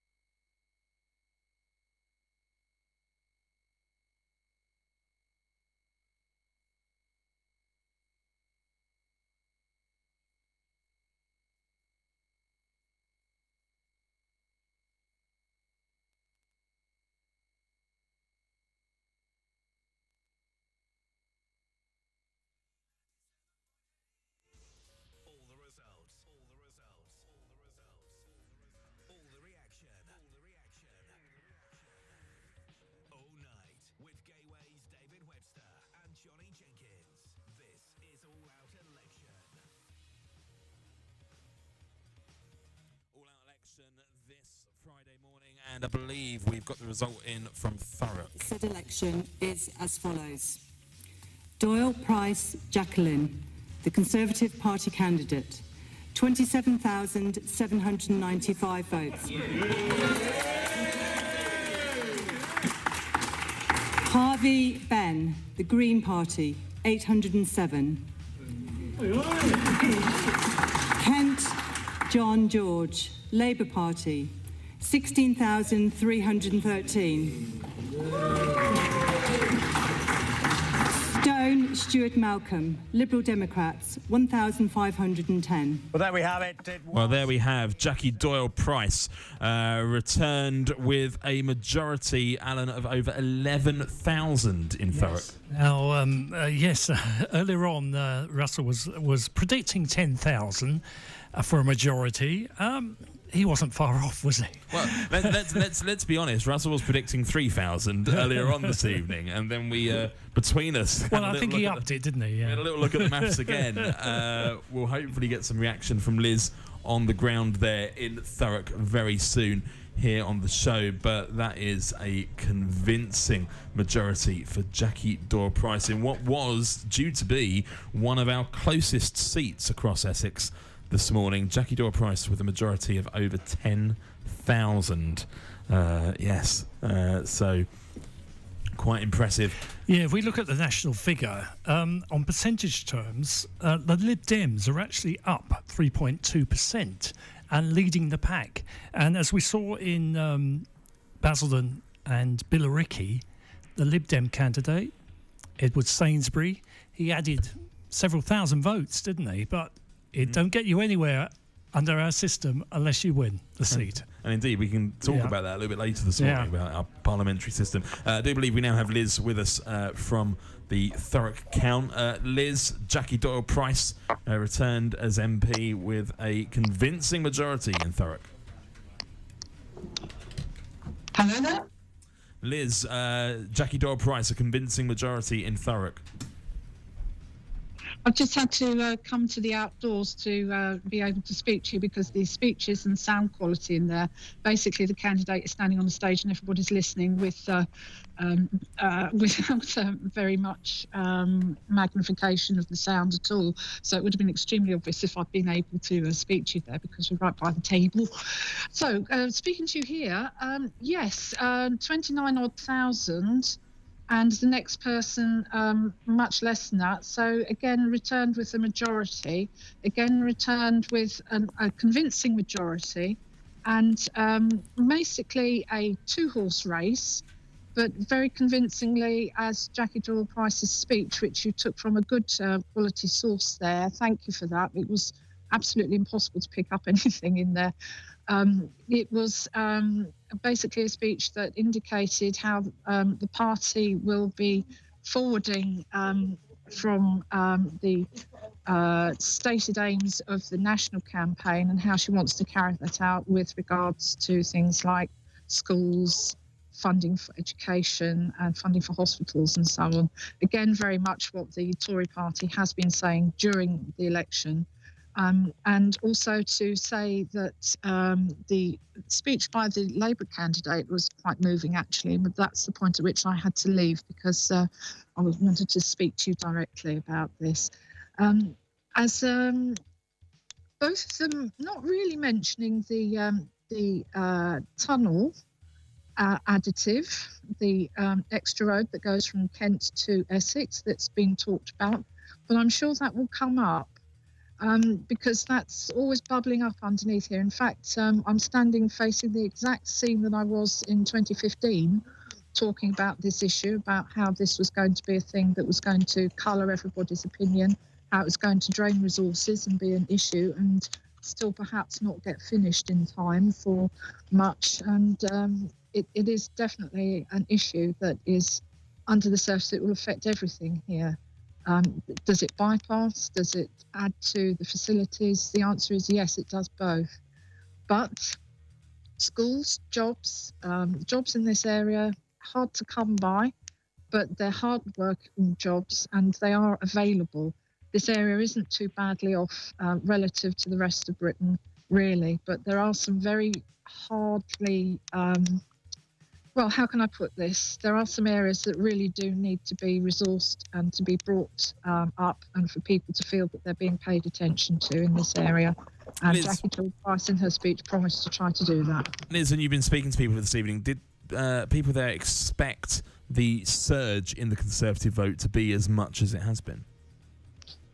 I'm not sure really, but relative to where she was last time with just a few hundred, nobody really was that much expecting.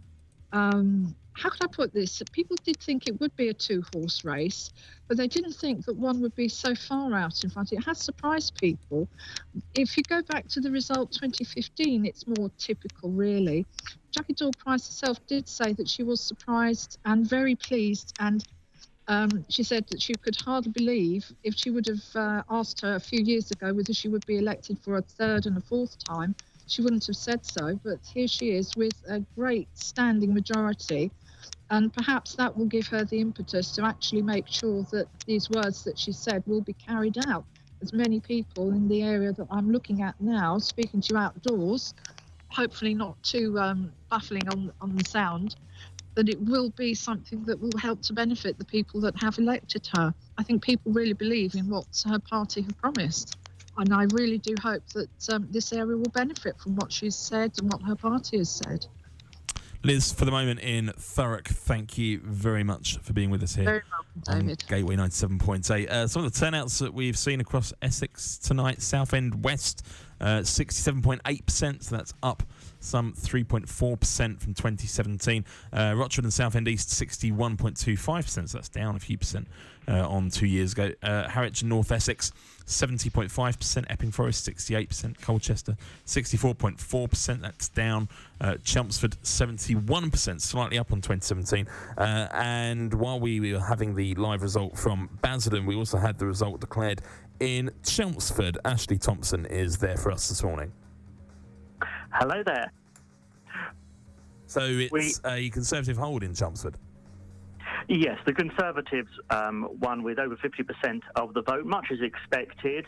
There was a change in second and third place. Labour came second last time. It was the Lib Dems this time with 25% of the vote. They're up 12%.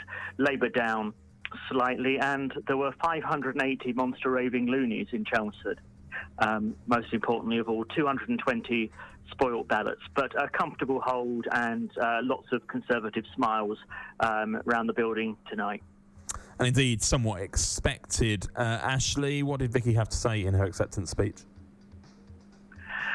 Vicky was very much playing up the upcoming anniversary of the birth of radio in Chelmsford, and she also made a big point that she was very much a One Nation Conservative, not a right-wing Brexiteer, and that she would continue to do her part to try and hold the new Conservative government to the centre ground. She spoke about the environment and many sort of centre ground issues in what seemed like quite a deliberate positioning of herself on the moderate wing of this new Conservative government.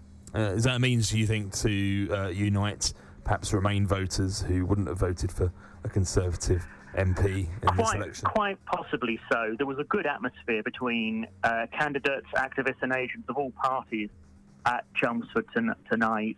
And yes, I think it was. She went for the unifying speech. She also referenced the recent passing of her stepfather, who sadly died during the election campaign, and she got slightly emotional when that was mentioned. But you know, we've got home for a reasonably early night here in Chelmsford, 2:00 declaration, and you know, probably the news of significance is the Lib Dems coming second, and that sort of does mark it out as perhaps a Lib Dem Tory battleground for the future, but not this time. Well, if it feels too early a finish for you, Ashley, you're more than welcome to come and join us here in the studio in Basildon and bring all of your parliamentary chums with you.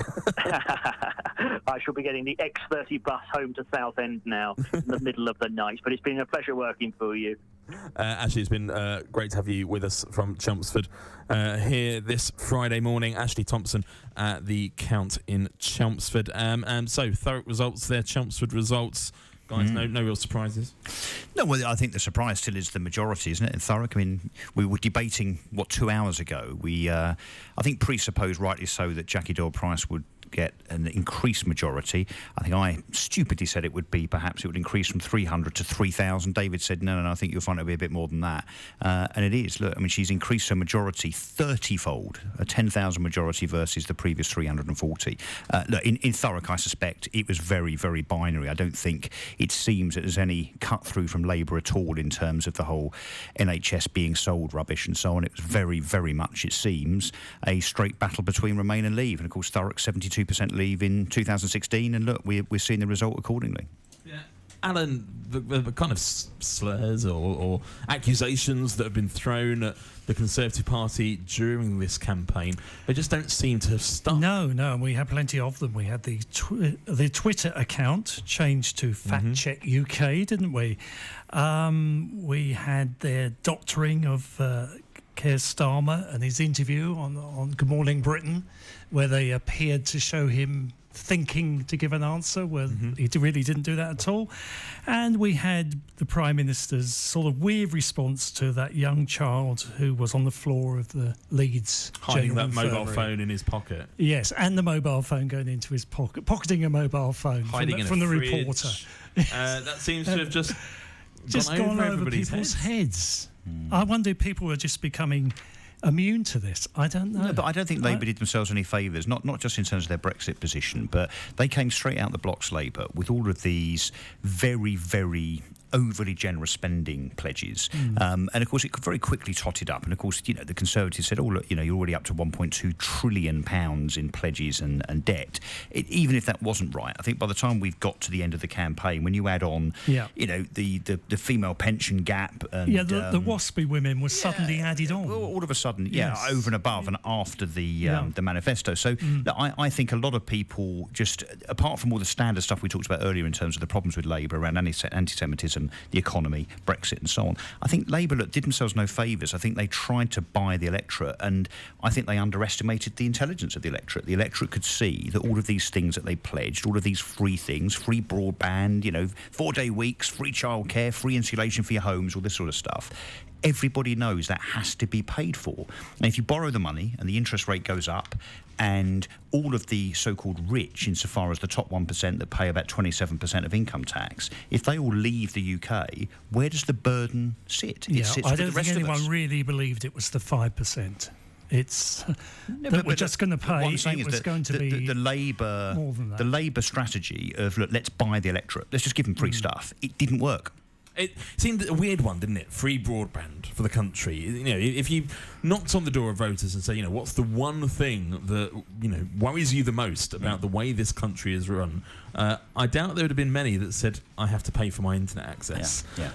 So it seems a bit of a weird one, especially when then the independent costing of how much that would cost our economy to provide that. But I think it almost got farcical, though, didn't it? It was, almost every other day it was another spending pledge, another 30, 40, 50 billion quid. And in the end, I remember the days when Labour would pretend that the money didn't have to be borrowed. By the end of the campaign, Labour will willfully just say, yeah, we'll borrow it, yeah, we'll borrow it, yeah, we'll borrow it. And the electorate saw through it, I think. And is it a case that our electorate are perhaps more attuned to that than, say, 10 years ago, in terms of, having seen what's happened since the financial crisis in 2008, and the fact that, all of these spending pledges do need to be costed and do need to be funded in some way.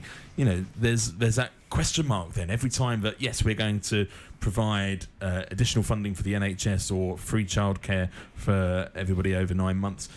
Where's that funding coming from, and what's it coming at the expense of as well? I think this is something that's peculiar to British politicians or British politics, and some extent the US as well. It doesn't happen on the continent. You don't get these politicians and parties offering all these goodies. They just don't do it. That said, the Conservatives now, of course, have to fulfil their pledges. They've offered some pretty big goodies as well. Exactly. Boris Johnson has not pledged a lot of stuff. No. 20,000 police officers, 50,000 nurses. Big debate, of course, whether that's extra or not. but there's a lot of money that the Conservatives now need to find. And then, look, the Conservatives, and I say this as a Conservative voter, have already breached some of Boris Johnson's pledges within the leadership campaign that he led not 3 or 4 months ago, which was to raise the threshold of income tax for those earning a high wage, so-called high wage. He broke that very, very quickly. He was going to reduce corporation tax, so businesses would pay 17% tax, not 19%. He broke that. Look, let's see. They've got a nice 5-year run now by the looks of it, but the electorate are not only not stupid, but they have got fairly long memories too. Let's not forget that. Yeah, it'd be good to talk about some of those mathematical calculations. It seems that Diane Abbott's been giving them maths tips when it comes to numbers of nurses and numbers of police officers and numbers of hospitals and numbers of anything, actually. But Liz is still at Thurrock for us. Liz, hopefully speaking to Jackie Doyle-Price. Yes, I have Jackie Doyle-Price actually with me now. First thing I have to say to you is congratulations. Thank you very much indeed. That's very kind.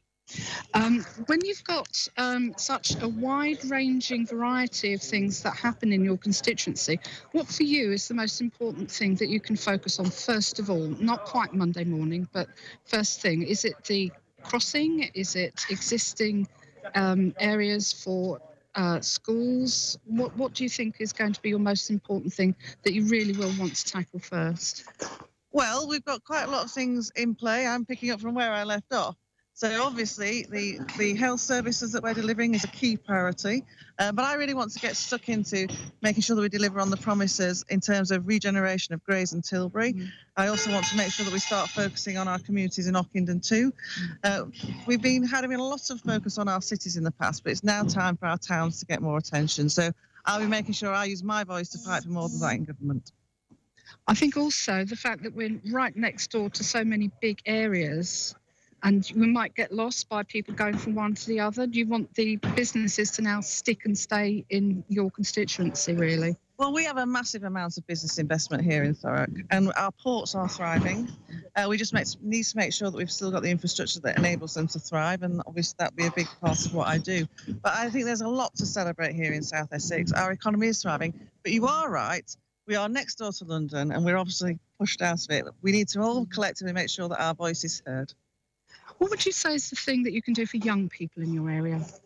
Well, we need to make sure they have all the opportunities. And we've made a great deal of progress there. Obviously, we've seen massive improvement in school standards since 2010, 3 new schools. But we need to make sure that we've got access to skills as well, and we need to focus on that FE sector to make sure that every one of our young people gets the best start that they can. Thank you very much. Thank you. All right. Please do come to our studio and talk to us again. Thank you. Bye-bye. Will do. Bye-bye. Liz Tuckett in Thurrock speaking to Jackie Doyle-Price. John Harland is in Southend. We've had one result and the second one is imminent, John. Well, we've got it. I've got it here. So James Dudridge got 27,069 votes to Ashley Dalton Labour, 14,777. Independents got 1,107. And Liberal Democrats got 2,843. So James is absolutely delighted with his victory. You can see him now. He's actually making his acceptance speech, his victory speech, and hopefully we'll get some pictures over to you and maybe even talk to him soon as well, as well as to David. Yeah, it'd be great to speak to both of the candidates there. The Conservative candidate, Sir David Amess, 27,555 votes in Southend West, so almost 60% of the votes shared, double the amount of votes that Labour's Aston Lyne received. And again, that swing from Labour down 6%. Lib Dems, a significant gain in terms of vote share, coming third with Nina Stimpson. And we also had Joseph there, the independent candidate, as well. So, yeah, it'd be great to speak to both of them if we're able to, John. Let's see what we can do. Fantastic. Well, we'll come back to you a little bit later on. Thanks for the update from Southend. You're listening to All Out Election. It's Friday morning, 22 minutes past 2. All the results. All the results. All the results. All the reaction. All the reaction. All night with Gateway's David Webster and Johnny Jenkins. This is All Out Election. truly local radio for Basildon and East Thurrock. Gateway 97.8. David Hamilton here. Please join me every Sunday for Million Sellers here on Gateway 97.8 from 4 p.m. I'll be playing 2 hours of great music and every song a million seller. Brought to you here on Gateway by McDonald's. ABBA.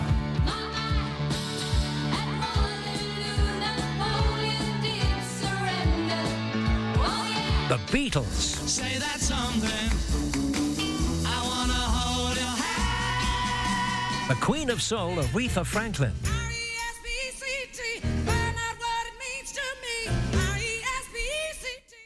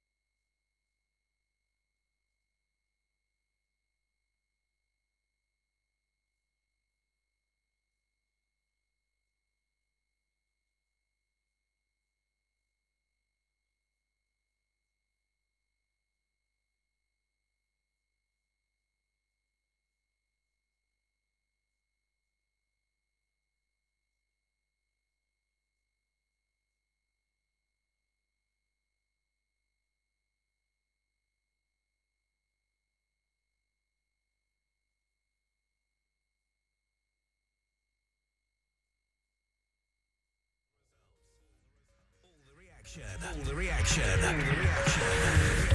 All night with Gateway's David Webster and Johnny Jenkins. This is All Out Election. You know the old adage, time flies when you're having fun. It's 25 minutes past 2 already, and the results are flying in thick and fast. We've already had results at Basildon and Billericay. John Barron increasing his majority for the Conservative Party there, returned as MP once more. Similar story for Stephen Metcalfe at Basildon South and Thurrock East as well. Liz speaking a short time ago to Jackie Doyle-Price, who has secured a convincing majority in Thurrock, which was set to be one of our closest run constituencies in Essex throughout the night. It'd be interesting to see how Dagenham and Redbridge fare a little bit later on, also closely fought between Conservative and Labour. Danny's at Rayleigh Wickford for us, where Mark Francois has been returned as the Conservative MP with a vote share of over 70%. Wow, a swing of almost 6% up for Conservative and more than 8% down for Labour. Really is a woeful night for Labour so far. Let's cross to Castle Point. Our correspondent Dean Murphy is there at Castle Point with 3 candidates standing in this election, and we fully expect Rebecca Harris to be returned, extending her majority. I think it would be fair to say a little bit later this morning, Dean. Yes, I think by the looks of the count so far, she does look like she's going to extend that lead. At the moment, we're probably about 3/4 of the way through. I think she's already up to about 20,000 votes. Yeah, so 30,000 was her tally back in 2017, with over 2/3 of the vote share. Has she arrived yet? She has. She arrived about half an hour ago. I've had a brief conversation with her. She will be joining us later at Gateway FM after the count has been done to give us her thoughts on the result. Fantastic. Well, we will definitely look forward to speaking to her then. Obviously, we spoke to Katie Curtis a short time ago, and hopefully we'll be speaking as well to the Liberal Democrat candidate, John Howson, too. Yes, and he's actually being very buoyed at the moment, although it does look like he's going to come in last place. We have already seen that they've actually surpassed the amount of votes they got in the last election, which I believe was 1,048 votes. He currently stands on about 1,600, and it looks like he could be getting his money back for his deposit which stands at 5% of the votes. We're estimating that should be around 2,600 votes. Well, fair to say not all Liberal Democrats will be in that same fortunate position at the end of the 650 counts throughout the rest of this morning. So I suppose John will be glad of that, at least. Dean, for the time being in Castle Point, great to talk to you, and we'll come back to you a little bit later on this morning. Speak to you later. I mean, are we going to see any non-Conservative MPs returned across Essex? It's not looking likely. I very much doubt it. I mean, Thurrock was the one place that it might have happened had that exit poll have told us something different. Yeah, Colchester might be interesting, though, of course. Will Quince, again, very similar to Chelmsford, 53% Leave only, so one of the least Leave-leaning seats in Essex. And a former Lib Dem stronghold. Yes, indeed. It was Bob Russell's seat, I think, wasn't it, for That's quite right, some yes. time. And of course, look, the Conservatives have lost a seat to Labour, tonight. The only one so far, maybe the only one of the night, which is Putney. So Putney has gone to Labour from the Conservatives. And the SNP have captured Angus. That's the constituency, not somebody called Angus, from Labour. Jeremy Corbyn has arrived at the count, apparently. He's there. I see a picture of him here, arriving in Islington. He's standing there, of course. One of the biggest majorities in the country, isn't he? 30,000 majority? Yes, it's a huge majority. Islington North, so yes, Islington. He's definitely safe, but I guess the question is what will happen insofar as his majority. Will it dilute? Let's see, particularly as it's kind of north-ish London. There's a Jewish contingent, of course, in Islington North, so we'll see if they turn against him. That will be very interesting to see shortly. So far, the Tories have gained 6 seats, Labour have lost 8, and the SNP have gained 2. In Southend this morning, 2 counts there, Rochford and Southend East and Southend West, both Conservative holds, and John Harland is at that count for us this morning. 2 Conservative holds there, John. Hello. And Sir David Amos returned in the Southend West constituency. Any closer to a chat with Sir David? Well, hello. We're trying to get a conversation with actually both Sir David and James are actually doing a selfie, I think, with Christmas hats on at the moment. So they're just chatting. So I'm actually standing by, hopefully, with Sir David's Southend PA, Julie. Will hopefully point him in my direction. He's coming down now. Let's see if we can get a word with him. Okay, here we go. So, David, how are you? Congratulations. How are you? Good to see you. I've got Sir David here. You must be delighted, sir. Absolutely delighted with the result. It's an increased majority for myself, but what is much more important is that it looks as if the Conservative government are going to have a good majority, which means at long last we can leave the European Union, regardless of how people voted at the time, draw a line underneath it, and we will all have a much brighter future. And as far as Southend is concerned, we will become a city, and from us becoming a city, everyone will benefit in the new investment which there will inevitably be. Thank you, Sir David. I'm going to let you go and celebrate with your family. Hello, all right? John Harland chatting to Sir David Amos, returned as the Conservative MP for Southend West. John, it strikes me that you're winning the race to be the most festive count of the night across Essex. I think the count of Christmas hats and Christmas jumpers over there in Southend higher than anywhere else that we've seen. I know, it's extraordinary. I mean, it was a very festive feel here, but there was a very calm feel. Everybody's actually sort of taking their hats off now and slowly but surely leaving the count room, and I'm left here alone with you, talking to you now. So anyway, we're all done here in Southend, and everybody's dispatched themselves home. Fantastic. And John, I believe you're coming to join us in the studio to join our panel. I am. I'm coming now. Fantastic. I'll be with you shortly. We've saved some snacks for you. Right. See you soon. We'll see you shortly. John Harland at the Southend count this Friday morning. You're listening to All Out Election.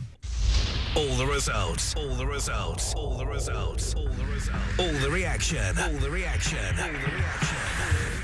All night with Gateway's David Webster and Johnny Jenkins. This is All Out Election. Boris Johnson's gamble to call a snap election looks to have paid off. The broadcaster's exit poll predicts the Conservatives are on course to win a big majority, securing 368 MPs. Labour is forecast to get 191 seats, which would be its lowest since 1935. That prediction appears to be borne out in the early results, with the Tories taking Workington, Darlington and Blythe Valley, which have all been held by Labour for decades. The SNP is forecast to return to near-complete dominance in Scotland, securing 55 out of the country's 59 constituencies, including the Liberal Democrat leader Jo Swinson's seat in East Dunbartonshire. Her party is projected to get 13 seats overall. Elsewhere, Plaid Cymru are forecast to end the night on 3, the Greens 1, and the Brexit Party none. When the result of the exit poll emerged at 10 p.m, there was a surge in the value of the pound. Sterling has reached a 19-month high against the dollar and its strongest levels against the euro since shortly after the referendum. This is All Out Election. Basildon and East Thurrock's brighter sound from the heart of Eastgate. Gateway 97.8. Dance music is a spectrum.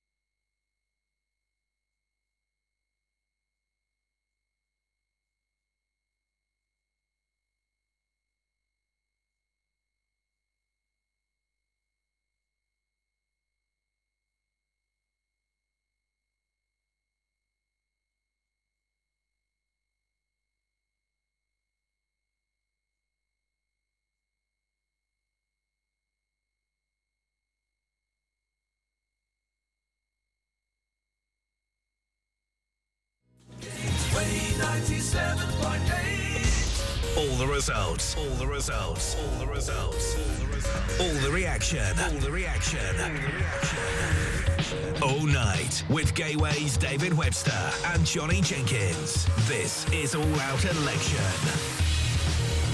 Johnny Jenkins has been live at the count at the Basildon Sporting Village, which has wrapped up in the last half an hour, and we have seen both Conservative candidates return as MP. John Barron in Basildon and Billericay, and Stephen Metcalfe in Basildon South and Thurrock East. Johnny Jenkins will be joining us here in the studio for the rest of the programme.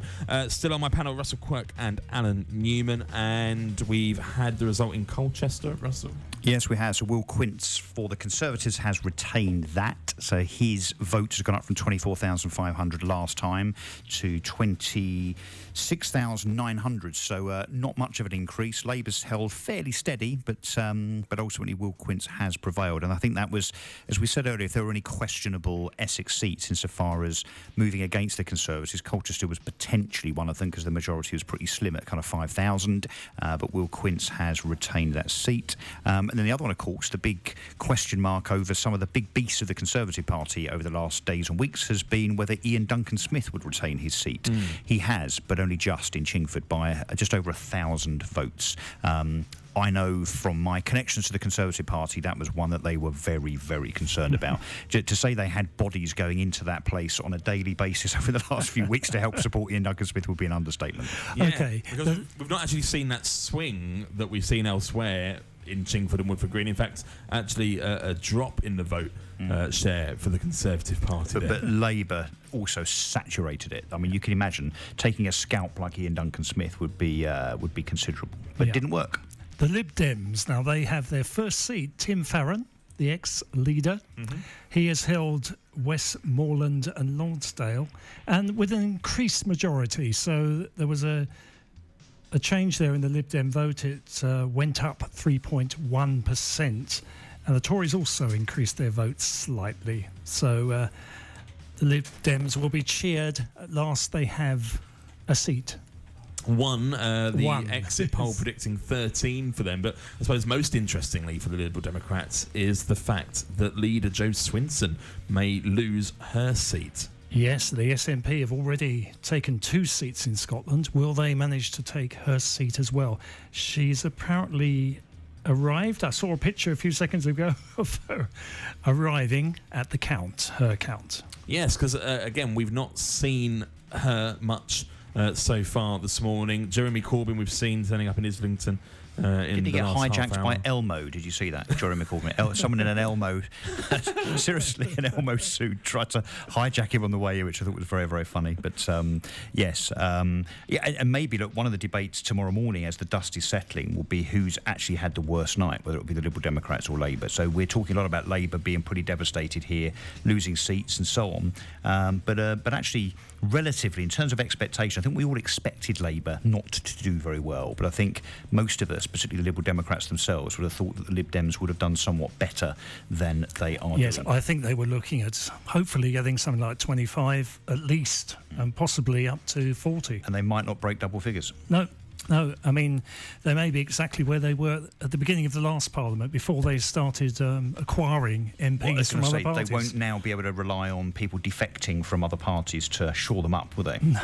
Well, it is still only Labour that have lost a share of the UK vote so far after 126 seats have declared 8.3% down for Labour, and Lib Dems and the Brexit Party both gaining 3.3%. So far. Yeah, Labour are beginning to creep up a bit. So maybe the majority won't be quite as into the 3 figures, but we're a long way from Labour getting anywhere, I think, really. And Conservatives just held Harwich, by the looks of it, we're hearing. That's Harwich and North Essex, yeah. We'll see if we can speak to our correspondent there in a short while. But I want to go back to the chat that we had a little while ago with Katie Curtis. Katie is the Labour candidate for Castle Point. We're hearing there's a significant upturn in spoiled papers in Castle Point, perhaps. Can we get to see what they say? That would be good, wouldn't it? What do people do when they spoil ballots? Well, do I've they seen just a draw few cartoons. And no, worse than that. And they do draw things, but you couldn't show them, I don't think. We couldn't show them on the Gateway FM YouTube or Facebook channel, I don't think. They'd be too obscene. How did you come by this information, Russell? When I was elected, I used to sit there watching the spot ballot papers, and some of them were quite amusing, I have to say. It's everyone's right to vote, but it's also your right to protest and to spoil your ballot paper. Again, we're talking about our electoral system, though. You know, a spoiled vote doesn't carry any weight in this country. It doesn't do anything in this country with our electoral system. Just a way to protest. Yeah. It's makes you feel better, I think, actually. I've gone through times in my political life where I've definitely felt that it's a case of none of the above, and feeling politically homeless. And I've never spoilt a ballot paper, but I think I've been pretty close. It does give you some kind of sense of relief, I think. 0.2% of votes were rejected as being invalid at the 2017 general election. So they are recorded. Some other interesting things about going to the polling station.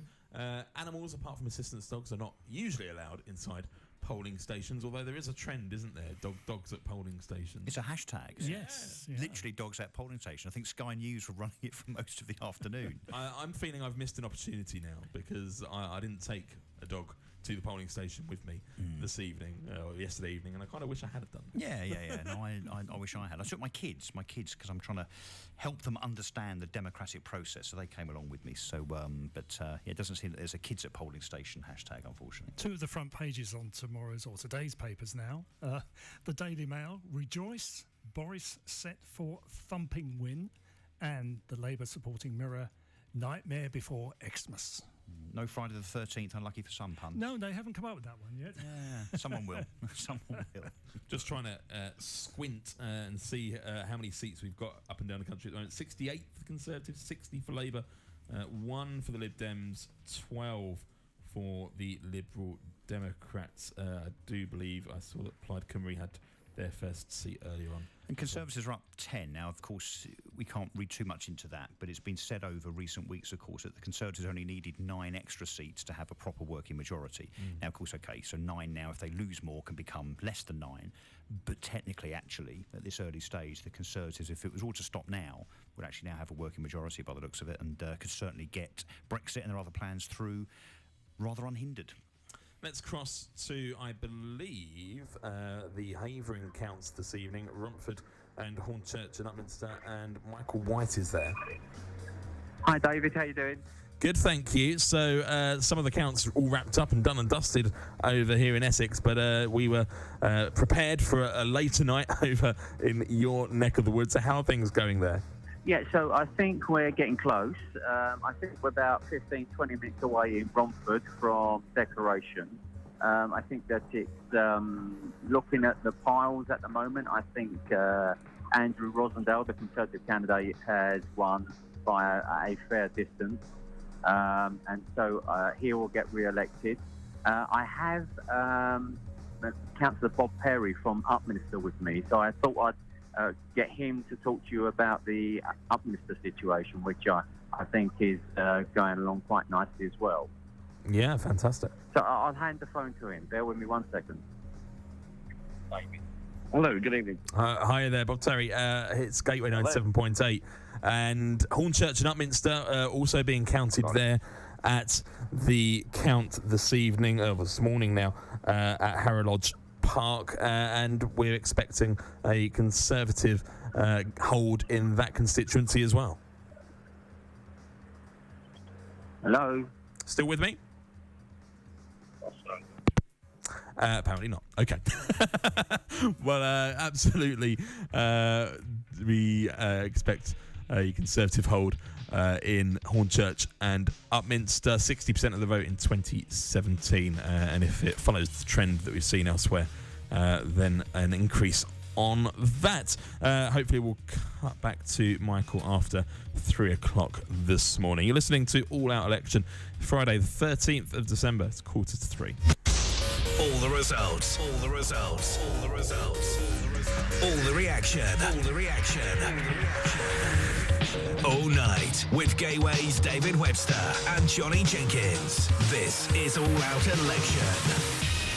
Your station for Basildon and East Thurrock. Gateway 97.8. Right here is go back.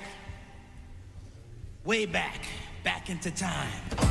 Hello, Danny Lawrence here. Join me every Sunday night.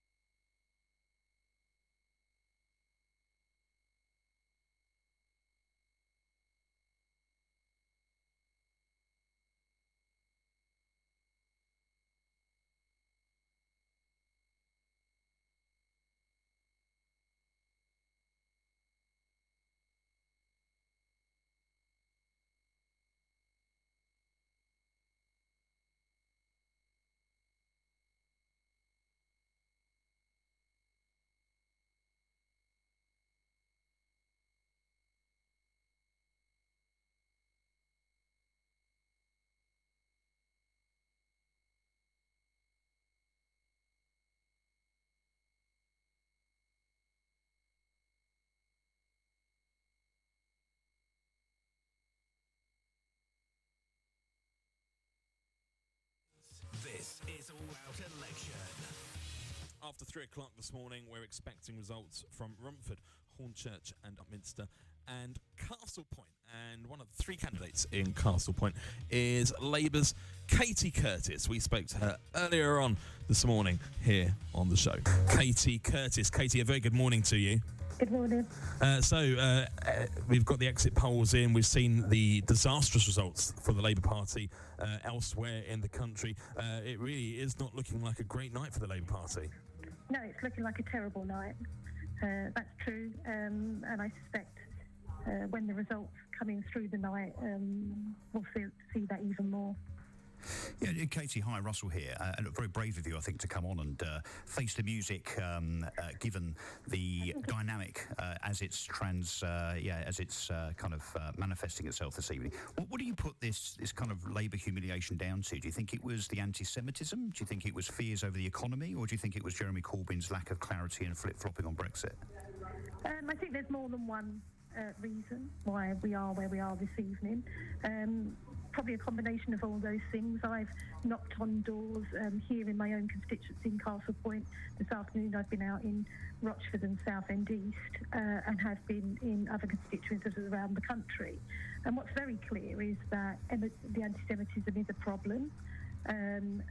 Seeing that Labour has been taken hold by this cancer of racism has turned people off, and I don't blame them, if I'm very honest, for doing that, because it looks like that as we call ourselves the party of equality and the party of anti-racists, but we've let racists take a hold in our own party, and I would view that as really bad if I was a vote ordinary punter out there. Obviously, Jeremy Corbyn is a big problem when you're on the doorstep.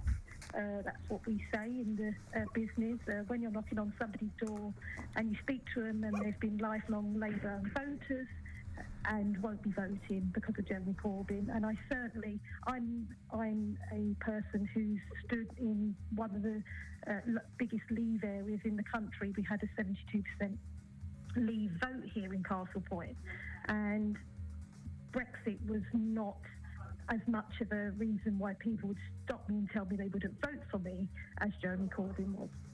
The anti-Semitism, Labour only the second party to be investigated for racist claims after the BNP, not great company to keep.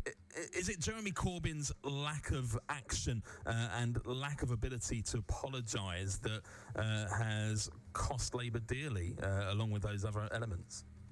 I don't think it's helped at all.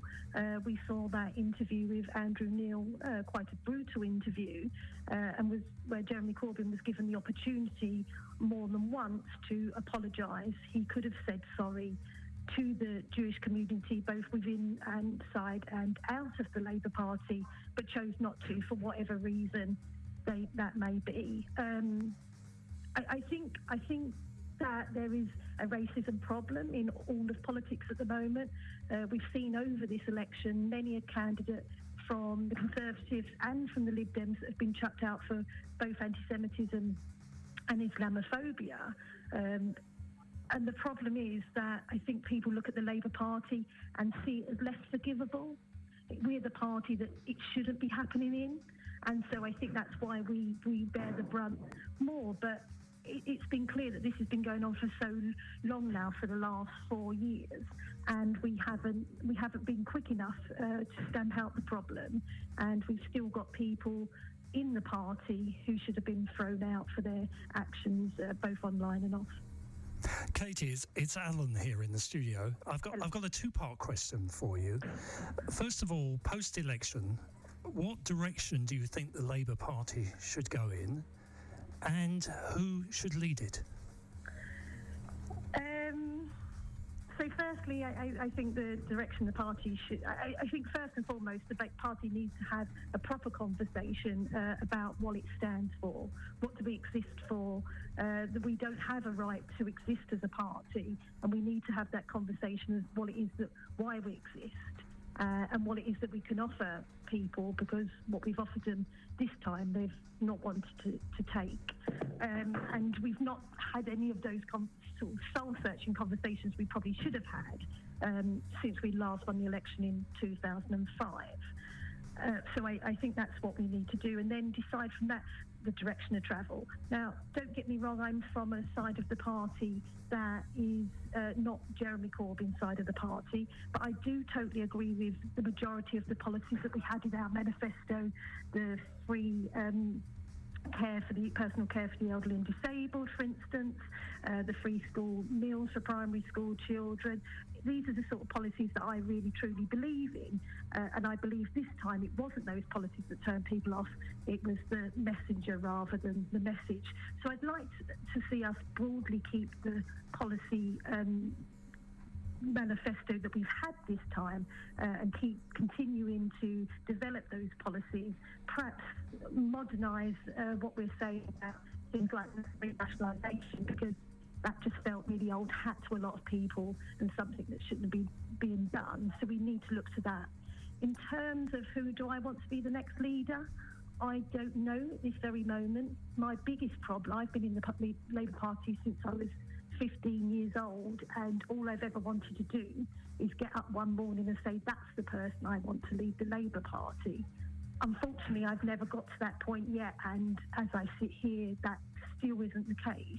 But I will be voting for a woman leader to be. So you're saying that there's nobody in the shadow cabinet then that could fulfil the role? I think there's a group of people that I would shortlist at the moment. I think there's a difference between who I think will be in the running to who I would want to be in the running, for instance.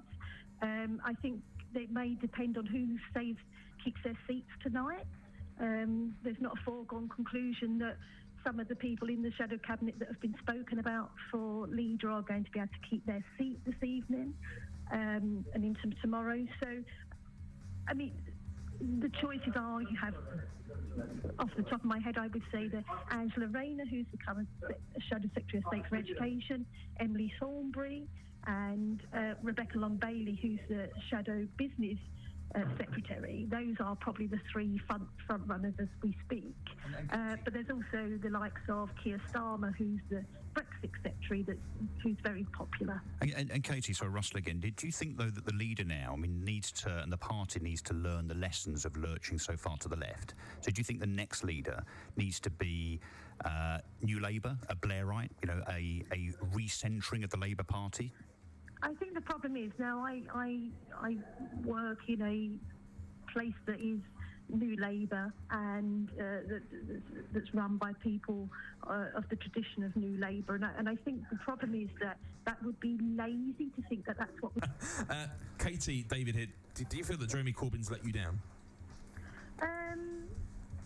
Not me. I don't feel let down because I'm going to lose quite considerably tonight, and there's a lot of effort gone in by me and local party members here this last 6 weeks or so, and we may not even come second this evening as we have always done so in the past other than one election.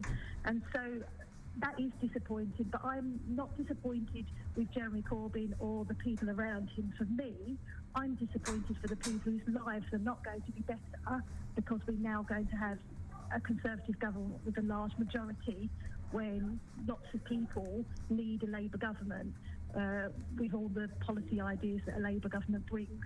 Because as we saw between 97 and 2010, we took so many people out of poverty, pensioners, children. We put more money into schools and the National Health Service. All of those things can't happen now because of Labour weren't in a position to take power because of Jeremy Corbyn. And was it inevitable that the Conservatives would keep the seat in Castle Point if indeed that does happen, as we all expect it to later this morning? Rebecca Harris has won the last 4 elections. Her vote share has grown each time. I live in the Castle Point constituency. I drive around. She's a well-known figure. Her face is plastered everywhere, and unfortunately that's not the case with yourself. The Liberal Democrat candidate doesn't even live in Castle Point. Was it always going to be that we would see Rebecca Harris declared the MP for Castle Point later this morning? Oh, of course, yes. So it was an uphill struggle when I got selected here. We knew that it was a tough fight we had on our hands, but as someone who grew up on Canvey Island and whose mum was born there, it's always been my dream to be the candidate here, to get the opportunity to represent the people I grew up around and my friends and my family. So it was always work. It was always going to be difficult because, like you say, I was standing against an incumbent of 9 years and I've only had 7 weeks to be the candidate. So that was always going to be very, very difficult. We got around and we did speak to people, and we've enjoyed what we have done on the campaign, and we've got new members of the party, and so that's been a positive. Though on the street stalls, she wasn't as popular as I've been led to believe previously. So, but here is now a very safe Conservative seat.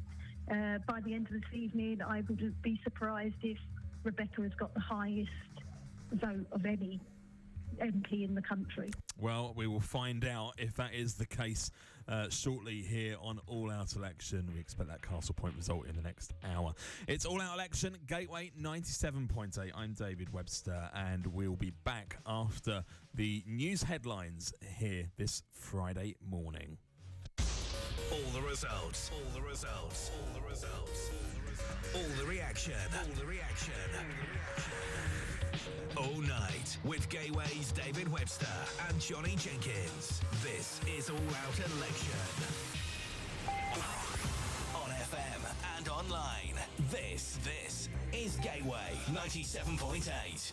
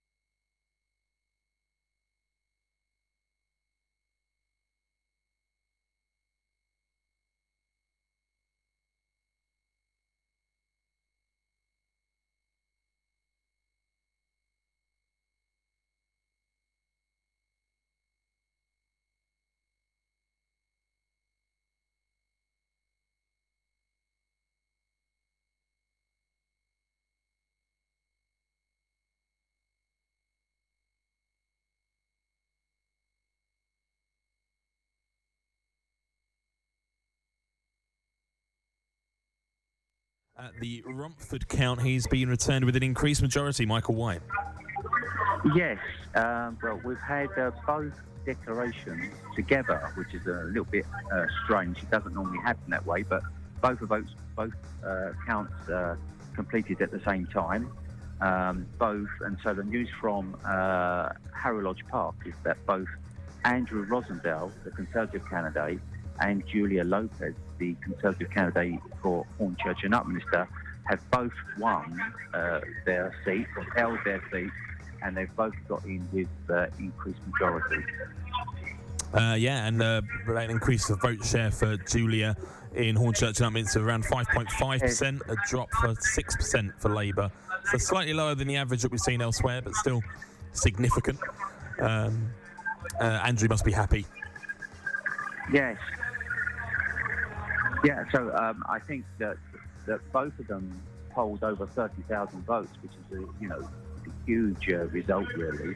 And I think that going forward, I think that these seats were safe, and they've just become even safer for the Conservative Party. As far as I know you've asked me to keep an eye out on the Dagenham and Reading situation. Yeah. What I'm hearing down there is, again, I'm hearing it's too close to call with the result in the balance. It could go either way. Indeed, I think it could be quite a late night down there. Well, that's certainly going to be an interesting one to look out for.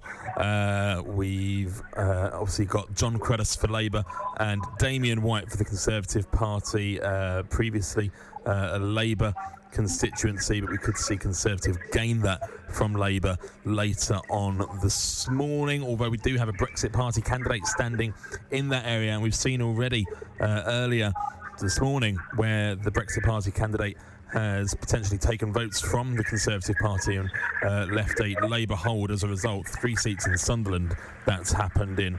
I'm sure there have been others as well. So it'll be interesting to see what impact that has on the result in Dagenham and Raynham. Michael, for the time being, thank you very much for the update from Harrow Lodge there. Right, thank you, David. Bye. A Conservative hold, guys, with Romford and Hornchurch and Upminster. Indeed, yeah. Look, no surprise though, eh? Really, let's be honest. And look, it's pretty typical, I think, of the results that we're seeing, particularly in Essex. So yeah, look, no real surprise at all. Do you think, Alan? No, certainly what's been expected. Big shocker about Nigel Dobbs, DUP, losing in Northern Ireland. The DUP leader, yeah. The DUP leader. What's happened in Northern Ireland is the Remain parties have actually got together, and Sinn Féin have taken the seat. They got together with the other Remain parties in that seat. So that will be a big blow for the DUP, I think. The DUP might be regretting their stance, eh? So they dug their heels in, played hardball, didn't they, insofar as Boris's deal. That's forced the election, and now kind of a matter of irony, really, that the DUP leader, as a consequence, now doesn't have a job. Yes. If he had acquiesced, there wouldn't have been an election, and he would still have his seat and have another 3 years to go of his parliamentary tenure. Well, the DUP are famous for saying no, aren't they? Yeah. Yes. So we've had the result in Brentwood and Ongar, and that's another increased majority for the Conservative Party. Joining us live now, Dr. Alex Burghardt from the constituency there. So first of all, congratulations, Alex. Thank you, very kind. How's the campaign been in Brentwood and Ongar? Was it a foregone conclusion for you? You never can take these things for granted, but I've had an excellent campaign team chaired by Keith Barber, chairman of Brentwood Ongar Conservatives, who's put an enormous amount of energy into it, and it's paid off. I'm just extremely grateful to my activists and to the public for returning me. Alex, hi, it's Russell. Look, congratulations, sir. Very, very well deserved. I have to say that even though Brentwood and Ongar enjoys a fairly sizable majority for the Conservatives, you certainly didn't let that go to your head. I must say you were, I think, pretty indefatigable, really, insofar as being out and about, knocking on doors, talking to people, and conveying the message to get on with Brexit, get things done so that government can get on with the job that it's supposed to do. And I think that's certainly rung true insofar as your increased majority, it seems.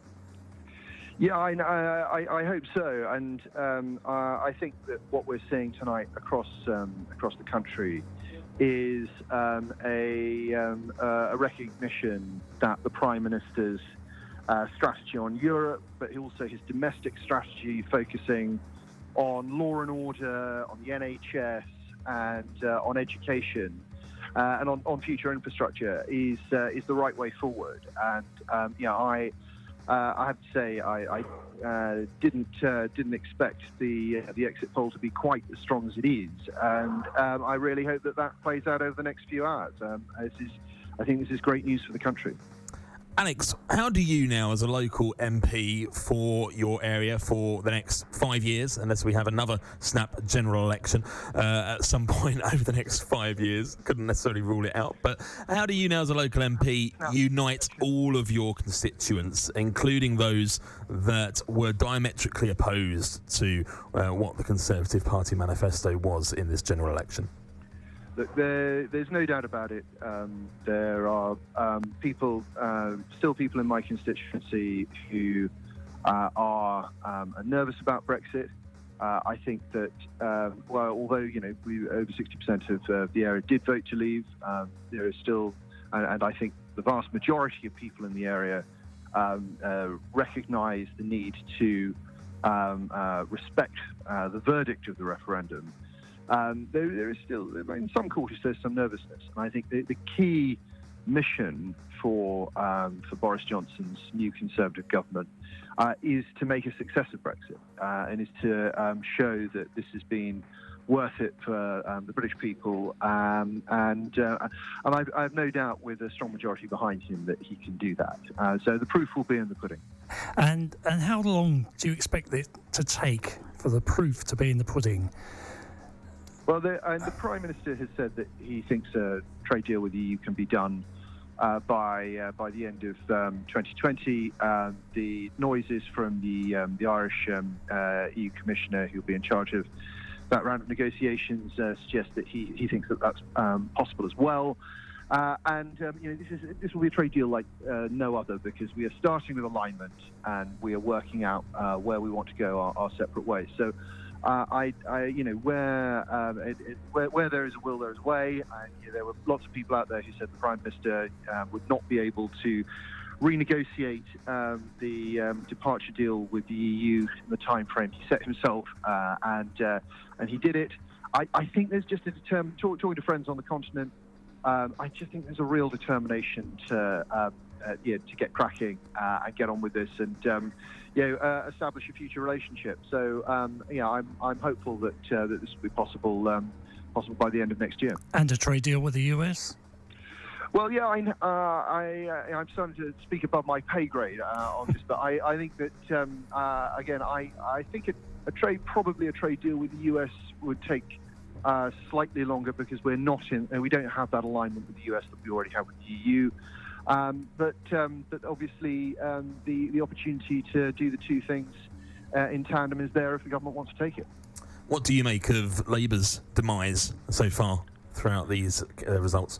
Well, I mean, I think the truth is that the Labour Party got itself into a real pickle on its Brexit policy. I mean, you think only 2.5 years ago, Jeremy Corbyn went to the country saying that he would respect the result of the referendum, and between then and now, we've seen this extraordinary sort of metamorphosis of the Labour Party into a second referendum party, and that has in the Midlands, parts of the Midlands, and in the North and in Wales, where people voted in large numbers to leave.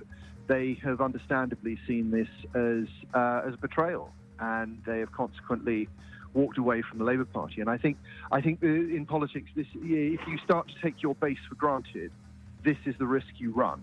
So I'm afraid that the Labour Party is learning the hard way that you cannot just assume that your vote will always turn out for you, whatever your policy. As part of your campaign in Brentwood and Ongar, how much have non-Brexit issues been important to voters? Because looking at the results as they're coming through, it does seem to be all about Brexit, and everything else is subsidiary to that. Did you expect that alignment with the results this morning? Oh, I think that domestic issues have been extremely important in this general election. I think that, people have had a very close eye on what the Conservatives have to say on policing and schools and hospitals, and that's been part of convincing large parts of the population who've never voted Conservative before to vote for the Conservatives. So this is a whole package. I think if you start to break off bits of it, we wouldn't be seeing the Conservatives get the sort of support they're getting across the country right now. Boris Johnson now has governed for 130 days or so. Do you see him governing in a different way with a bigger majority? I think the next Parliament is going to be different. We're going from being a minority administration to a majority one. I think that that allows government to make decisions in a different way. It will be a pleasant experience for me as someone who has never, as a sitting MP, known a Conservative majority to see us be able to get business through the House, and also I think if you've got a larger majority, which the forecast is suggesting at the moment, it allows you to start making decisions for the medium and long term, which is much harder when you're almost impossible when you're in minority. So there's definitely going to be a different flavour to it. But if you want to know what the Conservative Party government is going to be like, you only have to look at the manifesto, and it's the plan is there in black and white, and it's a focus on public services, infrastructure, and getting Brexit done. Some interesting months ahead, I'm sure, as we see what we expect to be a new majority Conservative government take to the House of Parliament. Dr. Alex Burkhart, thank you for joining us here on All Out Election. So some other notable results coming in nationally while we were speaking to Alex there, particularly Dominic Raab holding on to his seat, but not without a stern fight from the Liberal Democrats. The big seat to watch tonight was Esher and Walton. Dominic Raab's seat, would he lose it? And no, he hasn't. He held it with a few thousand votes. And a lot of people are saying if you put Lib Dems and you put Labour together, they might be able to get rid of Dominic Raab. Well, in fact, actually, if you add up the numbers, he would have kept his seat anyway. Boris Johnson's right-hand man, he's kept his seat. Quite a few results have come through. Ed Miliband has held his seat in Doncaster. Mm-hmm. Emily Thornberry, perhaps the next Labour leader, has held her seat in Islington. Hilary Benn has held it in Leeds. Here in Essex, James Cleverly has held his seat in Braintree. So a lot of results now coming in thick and fast. And what's becoming clear is that as Basildon wakes up, there will be a Conservative majority government in place or about to take place.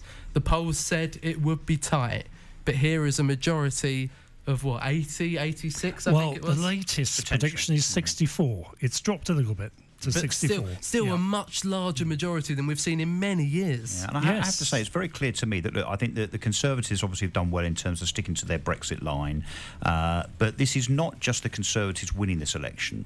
Labour have lost this, and we're just looking at scenes here on the screens in the studio insofar as the kind of SNP victories that keep flashing up every few minutes or so. So this is Labour losing in Scotland, they're losing in the north east, they're failing to make gains in the south east. The only place that they're going to do any good, I suspect, is London, where they're bound to. But this is Labour losing left, right and centre, no pun intended. And that's damaging to Labour because they will not win, and they, in a general election, they will not enter number 10 unless they have Scotland on side. And they don't. We knew they wouldn't, but they don't for the second, third election in a row now. The big question, we touched on this earlier, is what happens now with Labour. So do we see Jeremy Corbyn sheepishly coming out of his Islington North door and standing in front of his picket fence at about 10 o'clock tomorrow morning and saying, OK, I give up, it's time for somebody else to take this party forward? Back to the allotment. Or does he do what he's done? Don't forget, this is the man that had a no-confidence vote against him 2-3 years ago, where he lost it resoundingly and decided to stay put. So, look, maybe he'll decide that he'll just stay in place. I wouldn't put it past past him staying in place. North Islington is declaring at the moment. We'll have it in a couple of minutes' time. James Clark, Conservative and Unionist Party, 5,483. Jeremy Bernard Corbyn, Labour Party, 34,603.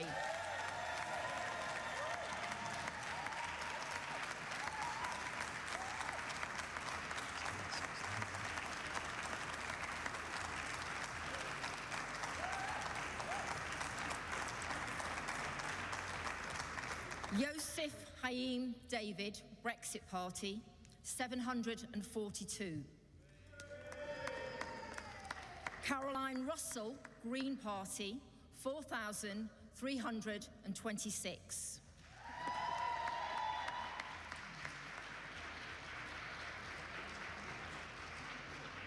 Nicholas Richard Wakeling, known as Nick Wakeling, Liberal Democrats, 8,415.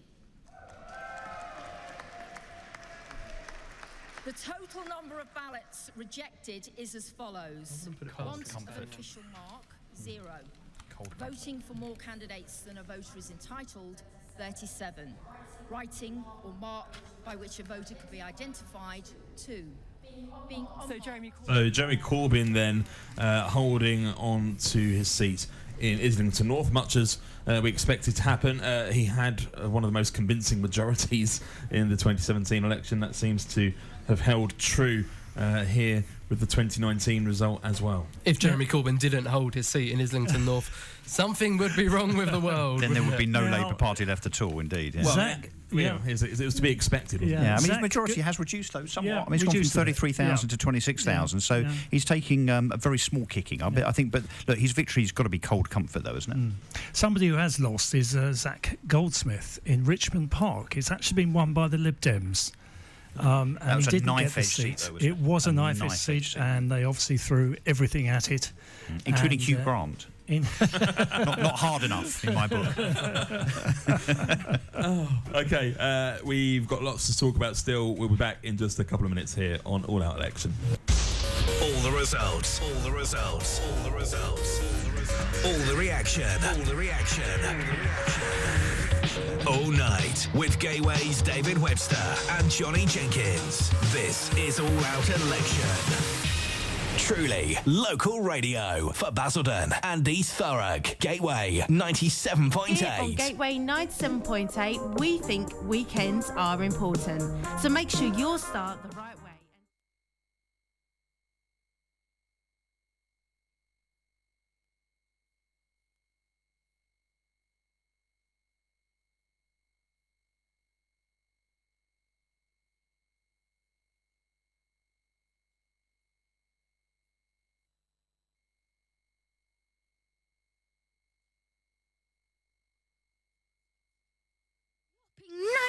Bags of sugar. It's in everyday food and drinks. We may look fine on the outside, but too much sugar can lead to harmful fat on the inside that we can't see.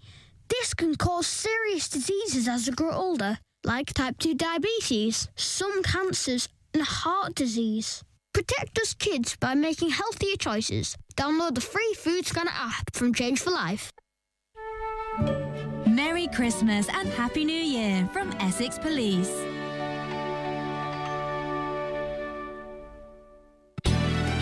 Basildon and East Thurrock's local radio. Gateway 97.8. All the results. All the results. All the results. All the results. All the reaction. All the reaction. All the reaction. All night with Gateway's David Webster and Johnny Jenkins. This is All Out Election. 22 minutes past 3 this Friday morning, where we've just heard that Labour leader Jeremy Corbyn has held on to his seat in Islington North. Let's hear from Jeremy in Islington.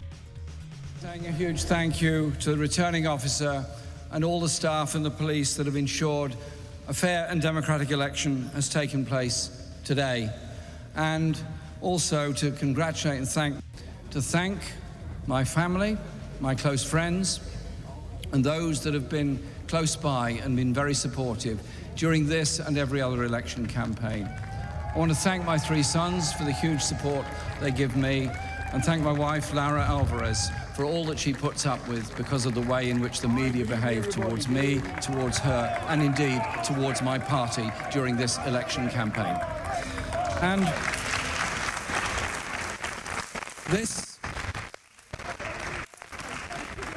This is obviously a very disappointing night for the Labour Party with the result that we've got. But I want to say this. In the election campaign, we put forward a manifesto of hope, a manifesto of unity, and a manifesto that would help to right the wrongs and the injustices and inequalities that exist in this country. For those who need housing, those who need an effective health service that will deliver for them, and those children that need a school that is properly funded and they're not being taught in oversized classes. And a manifesto that gave hope in dealing with the environmental crisis the world faces by investing for the future through a green industrial revolution. All of those policies were extremely popular during the election campaign and remain policies that have huge popular support all across this country. However, Brexit has so polarised and divided debate within this country. It has overridden so much of a normal political debate. And I recognise that has contributed to the results that the Labour Party has received this evening all across this country. The issues of social justice and the issues of needs of people will not go away just because Brexit is dealt with in the way in which Boris Johnson presumably plans to deal with it at the moment. All those issues will come back centre stage in the debate, and the fundamental Labour message about justice and equality within our society is going to be one that is there for all time, because it's the very core of what my party believes in and what I will always advocate on behalf of my constituency and on behalf of my party. I want to also make it clear that I will not lead the party in any future general election campaign. I will discuss with our party to ensure there is a process now of reflection on this result and on the policies that the party will take going forward. And I will lead the party during that period to ensure that discussion takes place and we move on into the future.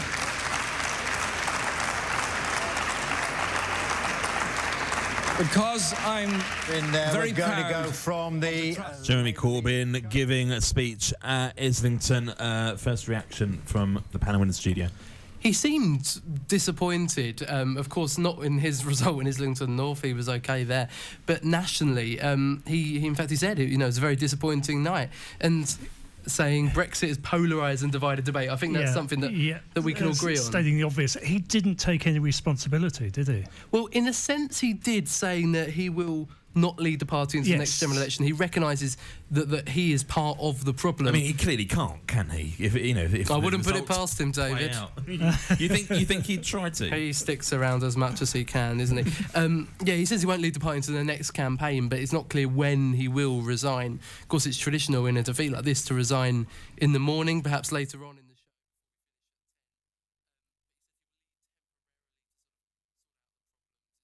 Unclear at the moment. It sounded to me, though, quite almost a farewell speech. There are tones of that in what he was saying in terms of, my tenure is coming to an end. To me, there just wasn't much of, I didn't get it right, It was.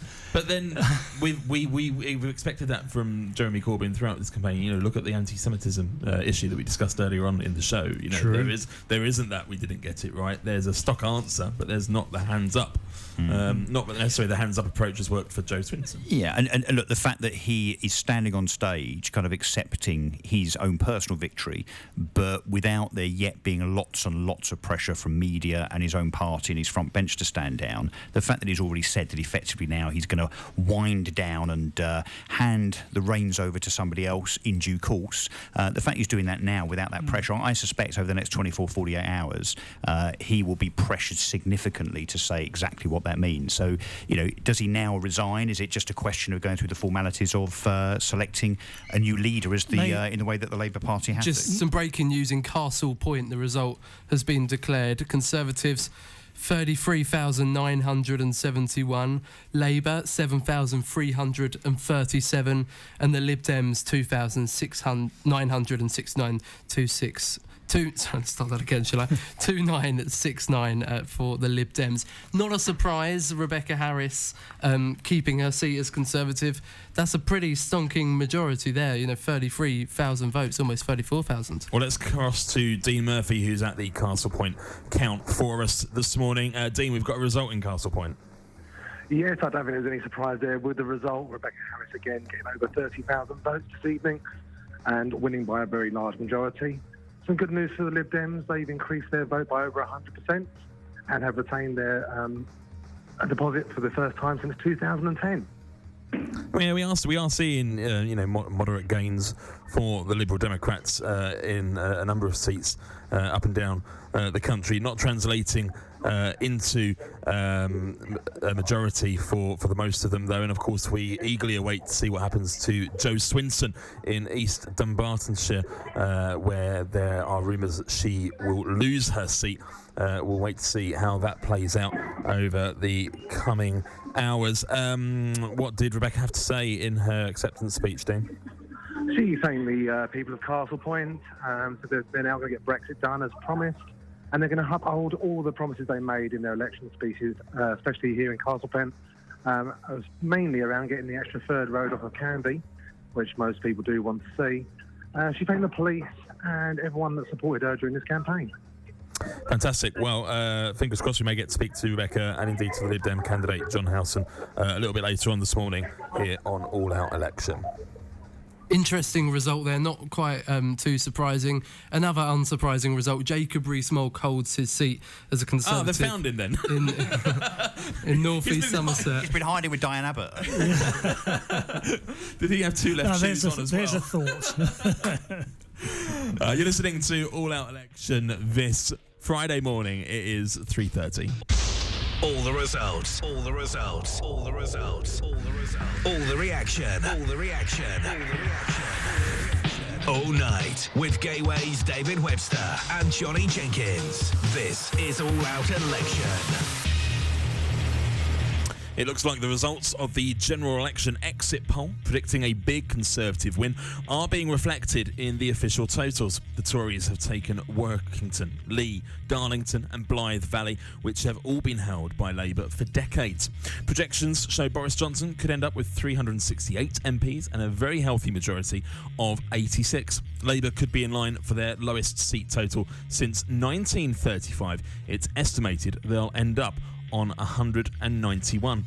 Although Jeremy Corbyn's party's taken Putney from the Tories in the last hour. The exit poll suggests the Lib Dems will get 13 MPs, Plaid Cymru could get 3 and the Greens 1. The Brexit Party aren't expected to get any. Meanwhile, the SNP has already taken seats off the Tories and Labour and is projected to end on 55. The President of the European Union Commission says it's ready to listen to whoever wins to find out the way forward on Brexit from here. As the exit poll emerged, the pound soared against the dollar and the euro. This is All Out Election. Basildon and East Thurrock's brightest sound from the heart of Eastgate. Gateway 97.8.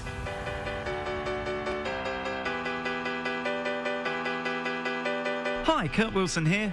Join me every Saturday 3 till 5 for the Alternative Show on Gateway 97.8. I'll be playing you some of the very best alternative tunes from the past and present, along with some undiscovered gems. Whether it's rock, indie, pop punk, or just straight up pop. As long as it falls under that alternative banner, it's all fair game. So for some awesome alternative jams and a whole heap more besides, tune into The Alternative Show with me, Kurt Wilson, Saturdays 3 till 5 on Gateway 97.8. Oh, it's okay. Let's face it, when your kids are ill, you'd do anything to help them feel better. But remember, antibiotics aren't always needed. You might not realise it, but taking antibiotics when you don't need them puts you and your family at risk of a longer and more severe illness. Help keep your family well. Always take your doctor's advice on antibiotics. Search NHS antibiotics. All better. Dan and all the staff at the Entertainer Toy Shop wish all their customers a very Merry Christmas and New Year. Basildon and East Thurrock's local radio. Gateway 97.8. All the results. All the results. All the results. All the reaction. All the reaction. All the reaction. All night with Gateway's David Webster and Johnny Jenkins. This is All Out Election. Friday morning, the 13th of December, 27 minutes to 4. David Webster and Johnny Jenkins here with you. Still on the panel with me this morning, Russell Quirk and Alan Newman as well. Pleased to welcome John Harland back from the Southend Counts as well. Very warm welcome to you, John. And Charlie Sarson joins us. Sansom even joins us. Well, I'm calling you all both. See, I told you I was tired. Charlie Sansom joins us on the panel as well. Let's cross back to Castle Point, where we've heard in the last 10 minutes that the Conservative candidate Rebecca Harris has been returned with an increased majority, and although it's third place for the Liberal Democrats, they're not necessarily complete dismay for the Liberal Democrat result in that area. Their candidate John Howson joins me now. John, what small consolidation do you take from the result in Castle Point this morning? Well, it's the first time since 2010 we've saved our deposit. We've clearly run a very good campaign with a small but very active group, and we've begun to identify some of the things which are going to matter to the residents of this area once the big decision about Brexit is out of the way. John, hi, it's Russell. You say you've run a good campaign, but you've got 10 times fewer votes than the Conservative candidate that won. Well, the Conservatives were the sitting MP. The Conservative Party has considerable amount of more money to spread around constituencies where it is the sitting MP. They probably didn't spend as much money in some of the constituencies where they were in, certainly in second place. In Oxford, Western Abingdon, where I live when I'm not involved in politics, they spent huge amounts of money, but with a much less result.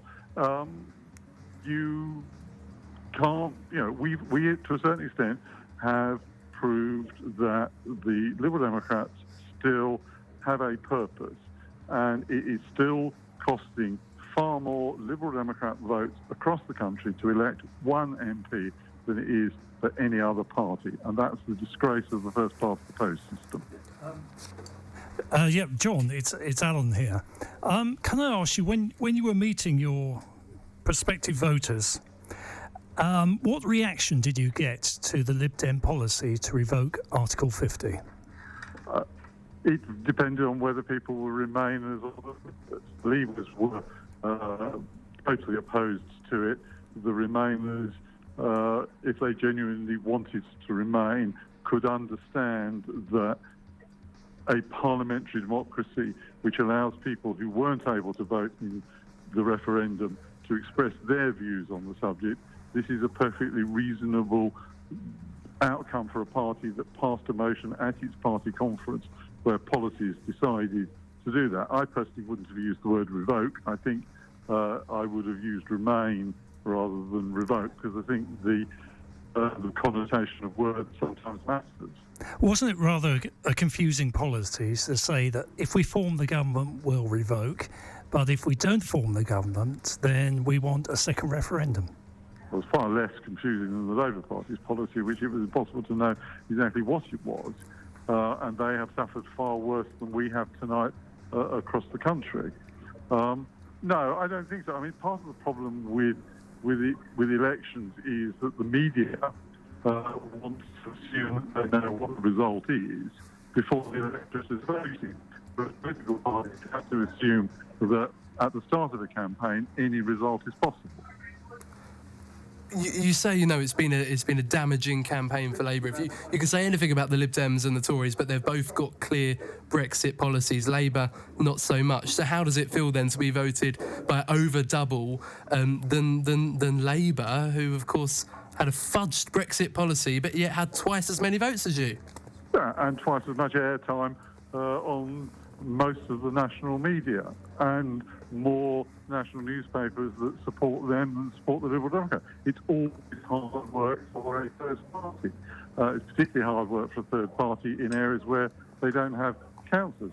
Ask the Tories in Oxford, where they haven't had a councillor for nearly 20 years. So, John, a pretty disastrous campaign, it has to be said, for the Liberal Democrats. Do you think Jo Swinson deserves to lose her seat tonight? No. I think she's a good constituency MP, and I think in time she would have been a good leader. The electorate was asked to choose between a compulsive liar, a compulsive diddler, and somebody who was inexperienced. I think she can grow into the job, whereas the other two can't change their spots. Would have been a good leader, so she wasn't one then? Well, I mean, would in the sense that she hasn't been given enough time in the same way as Paddy Ashdown forced an election fairly soon after he became a leader. It takes time to grow into the job, and sometimes you don't get as much time as you would like. Time now for her to resign? No. How can her position remain tenable if she does lose her seat? I think we will look at see what happens there tomorrow morning. But I'm not going to prejudge the issue at this stage. So, John, be pretty easy to choose a leader, though, I suppose, tomorrow morning, because you don't have to choose from probably 8 or 9 different people. Well, possibly 14 or 15. 13 is what the exit polls are predicting. Current seat tally 6, I believe, if I can squint over that far enough. So John, you're from the Oxford area. How much of an issue is it for an MP to stand in a constituency where they're not a resident? It's in the history of British politics, constituencies have chosen the best person they would like for their party to fight, and if they don't have anybody locally, they have gone to people from elsewhere in the country, and that's an honourable tradition for all political parties throughout the history of British politics. I was delighted to be asked to stand in Castle Point because I remember coming to Canvey Island on holiday in the 1950s, and I'm interested to see how it's changed, and I'm interested to see the degree of problems that there still are in this area that have not been addressed. I've never quite understood how someone can stand and represent an area where they don't live in, and to come from far away and try and stand in that seat. How can you represent the local area if you're not in the local area? Well, I mean, there's a difference between being a candidate and being elected. You cannot be, as some people have been in the past, in my view, be MP. If you're an MP, you have to live in the constituency and work in the constituency, and clearly I would have done that. So, John, what's next? And I would have been delighted to do that. What's next for you now, John? What's next for me is almost certainly we have council elections in Oxford in May. There are police and crime commissioner elections. I'm very heavily involved with the party's policy on crime. I helped write the motion for the party conference at Bournemouth in September, which recognised the importance of community policing, that recognised the fact that in areas like Castle Point there is far more crime of certain sorts than there is in statistical neighbour authorities, according to the police website, and that is disgraceful. The fact that, where do you hand in lost property on Castle Point now that there is no public counter? But John, do you think the people at Castle Point are worried about lost property, or do you think they're worried about drugs, knife crime, street think they're crime. worried. Which, look, I have to say, the Lib Dems are not exactly tough on. I'm using that as an example of the way in which people forget that there is a whole range of jobs in law and order for the policing to do. Of course they're worried about knife crime, and you don't have to tell me about knife crime because I know about knife crime personally. But my point is, as a party, you're pretty soft on it. I mean, the Lib Dem manifesto is that those caught carrying knives or acid should not face a custodial sentence. You stand by that as a Liberal Democrat candidate? I do. You do? Because I think that, and I say that as somebody who was knifed. Wow. Admittedly many years ago. And you have to ask why most... and what's interesting is the way in which harsher sentences have not brought knife crime down. But do you think it's... Sorry, I'm just amazed that you don't think that the public will want to hear, I mean, particularly from someone that's been the victim of such a crime, that the police should be tougher on such things. Well, I mean, it's not the police. The police's job is to catch people and to present them to the Crown Prosecution Service, who then take them to the courts. I mean, we can argue about sentencing. I mean, look at the sentences yesterday about the man in Berkshire who mowed down 2 police officers who got 5 years for that, and somebody else who did a much less serious motoring got 7 years. Locking people up in prison just takes them off the streets. It doesn't stop them, in many cases, from offending. What you need to do is to actually stop people offending in the first place. Hi, John. Charlie Sansom here. I just wanted to ask you what the logic was behind you not wanting to lock up people who carry knives and acid. The people carry knives for I mean, what's the most common participation sport in this country? It's fishing. How many people who go fishing? With respect, there's not many fishing lakes in London, which is the highest crime rate for knife crime in the country, I would assume, at this present moment. Yeah, I mean, with respect, as a victim, you said of knife crime, I'm obviously very sorry to hear that you've been attacked in the past.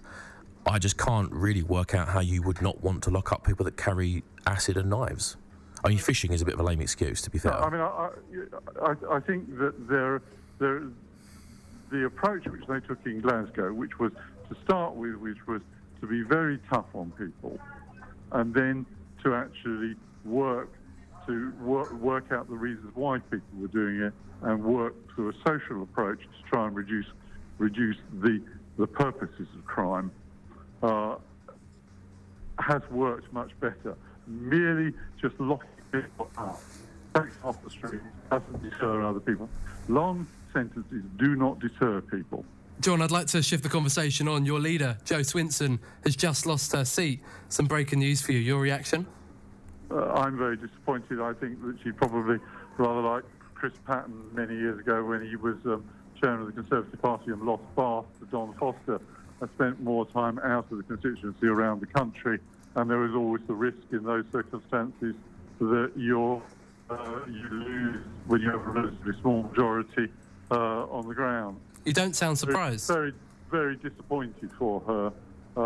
And the majority was not big. And clearly there are special circumstances in Scotland, as we're seeing with the SNP vote generally. I'm afraid I'm going to have to leave you because my transport is waiting and I have to be somewhere else. But it's been fascinating talking to you, and I wish I could have talked to you earlier in the campaign. But thanks a lot to the panel. John Howson, thank you ever so much for joining us here on All Out Election. Jo Swinson has lost her seat by a slim majority, it has to be said. 149 votes. Wow. She's lost it by to the SNP. It was one to watch, wasn't it? And there it goes. She's going to want to rerun that, I suspect. With that, we'll take a break, I think. It's All Out Election, 14 minutes to 4. All the results. All the results. All the results. All the reaction. All the reaction. All night with Gateway's David Webster and Johnny Jenkins. This is All Out Election. Your station for Basildon and East Thurrock. Gateway 97.8. The classics are back. Not that they ever went away, if you're anything like me. I'm Neil Matthew, I welcome you into a world of top tracks from the soul, jazz, funk and disco days of the 70s, 80s and beyond. It's the Old Git Soul Show. You'll hear big anthems that we've always loved, lesser-known cuts by some top soul names, and maybe discover some hidden gems uncovered from my vinyl collection for regular features including the Old Gits Jazzy Bit and the Soul Soothers. For your 2-hour weekly session of the good stuff at 5 o'clock on Saturday. Cool soul and then some on your radio at Gateway 97.8. Gateway 97.8. Community action. Hi, I'm Kirsty and I'm your local contact at the British Heart Foundation. We're looking for people like you to join the fight against heart disease by joining the Basildon and Billericay Community Volunteer Group based in your local area. There's over 20,000 people across Basildon and the local area fighting a daily battle with heart and circulatory disease. And each year, these devastating conditions claim the lives of more than 400 people. So we're calling on you to take heart and join the fight by joining in with our local community groups across the region and raising vital funds for heart research. These groups are the face of the British Heart Foundation in your local community. From running fundraising events to supporting schools and local businesses and organising collections, they're a fantastic way to support the charity's work. And any time that you can give would be invaluable because every pound raised from these groups will help fund vital research and identify new treatments that could help save lives. So to find out more, please go to www.bhf.org.uk/local fundraising or call me on 07920 845 365 and I'd love to hear from you. You'll say your way. Gateway 97.8. Community action. Gateway 97.8 wishes all our listeners, clients and friends a very Merry Christmas and New Year. Keep listening to your local. Basildon and East Lawrence local radio. All the results. All the results. All the results. All the reaction. All the reaction. All the reaction. All night with Gateway's David Webster and Johnny Jenkins. This is All Out Election. 11 minutes to 4 earlier this hour. Jeremy Corbyn retained his seat in Islington North. We've just heard in the last few minutes that Jo Swinson has lost her seat. We'll hear from her shortly. But the Conservative leader, Boris Johnson, has retained his seat in Uxbridge and Ruislip South. Let's hear from Boris now. Good morning, everybody. Good morning, ladies and gentlemen. Thank you all very much. And listen, I don't want to tempt fate because clearly lots of results are still coming in and we're still only dealing with projections. But at this stage, it does look as though this One Nation Conservative government has been given a powerful new mandate to get Brexit done. And not just to get Brexit done, but to unite this country and to take it forward and to focus on the priorities of the British people and above all on the NHS. And yes, we will recruit 50,000 more nurses and 6,000 more GPs and we will build 40 new hospitals. And I'm proud to say that one of those across the country and one of those hospitals will be right here in Uxbridge and South Ruislip.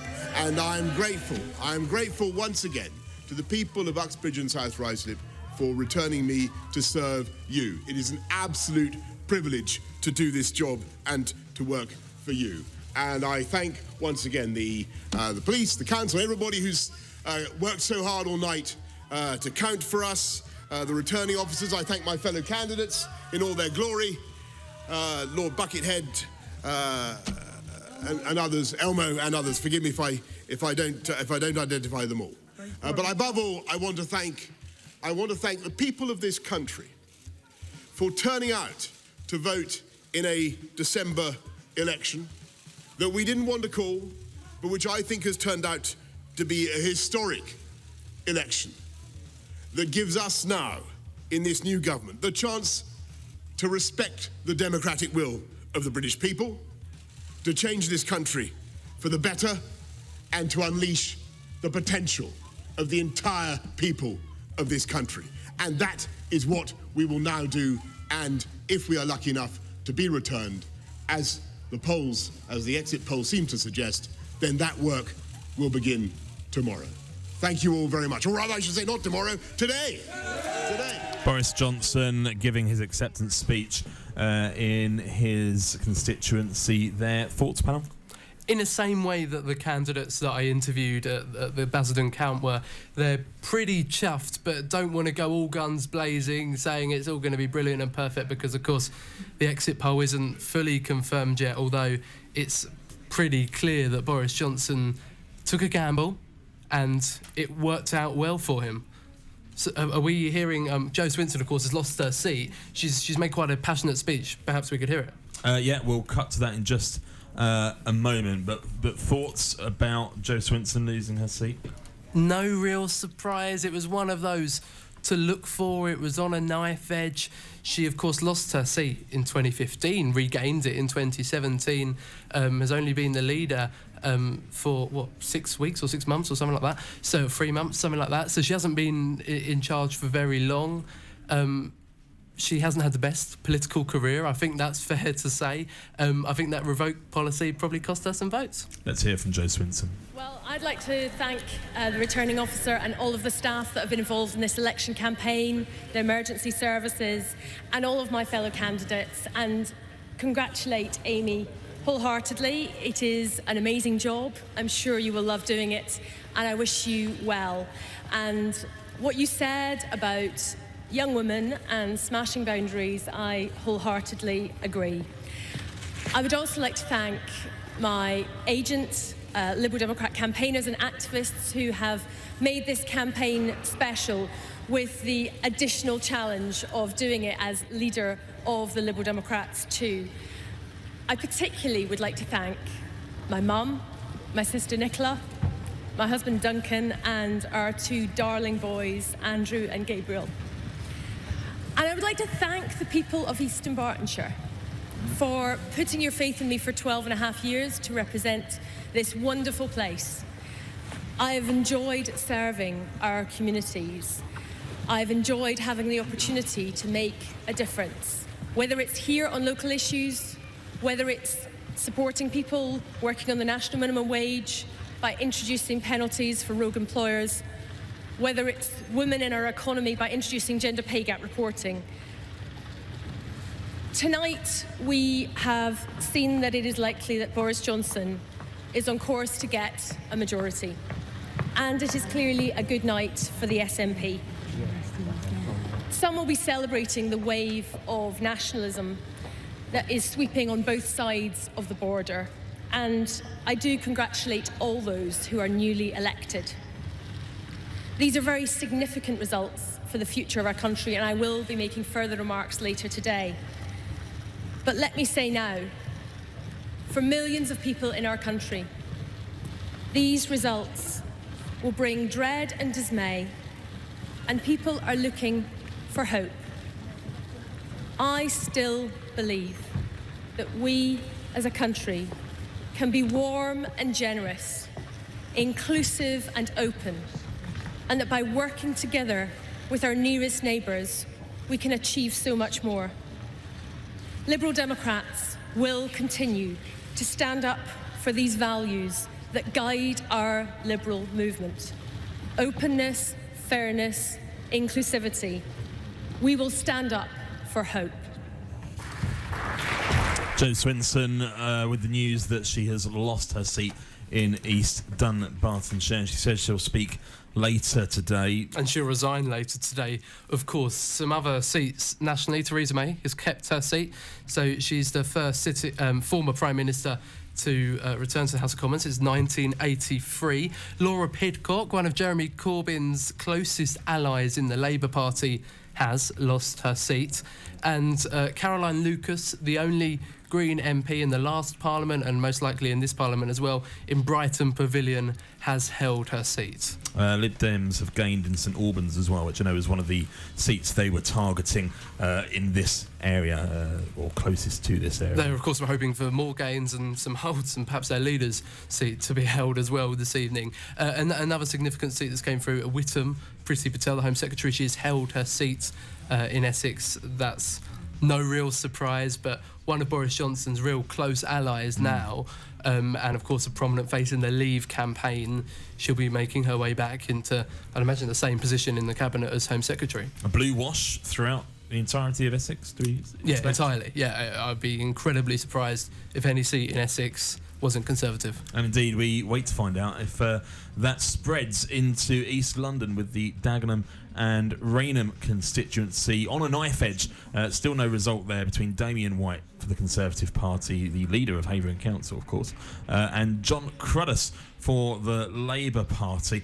Results in 2017 in Dagenham and Rainham. John Cruddas with 50% of the vote. The Conservative candidate in 2017, 40% of the vote. So they will need a swing. But, Russell, we've seen that swing happening up and down the country tonight in some seats that have been Labour held since the beginning of time. Yeah, as you just alluded to, but it's not going to take much for the Conservative candidate, Damien White, to drive a coach and horses through John Cruddas's majority of only 4,600, really. So I think that's a definite possibility. Obviously, we've already seen Ian Duncan Smith hold his seat in Chingford and Woodford, which, of course, is pretty entrenched into East London. So I wouldn't bet against the Conservatives taking Dagenham and Rainham. Well, we'll have a full roundup of the local results so far after 4 o'clock. We'll also be asking our panel members here what their key moments of the night have been so far. We're only halfway through. It's all-out election, our biggest ever election coverage here on Gateway 97.8. We're with you right through until 10 o'clock this morning, and we'll see what events transpire between now and then. Is it going to be a landslide? We've had a number of landslides since the Second World War. How will the Conservative result compare to those results over the past 70 odd years? We'll discuss that more with our panel in the next hour. I'm David Webster. This is All Out Election, on air on 97.8 FM, online at gateway978.com, and on the move on your smartphone or tablet with the official app for Apple and Android. It's time for the news headlines. All the results. All the results. All the results. All the reaction. All the reaction. All night with Gateway's David Webster and Johnny Jenkins. This is All Out Election. On FM and online. This is Gateway 97.8.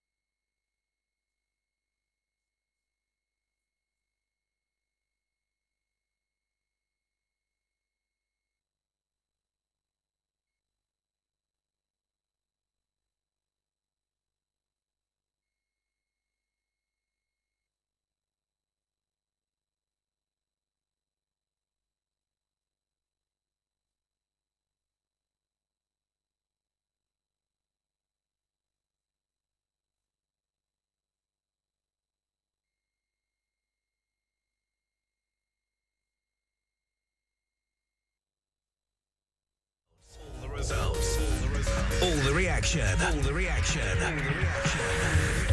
All night with Gateway's David Webster and Johnny Jenkins. This is All Out Election. It's All Out Election this Friday morning, 3 minutes past 4. I'm David Webster, and we move into the second half of our 12-hour marathon, and things are starting to become clear in terms of who will be leading a government in the morning. It looks like a Conservative majority, but will it be a landslide? How much of a landslide? To debate that with me, I have my panel, Alan Newman, Russell Quirk, John Harland, Charlie Sansom and Johnny Jenkins are here in the studio. But let's just take a look at the results that we've had in the local area this evening and some of the notable moments as well. So if we start with Basildon, 2 results in Basildon, and Johnny was there at the count for us earlier this evening. Basildon and Billericay and Basildon South and Thurrock East, both Conservative candidates, John Barron and Stephen Metcalfe, respectively, extending their majorities. Yeah, no real surprise that both of the Conservative MPs won. One of the surprises came at Stephen Metcalfe's turnout in his constituency of South Basildon, East Thurrock. It was down to 58%. Generally, those constituencies sit about 64-65%, so a bit of a reduction there. A surprise in the number of votes for both. We knew they'd win. We didn't realise they'd win by quite that much. For Stephen Metcalfe, an increase of 10% of the vote share. Both of them were pretty chuffed, and in about an hour's time we'll chat to Stephen Metcalfe to see what he makes of more of the national picture. I know I spoke to him at the count a couple of times, but we will see as the night progresses. One of the real key seats for us to look out for tonight was, of course, Jo Swinson's seat, East Dunbartonshire in Scotland. She lost it to the SNP, a real major blow for her as a party leader. I think now it's time for her to resign. Jeremy Corbyn did all right in his constituency, but nationally he's had a real sort of poor result. Perhaps time for him to resign as well. In the morning, well, it is the morning now, in a few hours' time, perhaps we'll be seeing some party leader resignations. How different might this have been, general election-wise, if Ed Davey had won the Liberal Democrat leadership campaign? I don't think it made a lot of difference. Ed Davey was, of course, a minister in the coalition, and that's a lot of bad press for the Lib Dems. What happened in the coalition? They agreed to many of the austerity measures. But we've seen a Conservative, increasing their majority, who were in that coalition as well. So yes, but I think they're more likely they would have attracted Labour voters. I think because of their Brexit stance. I mean, they did manage. Labour did manage some successes, but there's so few. Canterbury, they held Canterbury. Now, there was a story of a Tory parliamentary candidate, Joseph Egerton. He was campaigning for Labour in Canterbury, and he printed his own leaflets, his own hashtag Tories for Rosie. So that was quite unusual, but that was a Labour hold. But I wonder what's happened to the much heralded youth vote. We saw a few weeks ago in the run-up to having to register to vote, was it something like 2 million extra people, I think, had registered to vote, and it was widely held that was the kind of 18 to 25 age bracket. Where are they? Because that clearly hasn't had any effect at all, really. Canterbury, actually, to Alan's point, I guess, because it's a large student town. Maybe that's why Labour's held that. And it went Labour in 2017. For the first time. But where's that youth vote in the rest of the country that was supposed to shore up Labour, support Corbyn, and give him some humility, really? Spread out quite a bit. But those people have clearly registered to vote, but then stayed at home. There's been a number of things that we've alluded to already on the programme that have turned voters off of one party or another. That doesn't seem to have happened with the Conservatives, though. Each party's had their fair share of criticism for a number of different items, a number of different measures or policies or comments that have been made in responses to interviews, etc. But the Conservatives played it quite well. They learnt the lessons of 2017 with Theresa May, that went from the polls telling her she had a majority, then coming out and announcing all sorts of silly policies around, tax on social care and so on. The Conservatives have learnt the lessons from that, and you notice the fact that Jacob Rees-Mogg has not been around for the last 4 or 5 weeks, and so on. Boris Johnson has been very, very selective in who he's spoken to. There's kind of been, I suppose you could say, no fireworks, no explosions as far as the Conservatives are concerned. They've kind of kept their noses clean, kept their heads down, and I have to say it's worked. The criticism lodged at them that they've not been there to be accountable. They're absent from 2 of the Channel 4 debates, as were the Brexit Party. But that's not seemingly been an issue for voters. John? I was thinking that there was this feeling that people were undecided and were going to make their mind up at the ballot boxes. And I think that's what's happened. I just feel that people actually went in to their polling stations and decided, you know what, I'm gonna vote Conservative. I think there was some doubts, and I think that when it came to putting the cross on that paper, that's what they did. And it's interesting you're talking about the. So was that more negative Labour rather than positive Conservative? I could be, yes, but interesting comment there about the youth vote. I was fully expecting a real challenge to the Conservatives from the youth. I've spoken to a lot of younger people voting possibly for the first time in their lives, and they were passionately supporting Jeremy Corbyn, and they don't seem to have gone to the polling station. I wonder if that Corbyn factor has worn off. Of course it has. And there may be some youth out there that support Conservative as well. I think you're right saying, a lot of people were undecided, left the house undecided, got to the polling station, looked one way and put a cross in the Tory box. Now, I want to bring your attention to Warwick and Leamington. It's a seat in the Midlands.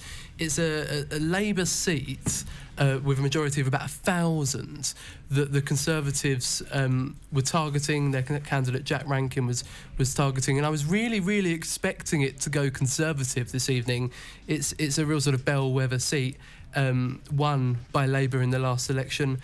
And Labour have managed to hold that. So they will take that as a small, very small victory out of the whole evening. I think you can count them on one hand, Labour's victories tonight, can't you? Or Labour's, consolidation efforts throughout the campaign, throughout the results so far. Yeah, indeed you can. I think the problem with this election is that people have spent the last 5 or 6 weeks talking about the Tories being awful and it's about the NHS and they're going to sell it and all this other stuff, but really this whole election's been about Brexit, and the reason why the Conservatives have won it, it seems so far, is because people want to just see the referendum result being enacted. I don't think the Liberal Democrats revoking it was a good manifesto idea. I think Labour flip-flopping on we're going to do a new deal and have a referendum on that and then put Remain in it was also a bad idea. But it seems to me that the election on Twitter, which is where the youth vote comes in, you see a lot of young people on Twitter talking about Jeremy Corbyn this, Jeremy Corbyn that. I think, generally speaking, I think that they think that that's where the action is. I don't think people are actually going out. Have we overrated social media then in this election, do you think? I think people using social media have overrated themselves in the sense that they give their opinions and they're not turning up to do what needs to be done. Granted, some turnout has been lower than normal, which is probably down to the weather. But I think that people obviously want to see Brexit being done. And I think another way to look at this election is this is that people's vote that we keep hearing about. I was just about to say, I think we need to look at this general election as that second referendum. I mean, that's exactly what it is. Of course it is, yeah. And let's see tomorrow. Look, I say this as a leaver. Will the Remain-leaning constituents and voters now accept the result and stop carping on about it, because there cannot be a greater and more decisive victory, I think, than not just the EU referendum itself, but the result tonight, insofar as determining that Brexit, the Brexit vote has to be enacted. Parties with a staunch Remain view, they'd find it hard now to pursue that, surely, and with a working majority in the Houses of Parliament, it's going to be futile anyway. I think so. You had the 2016 election where Leave won, and then the referendum, and then you had the 2017 election where Labour and Conservatives both said Leave. Over 80% of people voted to leave. You had the European elections earlier this year, which the Brexit Party won. I want to draw your attention to an intervention from the President, Donald Trump, who, of course, has been staying out of this election. He has tweeted, "Looking like a big win for Boris in the UK. Insightful, President Trump. Thank you for your help." Well, I'm just glad he did that after the polls closed, because otherwise that would have What you must bear in mind is pro-Remain, left-leaning people to the polls in droves, I think. something we touched on earlier on was our voting system. And if you actually look at the percentages of votes, you can see that the Lib Dem vote is actually up 4%. Yeah. The Greens are up 1%, and the SNP we know are up. These are all Remain parties.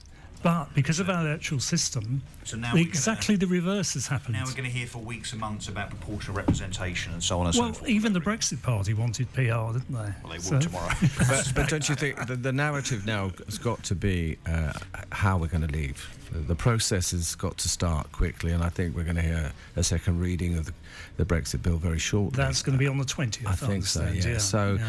I think our attention will be diverted towards that process and the difficulties that we may still face.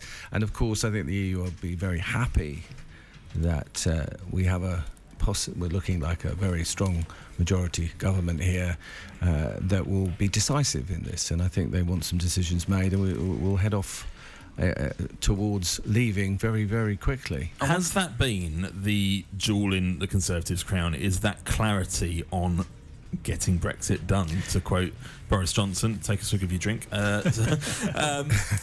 Because actually, leave or remain, there is an overwhelming feeling I sense in this country to move past it. But don't you think the Brexit word, every time you hear that word, we've heard it for the last 3 years, I mean, every time you hear that word, there's a kind of feeling of you wince a little bit inside, because I think we would just want to forget that. We want to get on with moving the country forward, finding out where we actually stand as a country in the world, and not be reliant on Europe, which is what a lot of people voted for. And I do think that the public will move past it very quickly. So I think once we get to the point that we leave inverted commas insofar as the withdrawal bill, so the 31st of January, I don't think the public are going to stay particularly engaged with the detail of the process thereafter. You're probably right.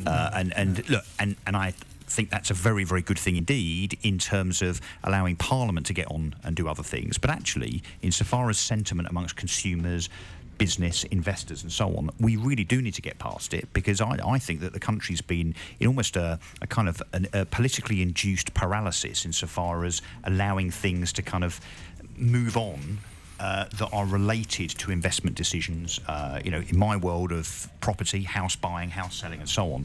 We really do need to get past it, almost regardless of which side of the debate you're on, I think. Yeah. Conservative Party have just surpassed 250 seats, 252 now, so they are edging closer and closer to that majority. Well, yeah, 326, isn't it? Yeah, but I think they'll win another 100 is my prophecy. Okay, so I'll tell you what, we'll take a break, we'll come back, we'll take predictions, how much that majority is going to be. You're listening to All Out Election, it's 16 minutes past 4. All the results, all the results, all the results, all the reaction, all the reaction. All night with Gateway's David Webster and Johnny Jenkins. This is All Out Election. Truly local radio for Basildon and East Thurrock. Gateway 97.8. Now, the word alternative can mean a lot of things. In music terms, it could mean anything from this You make me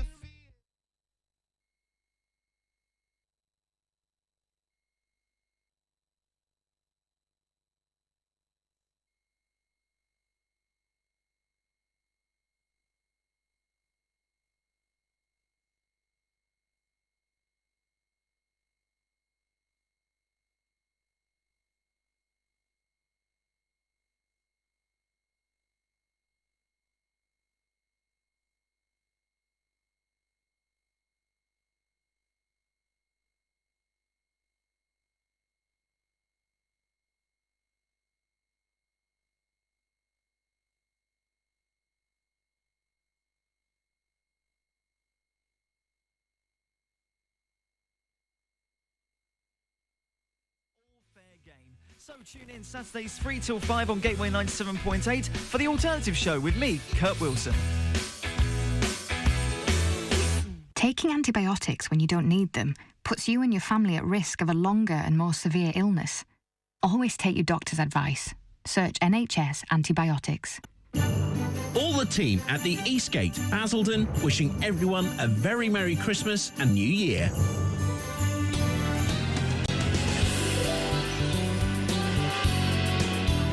Gateway 97.8. All the results. All the results. All the results. All the reaction. All the reaction. All night with Gateway's David Webster and Johnny Jenkins. This is All Out Election. The Prime Minister says the government has been given a powerful new mandate to get Brexit done. The Conservative Party on course for a significant working majority in the Houses of Parliament. And we've been talking about Brexit and moving that on. And I suppose, to be fair, the whole process has been paralysed somewhat for the last 9 months. We were supposed to leave the EU back in March. It didn't happen. It got extended to April. It didn't happen. It was supposed to happen on the 31st of October. Do or die, dead in a ditch. It didn't happen. But it seems that impasse has been cleared now. Who knows what problem that the Conservative Brexiteers will find in Boris's deal and vote against it. As I put to some Conservative candidates earlier, you've failed on all of the occasions so far. How is October going to be? January, sorry, going to be any different? Well, haven't the they answer all now, signed on the dotted line? Well, as I put to, I think it was Stephen Metcalfe earlier, or perhaps it was someone knows. It was Andrew Schrader. It was in a pre-recorded interview. Perhaps you haven't heard it yet.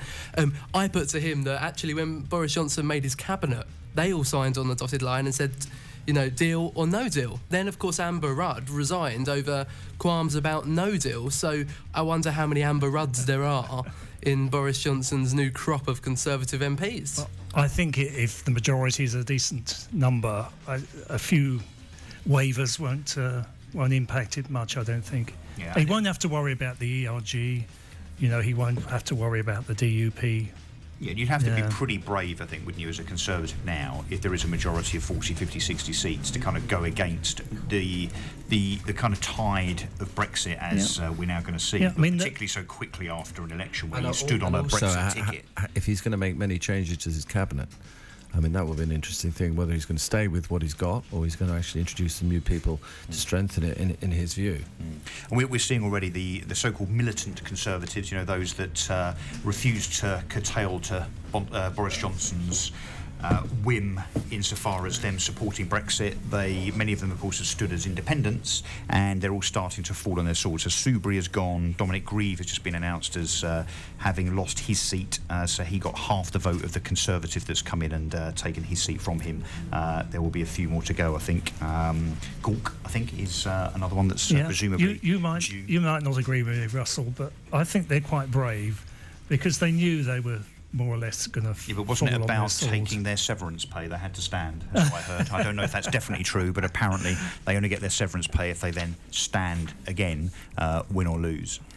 Caroline Lucas has held the seat for the Green Party. No, I reported that about 15 minutes ago, and I thought I saw it on one of the TV screens, but perhaps I didn't. It's pretty clear that she's kept her seat. Brighton Pavilion, 33,000 votes for her, followed by Labour, 13,000, Conservatives 10,000, then the Brexit Party, UKIP and MRLP, I'm not quite sure what that is, all under 1,000 votes. So not a surprise there. That'll be the only seat that the Green Party will have nationally. I don't quite understand why she's not the leader.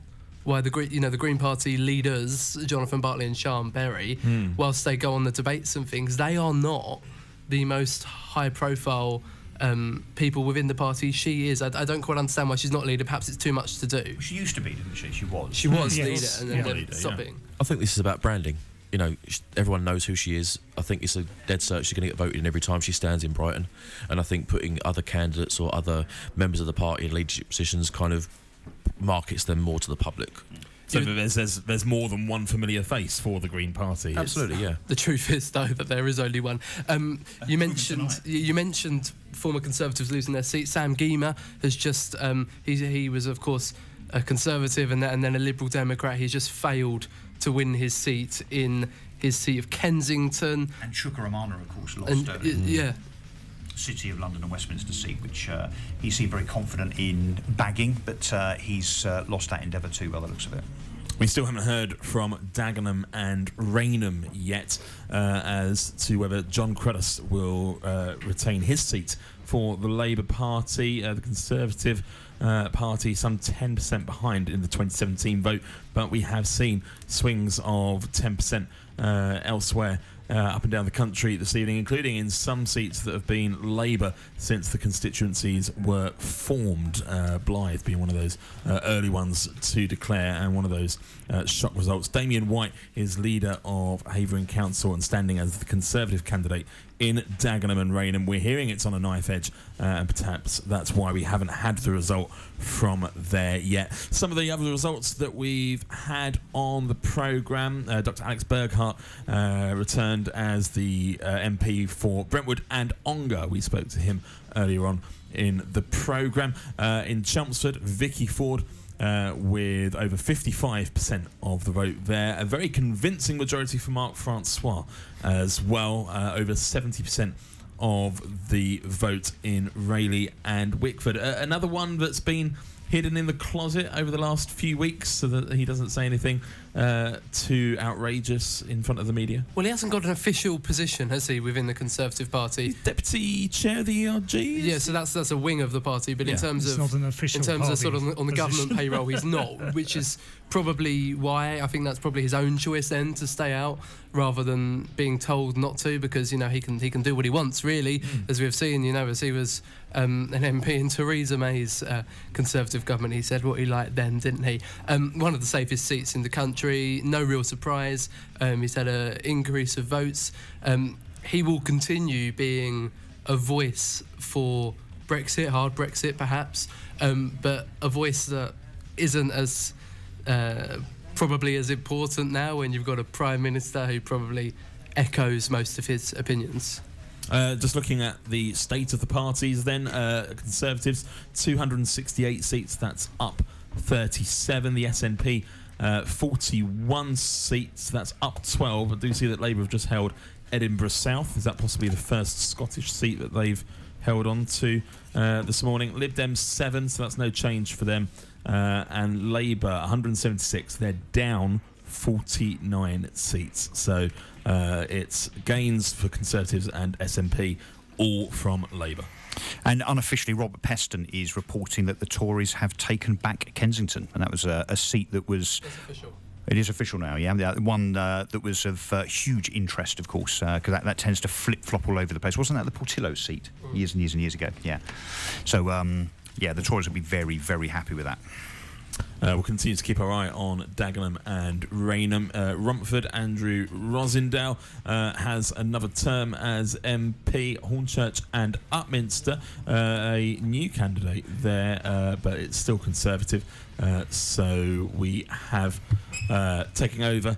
Julia Lopez takes over the Conservative seat there from Julia Dockerill with an increased vote share of 65.8%. John, I'd be interested to hear what happened in Southend. I must admit I haven't actually been able to catch up with it yet. I'm sure the Conservatives held their seat, but in Southend, East and Rochford, the Labour candidate in the last election halved the Tory majority. How successful was Ashley Dalton this evening? Well, she came in with about 14,777 votes, so she kind of held her own. I mean, she's a very popular figure in Southend amongst particularly obviously the Labour supporters, but James Duddridge and Sir David Amess, massive Brexiteers, as is Mark Francois, of course, and it's interesting how they increased their vote with such sort of fierce voices to leave. I think Ashley Dalton is very, as I say, very respected, and also very respected by the other candidates too. And a seat that Jeremy Corbyn has visited recently as well. It was on their watch list, wasn't it? James Duddridge, a Brexit minister now, so it's no surprise that he's kept his seat and perhaps will keep his position. Yeah, absolutely. And actually, Sir David announced in his acceptance speech that he will be running for Deputy Speaker.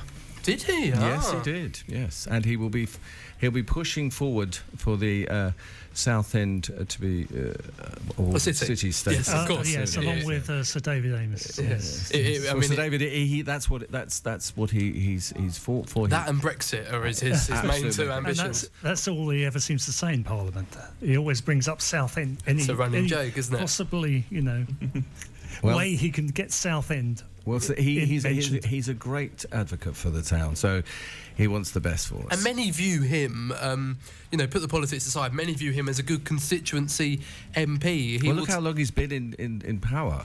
He will turn up to the opening of an envelope. He will go to anything.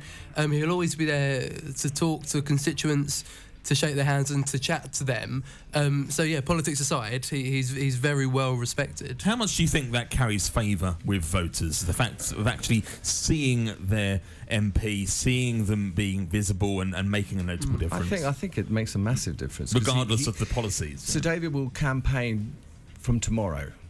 He will be out there, and he never stops campaigning, never stops being able to be available to his constituents, and he runs his position very, very responsibly as a constituency MP, and whatever your politics are, that's his mantra. And it obviously carries a great deal of weight, knowing the name, knowing him, thinking, I saw him at church at the weekend or whatever it might be. But you still need the party machine behind you, as we've seen with some of these former Conservatives like Dominic Grieve, standing again.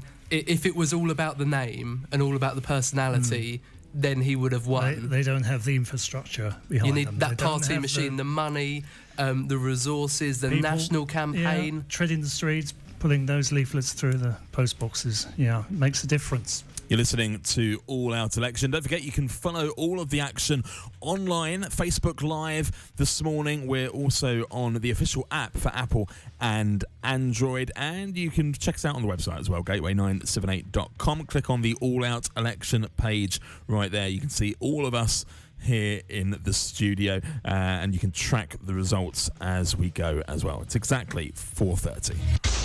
All the results, all the results, all the results, all the results, all the reaction, all the reaction, all the reaction. All night with Gateway's David Webster and Johnny Jenkins. This is All Out Election. Jeremy Corbyn says he won't lead Labour in any future general election campaign, as it looks like Boris Johnson is heading back to Downing Street. The latest projection shows the Conservatives could have as many as 368 MPs, giving them a potential majority of 86. It seems the Prime Minister's plan to hold a snap poll has worked. In the past hour, he said the Conservatives are on course to have a powerful new mandate to get Brexit done.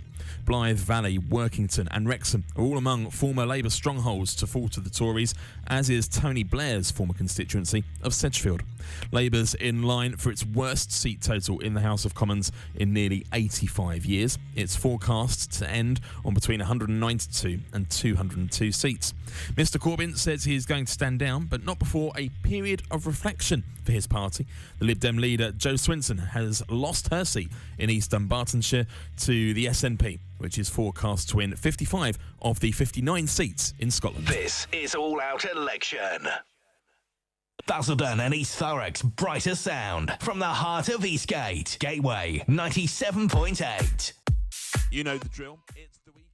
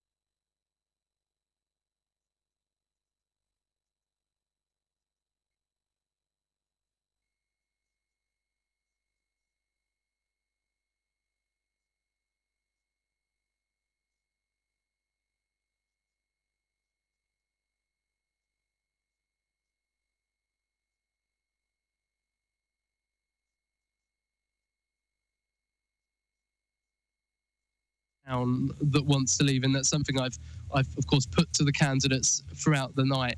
I'm looking at these ballots. They look like they're sort of almost ready to go, but they're still arguing the toss over a few of them. And I'll tell you the way this works is that they'll announce both constituencies together. In fact, I think I can probably now hand you over to the acting returning officer, Scott Logan, to announce the results. I think for South Basildon and East Thurrock. I'm trying to fill time as he makes his way to the stage. It's expected to be a Conservative hold. Let's hear what Scott Logan, acting returning officer, will say now. The next result will be declared by the Mayor, David Burton-Sampson. Candidates for South Basildon. Here's Scott Logan. Stage, please. So Basildon and Billericay, that's John Barron's seat that he is defending. He's defending that against Jack Ferguson, against Kerry Smith, amongst others. Oh, it seems like the candidates for South Basildon East Thurrock are making their way to the stage. It's one of those moments you're not quite sure what's going on. It's very quiet in this room. I'd probably stand out like a bit of a sore thumb. Is Michael Buchanan here? They're announcing South Basildon and East Thurrock. So that's Stephen Metcalfe's. So, declaration of result. Here we are. Poll. Election of a Member of Parliament for South Basildon and East Thurrock. I, Scott Logan, being the acting returning officer of the above election, hereby give notice that the number of votes recorded for each candidate at the said election is as follows. Buchanan Michael, Liberal Democrats, 1,957. Ferguson Jack Anthony, Labour Party, 10,051. Metcalfe Stephen James, Conservative Party candidate, 29,973. Smith Kerry James Darrell Luke, Independent, 3,316. Number of ballot papers rejected, 198. And I do hereby declare that Metcalfe Stephen James is duly elected. That's Stephen Metcalfe, Conservative MP. Once again, he shakes the hands of his opponents, and he now takes the stage to make a speech. First, can I obviously thank the people of South Basildon and East Thurrock for again returning me as their Member of Parliament for this wonderful constituency that I've had the pleasure and honour to represent for the last 3 elections, this being my 4th. Can I thank the returning officer and all the staff for the efficient way in which they have conducted today's proceedings in the polling stations and, of course, the counts. Can I thank the police for making sure that we were safe during our campaign and that everything went well, as it should do today. And, of course, can I thank my agent, Mark, my sub-agent, James, and my campaign manager, Bob, for all their hard work, and, of course, my team who have helped me achieve this incredible and surprising for me result. And again, I want to thank the people for returning me to Westminster so that I can carry on the work that I have been doing. One of the issues in this campaign has been about the A127 congestion charge.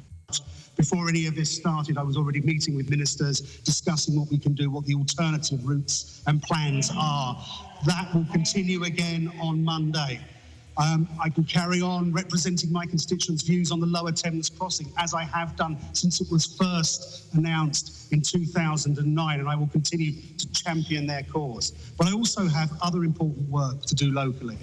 I want to make sure that our schools get fair funding from the increased amount of money the Conservative government is putting into education, so that we can make sure that our people, our students, have the skills they will need in the future to benefit from all the opportunities that are being created for them.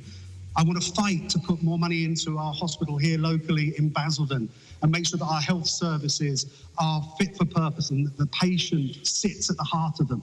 And so that we can invest in services, not old buildings that are out of date, but in new state-of-the-art hubs. This is important work that we will carry on doing. And I want to build on the success that we have had in increasing the amount of police here in Essex. We are seeing 500 new officers already on their way or in post, and there is more of that to come. This is important work, and I'm pleased that I've been returned as the Member of Parliament for South Basildon and East Thurrock, so I can continue to represent my constituents both locally and nationally in Parliament. Thank you all very much. That's the returning Conservative MP, Stephen Metcalfe, addressing the count. We now see if other parties would like to make a speech. Jack Ferguson from the Labour Party will make a speech now. Thank you. Firstly, I would like to thank yourself, Mr. Logan, and all of your staff for the work that you have done today, and the police for ensuring the safe running of this election. I stood in this election today because I care about our community and I care about the people that are within it. There'll be plenty said about the national result, and I'm not going to talk about that tonight. But what I am going to say is thank you to a few people that have made a huge impact on me over this last 7 weeks. My family for their unwavering support and commitment over the last 7 weeks, for keeping me going, for their encouragement at all times. My friends, my brilliant campaign team, but most importantly to the people of South Basel and East Thurrock that I've had the opportunity to meet. I have learned so much more from you, and you will always have my commitment to serve all of your interests in this community as we go forward. Thank you very much. I look forward to supporting this community. My role as a councillor, my commitment will never change. Thank you. A heartfelt speech there from Labour's Jack Ferguson, now independent Kerry Smith. I think the last time I was on the ballot paper, my campaign slogan was "the man they couldn't gag." And there's one person who will be rather upset with me because it's their birthday today. What would you start off by saying happy birthday to my mother, Councillor Clancy? Is it 21 again? Get me dinner on Sunday. My sole aim of this election is to stop this congestion charge. One government minister, an embittered Remainer in Suffolk, wants to jeopardise this borough's fortune. We have a local plan we cannot progress. As the chairman of the Housing and Communities Committee, I want to go to war and slash our housing waiting list from 2,000 to the lowest number possible. And we can't buy land that's in the local plan because we don't know if it's going to be taken up. And it's all been held back by this 127 congestion charge. There are communities across this borough that don't know what's going to happen to the land because of the local plan. That's why also this congestion charge issue needs to be resolved. I urge all of the borough's 3 MPs to get hold of this new government minister, whomever they will be. It's been 5.5 months, Councillor Rimmer, and get this congestion charge scrapped, because if it continues, this is the beginning of the rebellion against this congestion charge. We will not be put out of business in Basildon. Thank you. A passionate speech there from third place, Kerry Smith, standing as an independent. So Stephen Metcalfe re-elected as Conservative MP, 29,974 votes. Labour at 10,051, and independent Kerry Smith 3,316. And the Lib Dems, Michael Buckler, who isn't present here this evening, 1,957. Now, I suppose, that is an expected result. Looking at the numbers, and I must say I haven't got the percentages to hand just yet, but in terms of number of votes, Stephen Metcalfe on 29,000, nearly 30,000, that's an increase of 3,000. We hand now to the returning officer, the Mayor of Basildon, David Burton Sampson, who will make the declaration for Basildon and Billericay. He's just checking things over with the Chief of the Council, the acting returning officer for South Basildon East Thurrock, Scott Logan. But hand now to the Mayor of Basildon, the returning officer. Could I have the candidates for the Basildon and Billericay constituency to the stage, please? So that's the constituency that John Barron is defending. He's up against Labour's Andrew Gordon, SDP, Simon Breeden, Green, Stuart Goshawk, Lib Dem Edward Sainsbury, many of them you've heard from on the show. Expect this to be an increase of votes for John Barron, but perhaps a little bit of a surge as well for Edward Sainsbury from the Lib Dems. Here we go. Announcement just about to be made by David Burton Sampson. Declaration of result of poll. Election of a Member of Parliament for Basildon and Billericay. I, Councillor Burton Sampson, Mayor of the Basildon Borough, being the returning officer at the above election, do hereby give notice that the number of votes recorded for each candidate at the said election is as follows. Baron John Charles, the Conservative Party candidate, 29,590.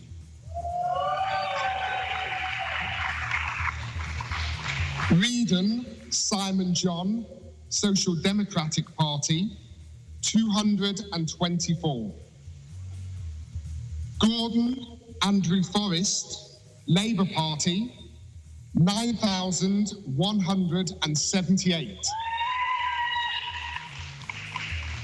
Goshawk Stewart, the Green Party candidate, 1,395.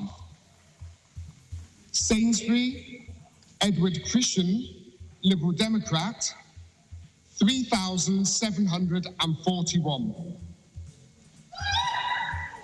The number of ballot papers rejected was 185. And I do hereby declare that Baron John Charles is duly elected. No surprise there. The re-election of John Barron, a staunch Conservative Brexiteer, shaking the hands of his opponents. His votes went up by about 2,000. We hear now from the re-elected MP, John Barron.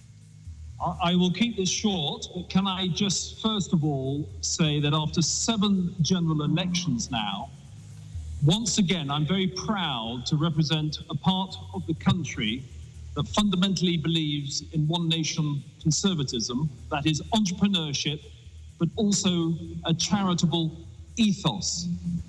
The best way of helping our public services and of helping those less fortunate than ourselves is to have a prosperous economy, a prosperous low-tax economy, which can fund those twin objectives. I would like to thank, first of all, the electorate for the result this evening, thank those who voted for me, but also my promise to the constituency, as ever, is that politics is about public service, and I will represent all our constituents, all my constituents, to the best of my ability, no matter how they voted or indeed if they voted at all. I've always done that, and I will continue to do. I would also like to thank our Basildon Council. I'd like to thank those who manned the polling stations, those that were here this evening. I'd like to thank Scott Logan and his team for conducting a very efficient count. I would like to thank the police and all others who helped in making sure there was an orderly count and progression and process this evening. I'd like to thank the candidates for essentially a clean, positive campaign. There were 1 or 2 inaccuracies and 1 or 2 bits of the literature, but I forgive you. All right? Thank you. But I would like to thank, finally, the home team. I'd like to thank Andrew Schrader, my agent, for his excellent work. I'd like to thank the inner, if you like, campaign team for their tremendous support, and everybody else who has supported the campaign, supported me over the years, who've helped and have been supportive in many ways that one cannot recount, been good advisors as well. So many thanks to you all. It reflects on us now to get Brexit done. Let's get on with it, and let's honour the referendum result.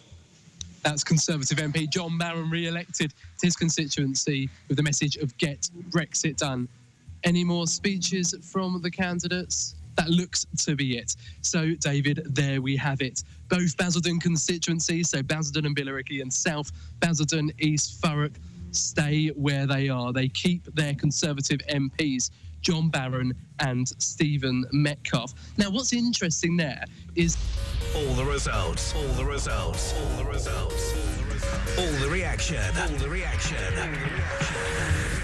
All night with Gateway's David Webster and Johnny Jenkins. This is All Out Election.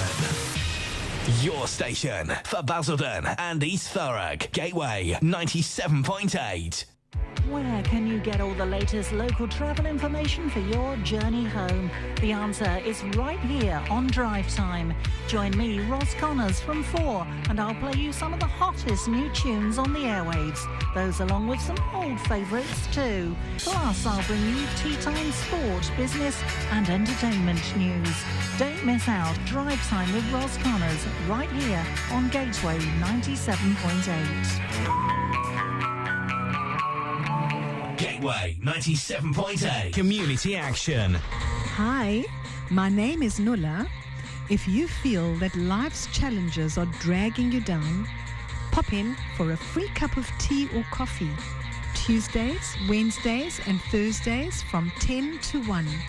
We are at Christian Growth Centre, Time House, Times Square, Basildon, code SS141DJ.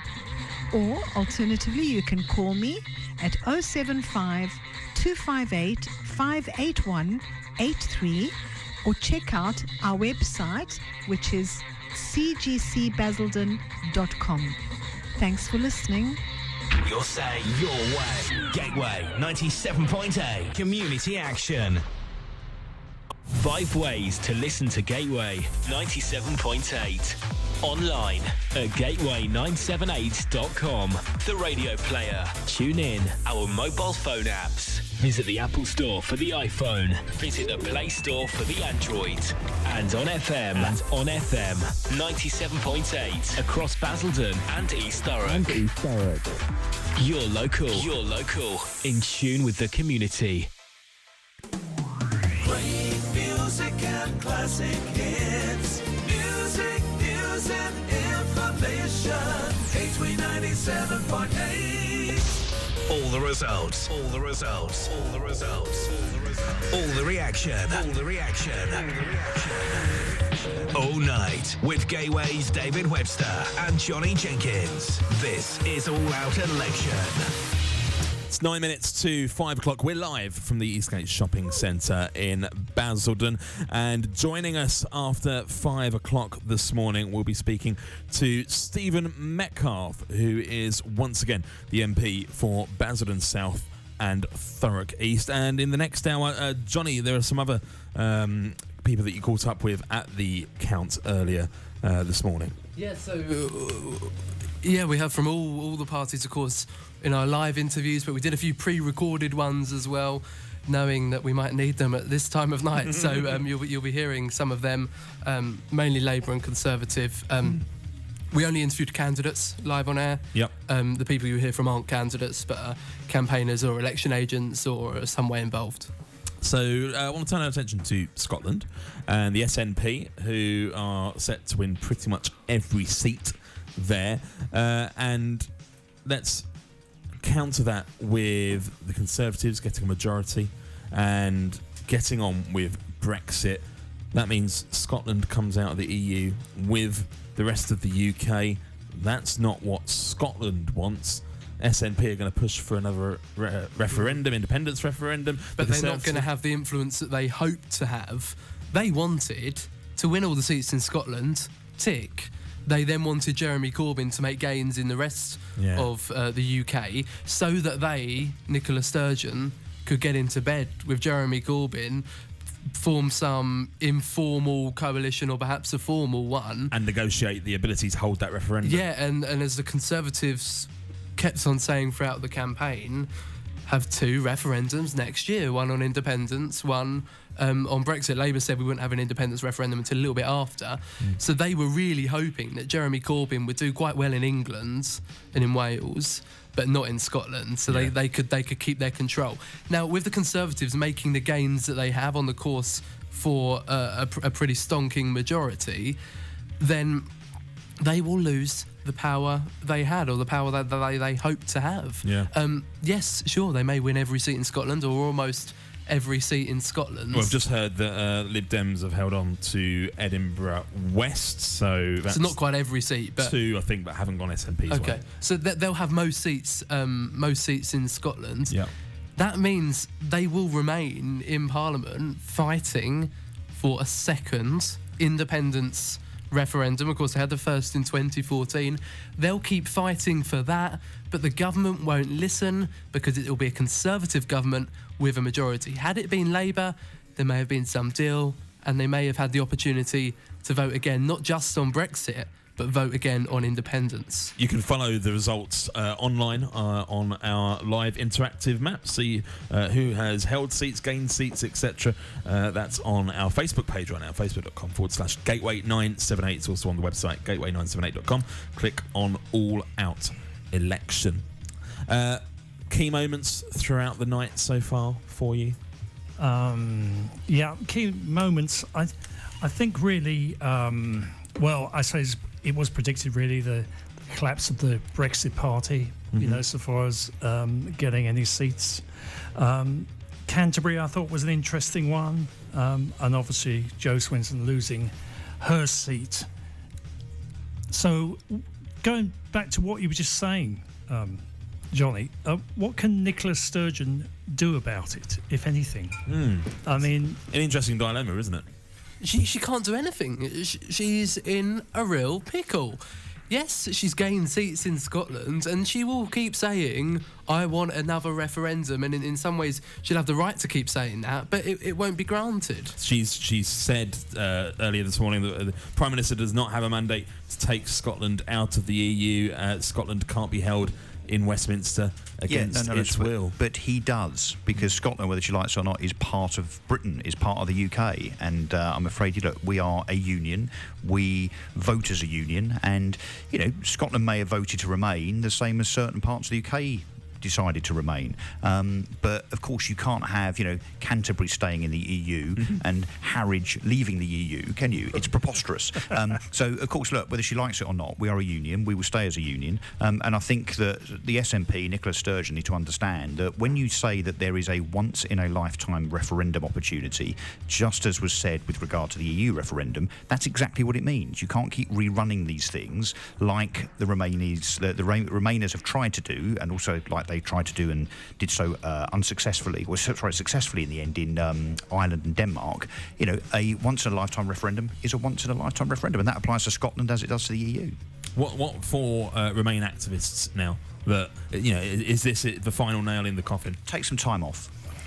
Well, they probably won't stop, you know, going on the media tours, and you're going to get, you know, Owen Jones on every TV channel, and you're going to get Femi on every other channel and every news article talking about it. Just because you lose an argument doesn't mean to say you should change your views. But obviously, this was a de facto second referendum, was it? I think you said, didn't you? I think the Remainers would have agreed with that point of view if Liberal Democrats and Labour got massive gains. But because the Conservative gains, it's going to be, well, nothing's changed, need another referendum. I don't think they're going to change their mantra, but I think perhaps they should give it a rest now. We were talking earlier about people leaving their parties and how they're faring. Well, another one has been unsuccessful. Luciana Berger, who of course quit the Labour Party to form Change UK, the Independent Group for Change, whatever it was called, and then became a Lib Dem candidate and has been unsuccessful. So I don't know, and I'm pretty sure in saying that none of those who have left their party to stand as independent or another party have won, have they? I've not seen that, no. There could be a lesson here. Well, the lesson is she was a fairly decent Labour MP as far as Labour MPs go, and she was hounded out by an anti-Semitic Labour Party. Now she hasn't got a career. That's certainly a lesson, isn't it? By the way, we're 6 Conservative seats away from. I was about to say we're moments away. ITV are reporting 325 seats at the moment. So, but I think they appear to be calling a couple ahead of time, because they certainly called Basildon before we heard it live on air. It's what they call momentum, but not that kind of momentum. But they appear to be coming in. We're moments away from that Conservative majority. You mentioned Basildon. Of course, after the news at 5, we will talk to the newly re-elected Conservative MP for South Basildon and East Thurrock. Stephen Metcalfe will be joining us after the news, assuming he's still awake. He was playing along with the Get Brexit Done, Take a Shot game earlier. He wasn't taking the shots, but he was. Every time he said it, he gave me sort of a little wink as if to say that's another shot for the listener. Well, we'll see how many he gets in with his chat with us after 5 o'clock. Do they have to say it now? Do you think they still have to say Get Brexit Done now they've... Well, until they get their new lines in the morning. Yeah. So, I suppose the old lines still apply. Right? It will be, you know, this has been the clearest mandate that Britain wants to Get Brexit done. And with that, another swig of your drink. It's 5:01. You're listening to Gateway 97.8 All Out Election. Myself, David Webster, Johnny Jenkins as well, and my panel, Russell Quirk, Anna Newman, John Harland and Charlie Sanson remain with me after the news at 5 when, as Johnny said, we'll be speaking to Stephen Metcalfe, MP for Basildon South and Thurrock East, and one of the MPs in what will be a new Conservative majority government. You're listening to Gateway 97.8. It's 5 a.m. All the results. All the results. All the results. All the reaction. All the reaction. All night with Gateway's David Webster and Johnny Jenkins. This is All Out Election. On FM and online. This is Gateway 97.8.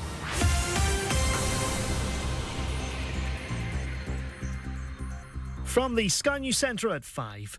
As the results keep tumbling in, the Conservatives are forecast to win the general election with a comfortable majority. It does look as though this One Nation Conservative government has been given a powerful new mandate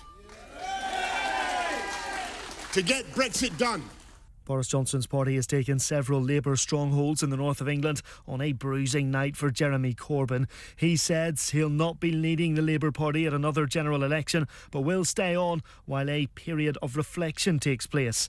Several candidates have criticised his leadership, including Ruth Smeeth, who lost her seat in Stoke-on-Trent and said he should have gone many months ago. The broadcaster's exit poll, released at 10 o'clock last night, predicted a majority of 86 for the Tories, with Labour projected to suffer significant losses. The SNP are on course to dominate in Scotland, where the Liberal Democrat leader Jo Swinson has lost her seat in East Dunbartonshire. She's spoken of her dismay at what the political changes will mean for the UK. These are very significant results for the future of our country, and I will be making further remarks later today. But let me say now, for millions of people in our country, these results will bring dread and dismay, and people are looking for hope. Reacting to the results so far, SNP leader Nicola Sturgeon said Mr Johnson emphatically does not have a mandate to take Scotland out of the EU. She says Scotland must be granted another independence referendum. Not everybody who voted SNP yesterday will support independence necessarily, but there is a clear desire and endorsement for the notion that Scotland should not be landed with a Boris Johnson government and ripped out of Europe against our will. We should have a choice over our own future. Meanwhile, the DUP's Westminster leader Nigel Dodds has lost his Belfast North seat to Sinn Féin, and the US President has tweeted this morning saying it's looking like a big win for Boris in the UK. That's the latest. I'm Barry Weir. As a parent, you always want to protect your kids, so make sure their vaccinations are up to date. Measles and whooping cough are on the rise and can cause severe illness, but childhood vaccinations can help prevent them. Are your child's up to date? Find out more. Search online for NHS vaccinations. Basildon and East Thurrock's brighter sound from the heart of the East Gate, Gateway 97.8. All the results. All the results. All the results. All the reaction. All the reaction. All night with Gateway's David Webster and Johnny Jenkins. This is All Out Election. We're live from the Eastgate Shopping Centre. It's 3 minutes past 5 a.m. Friday, the 13th of December. Yesterday, Britain went to the polls in its third election in 4 years. Boris Johnson wanted to get Brexit done. And as we've just turned the clock, we can announce that the Conservative Party have a majority in Parliament. Let's discuss that as it breaks with the MP for Basildon South and Thurrock East. Stephen Metcalfe joins us live. Stephen, a very good morning to you. Good morning to you too. And first of all, congratulations for an increased majority in your constituency. Another 5 years as the MP for Basildon South and Thurrock East. Johnny was with you at the count earlier this morning. Tells us you were pretty happy with the result. I was indeed. Yeah, I was both delighted and humbled by it. I thought my majority may go up, but I had no idea it would go up that much. So yes, I'm delighted because it allows me to carry on the work I've been doing over the last 9.5 years. Now, Stephen, we've spoken a few times already this evening. It's Johnny here. At the start, you were confident. You were quietly confident. I think it's fair to say a little bit apprehensive. And then, of course, when the result was announced for your constituency, an increase of 10 percentage points, you were pretty chuffed, but still a little bit apprehensive about the national scene. So now, where we are, just after 5 a.m., 328 Conservative seats. You're free to be as confident and as jubilant as you like without being apprehensive. Talk to me about the national picture then. The same government we've had for the last 150 days or whatever it is. Will the party govern differently? What it will do is, I believe, stick to its promises. And the first one of which, of course, is to get Brexit done, which means that we will pass the withdrawal agreement over the next month or so, between now and the end of January, and then we will move on to negotiate an agreement with our European partners so that we can put Brexit to bed, we can leave the EU in a sensible fashion, and we can then start talking about the other important issues that people have been asking us to talk about, such as schools, such as health, such as security. It's time to move on past Brexit, get it done, and start governing for the whole country. And all those people who have placed their faith in us yesterday and this morning, as the result coming in, across the whole country, we need to now govern as a government for the whole country. Stephen, hi, it's Russell Quirk. Congratulations. Thank you, Russell. I'm going to unsurprisingly ask you a question about housing.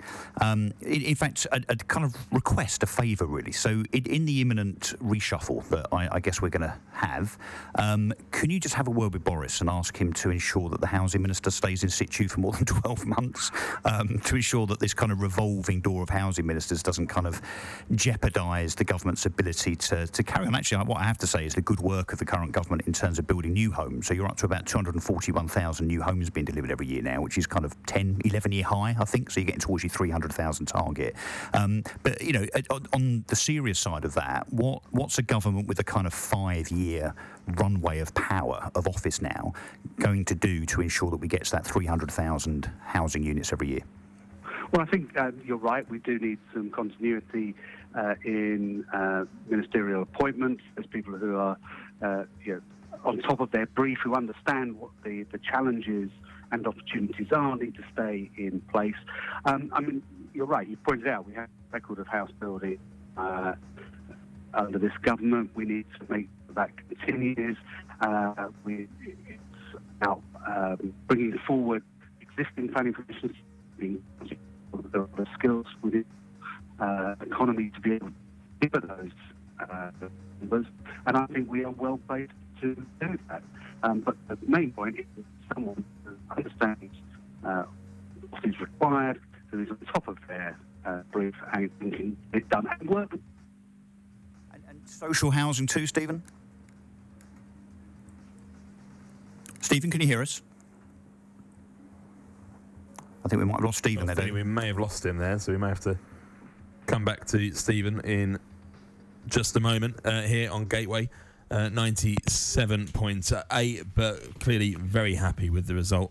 Yes, no, indeed. Look, the question I was angling at really was, there's housing and there's housing. So there's housing insofar as the kind of the mainstream, what I guess you'd call retail housing. But the UK has a real social housing problem in terms of the fact that social housing is actually linked to the amount of overall new builds that we build. So if we don't build the right amount of new builds, then we don't get the kind of Section 106 proportion of houses for social rent, shared ownership, and so on.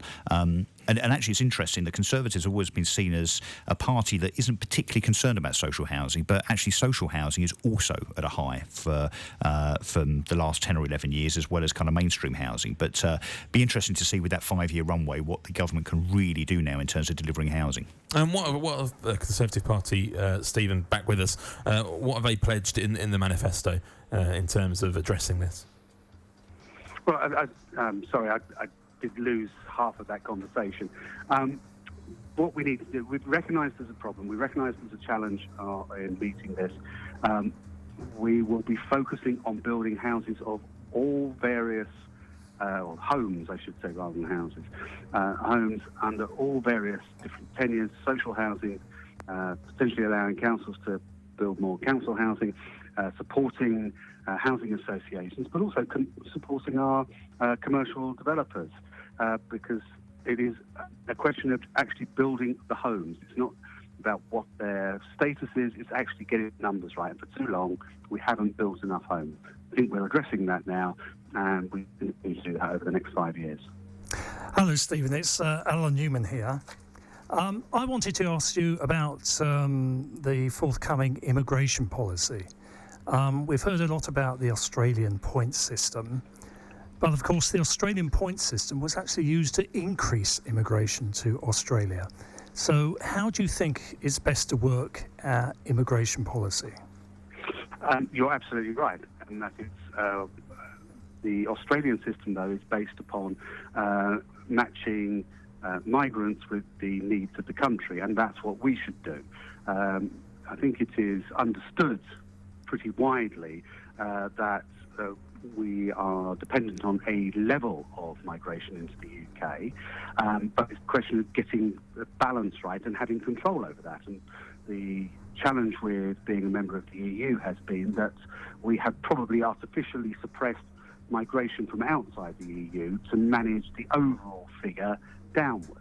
That will change under our new migration or immigration system. We will have ultimate control over that, and we will maintain a list of professions, occupations, or skills that the UK requires, and then if migration is needed to fill those, we will allow that, but we will always maintain control over who comes to the UK and the numbers that come to the UK to ensure that we're not just offering a completely open door policy, which potentially we have been over the last, since free movement was first introduced.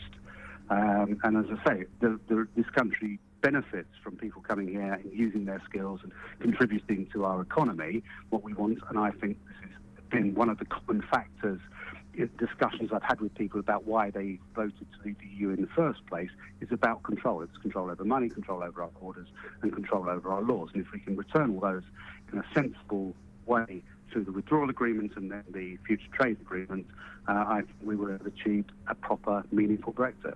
And do you think there is a realistic chance you will actually reduce the numbers? Because the numbers are now largely from outside the EU, which obviously they've always been under control of the government. Yes, I think what we're doing is be able to have a number that suits the capacity of the EU, as the UK, to absorb that. And we recognise that we are going to increase the number of nurses that we have in the NHS by 50,000. There's a debate about how that figure is arrived at, but in simple terms, we will raise the number of nurses from 280,000 to 350,000. That's 50,000 more nurses. Now, some of those will have to come from abroad. As I say, I think this is more about the control over our immigration system rather than the actual number. I think there has been a recognition, the debate over immigration has developed over the last few years, an understanding of how immigration is beneficial to the UK, as long as you know when you can bring that to, or slow that down and bring holes in certain areas at certain times. So I'm not fixated with the number, I'm fixated with the fact that people want to come here and make a contribution to the UK. Interesting you pick up that 50,000 figure. I was waiting to see how long it might take. Given the way that figure's been derived, has been widely discredited, that still seems to be being used by yourself and other Conservative candidates and MPs. Is there not a recognition that the 50,000 new nurses aren't indeed all new nurses?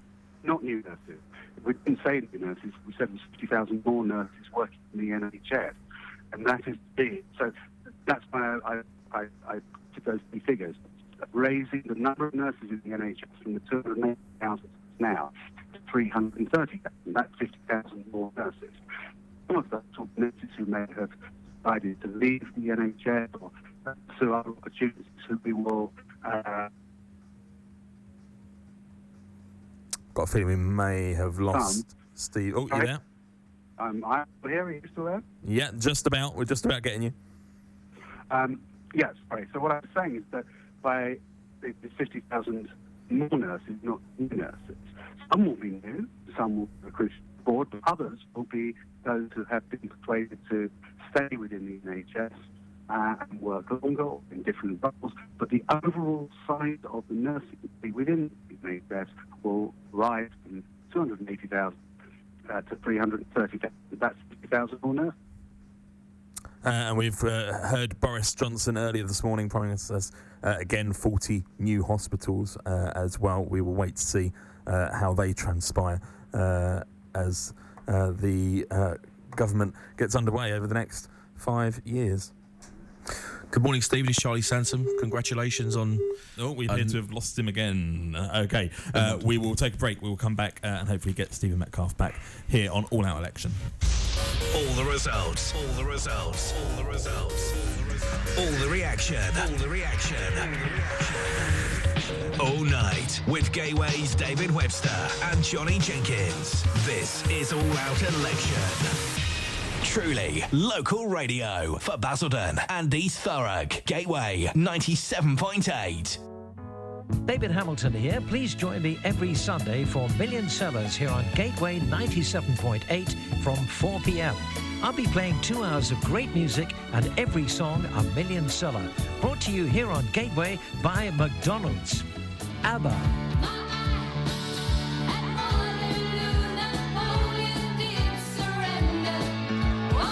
The Beatles. Say that something.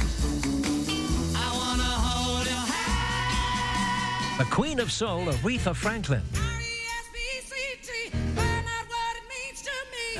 R-E-S-P-E-C-T. Take out The Walrus of Love, Barry White. Everyone's a winner on the Million Sellers with me, David Hamilton, every Sunday from 4 p.m. right here on Gateway 97.8. Music, news and information. Gateway 97.8. All the results. All the results. All the results. All the reaction. All the reaction. All the reaction. All night with Gateway's David Webster and Johnny Jenkins. This is All Out Election. Just bringing you the result from Dagenham and Rainham because we were keeping a close eye on that one, and with good reason. John Cruddas, the Labour MP there, has held the seat for Labour with a majority of, he says, quick maths, 283 over the Conservative candidate Damien White. Very closely run indeed. We're back with Stephen Metcalfe here live on the show, who earlier this morning we reported live was returned as the Conservative MP for Basildon South and Thurrock East. Welcome back with us, Stephen. Thank you, yes. Let's hope the line stays good. Fingers crossed. Fingers crossed. Good morning, Stephen. It's Charlie Sansom. Morning, Charlie. Congratulations on another successful win. Thank you very much indeed. I do have a question for you, which pertains to numbers again. There seems to be a big fuss around Conservative numbers on the show this morning. With regards to the police, the 20,000 extra police officers that the Conservatives are pledging to employ, do you know how many of those will be given to the Basildon area or maybe Essex Police as a whole? We spoke to the Liberal Democrat candidate for Castle Point earlier on, and he agrees with the Liberal Democrat policy that people that carry knives and acid shouldn't be sent to jail. I'm assuming you have a much stronger stance on crime than he does. Yes, I do. Shall we cover the numbers first, and then I'll come on to what I think should happen with knives and acid? Mm-hmm. Firstly, Essex historically has been a very efficient police force, police service, and had a historically low police precept. Myself and other Essex colleagues persuaded the then Home Secretary that and the Minister for Local Government that we should be allowed to raise the police precept, because if you are starting from a particularly low base and can only raise it by 5% every year, the gap between you as one of the lowest funded police forces and the highest funded police forces gets bigger every year. So over the last 2 years, to put it in simple terms, we have recruited 365 new police officers who we are now seeing on our streets. We're seeing in our town centres. They're out there making us safer day after day. On top of that, the Conservative Party has pledged 20,000 new police officers. The first tranche of that is another 135 officers in Essex, bringing the total over the 3 years to an additional 500 new officers, and we are starting to see them. There will be 2 more tranches, and more officers will be coming forward and being recruited, but you can't recruit them all at the same time. So the direction of travel is absolutely fantastic, and I will be making sure, as the newly elected Member of Parliament, South Basildon and East Thurrock, that we get our fair share of those in Essex, and then from Essex deployed into our towns and onto our streets. Now, with regards to knife crime and acid carrying, we need to be much tougher on this. We have made it crystal clear that those who carry knives are actually at more risk of being involved in a knife attack and knife violence than those who don't. Therefore, we need to clamp down on it. I think we need to process people who are carrying knives very quickly. We need to have quite serious consequences for a first offence, but then escalate up fairly rapidly. And ultimately, people who carry knives should be imprisoned. And those who carry acid attacks are one of the most vile crimes that I can possibly think of. There is no reason to, unless you have a good reason, no reason why anyone should be carrying acid. I have been subject to death threats by someone who had acid and was allegedly coming down to kill the local MP. These crimes, these threats of crimes, are really serious and need to be stamped on very quickly and very early. Over the past few weeks during the election campaign, we've had news of 2 horrific individuals, Usman Khan, Joseph McCann, both of whom were released early from prison. What crimes warrant people serving their full sentences no matter what? Well, I'm not going to make up policy on the hoof per se, but what I would say is that we need to be much tougher on ending the automatic release at the halfway point through a sentence. We need to make sure that the public are kept safe. Crimes, terrorism, and crimes against the person are particular areas where I think we need to review that automatic release, and then we need to sort of look at root and branch, reviewing the whole process about how we make sure that people who are released from prison at whatever point in their sentence do not present an ongoing risk to the public. The public rightly demands that their government keep them safe. Actually, that's their first priority. Any government's priority is to keep their population and their citizenry safe, and we as a Conservative government should be working very hard to make sure that happens. What do you think has been the single biggest element of this campaign that has meant such a significant majority for the Conservative Party up and down the country this morning? I think I'm not sure I can put it down to a single thing. I think I can put it down to 2 things.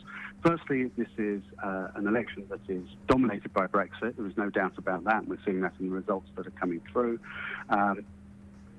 People, whether they voted Leave or Remain, now want to see Brexit done. They want to see us move on from that, and we move on from that by getting a sensible withdrawal agreement passed so that we can then talk about the other issues that we've been talking about. That's the first thing. And I think the second thing, though, is that people were deeply concerned by the direction that a Corbyn-led Labour Party was going in, and a Labour government may go in. I heard it on the doorstep time and time again. I have been a Labour supporter all my life. and I cannot vote for Jeremy Corbyn, and therefore I am going to vote Conservative at this election.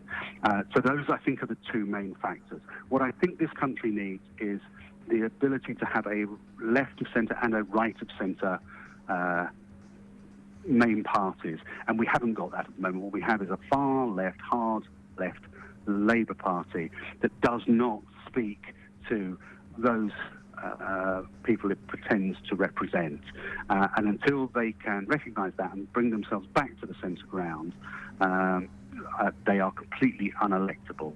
So I think those two factors are why we are seeing some very interesting results in areas that Conservatives have not held previously, and Labour would have taken very much for granted up until maybe only a few hours ago. So Labour too far off to the left. Where do the Conservative Party sit on that spectrum at the moment?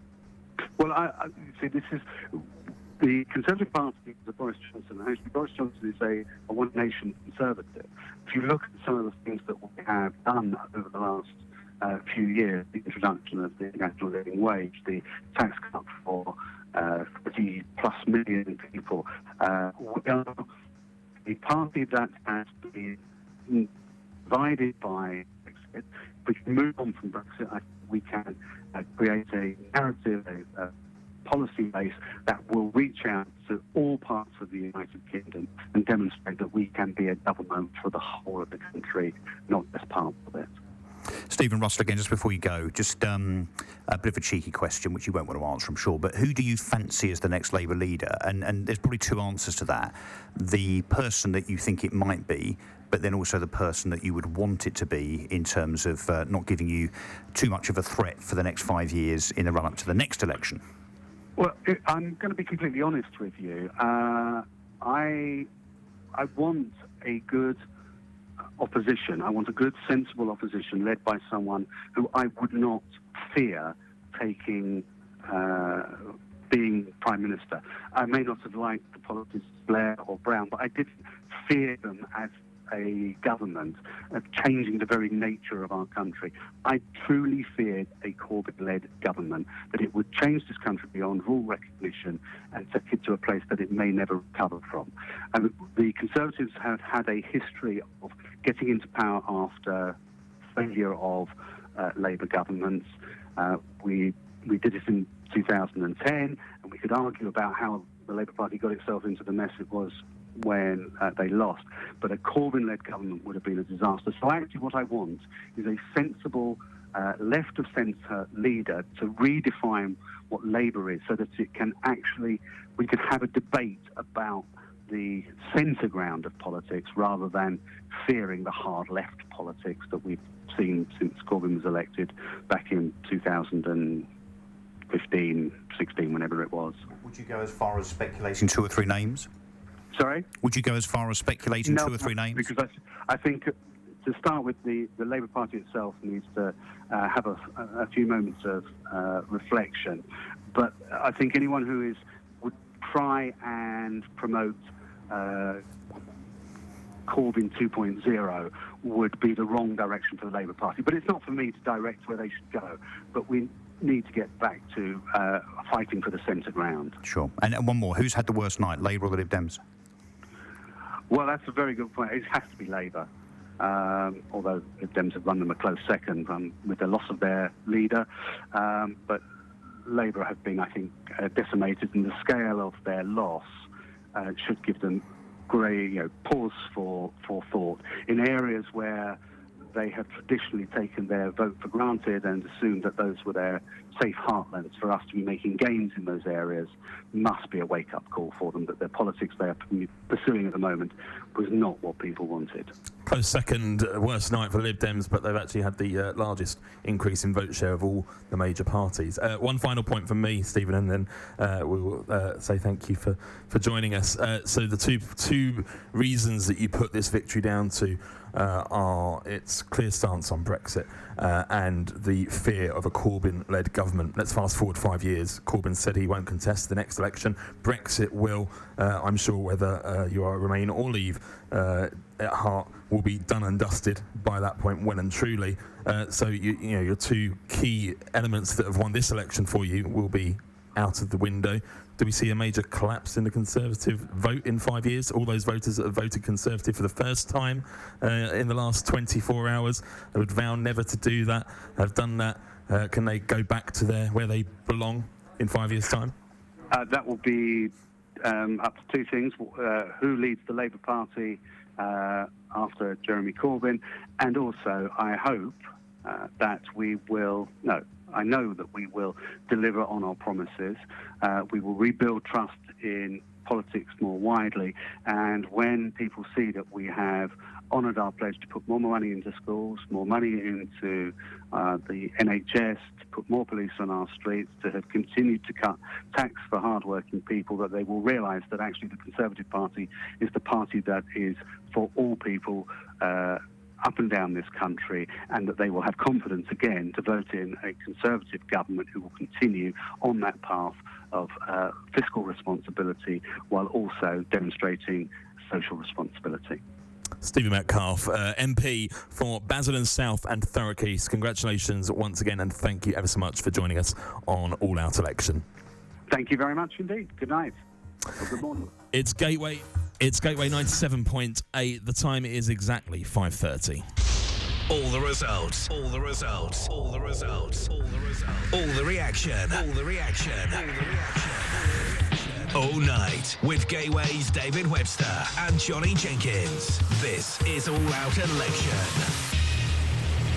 Boris Johnson says it looks as though his government has been given a powerful new mandate to get Brexit done. The Conservatives have won the general election with a comfortable majority after taking several Labour strongholds in the north of England on a bruising night for Jeremy Corbyn. Mr Corbyn has said he will not lead the party at another general election, but will stay on while a period of reflection takes place. Several candidates have criticised his leadership, including Ruth Smeeth. She lost her seat in Stoke-on-Trent and said he should have gone many months ago. The broadcaster's exit poll, released at 10 o'clock last night, predicted a majority of 86 for the Tories, with Labour projected to suffer significant losses. The SNP are on course to dominate in Scotland, where the Liberal Democrat leader Jo Swinson has lost her seat in East Dunbartonshire. Reacting to the results so far, SNP leader Nicola Sturgeon said Mr Johnson emphatically does not have a mandate to take Scotland out of the EU. Continuing coverage on Gateway 97.8. This is All Out Election. Basildon and East Thurrock's brighter sound from the heart of Eastgate. Gateway 97.8. Music is a spectrum.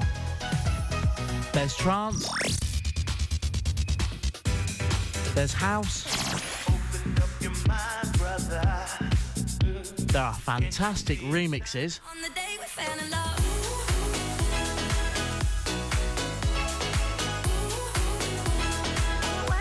And of course, the drops. So join me, Jack Carter, for Gateway Bangers, Fridays at 11 and Saturdays at 9. You don't want to miss it. Exercise. It doesn't have to mean Lycra or a fancy gym membership. A regular 10-minute brisk walk is a great way to get more active. Picking up the pace and getting your heart pumping can make a real difference to your health. To see how much you're doing and how you can fit more into your day, download the free Active 10 app, because there's only one you. Thanks for tuning into your local community radio station. We're one of 250 similar stations across the UK, each one serving a specific area every day of the year.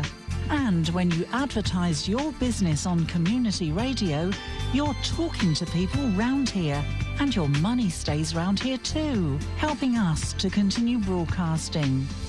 Find out more through the radio station website and keep listening to hear more of what makes us unique. Community Radio. We're all about here.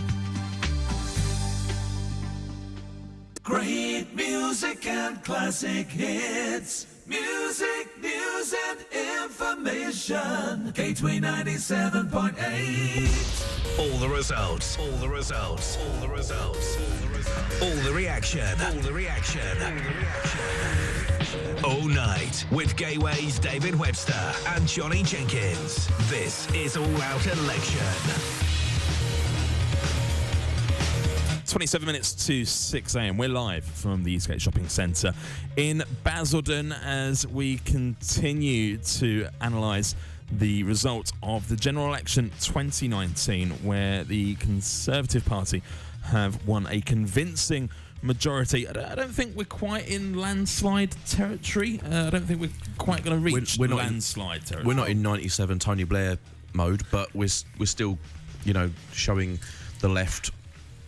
Yeah, it might not be a landslide, but it's landslide-ish, isn't it? And it's amazing how accurately that exit poll forecasts exactly where we were going to be, because it's going to be about spot on, I think. They forecast 199 seats for Labour. They're on 202 currently. Lib Dems, they said 13. They're on 9. I think we've still got about 25 seats to declare, haven't we? Conservatives on 351. So it's, going to be pretty close. Yeah, they've honed their skills, haven't they, when it comes to these exit polls? Called it in 2017, and it's been spot on so far tonight. They're bound to be more accurate than random polls, because of course, they are literally.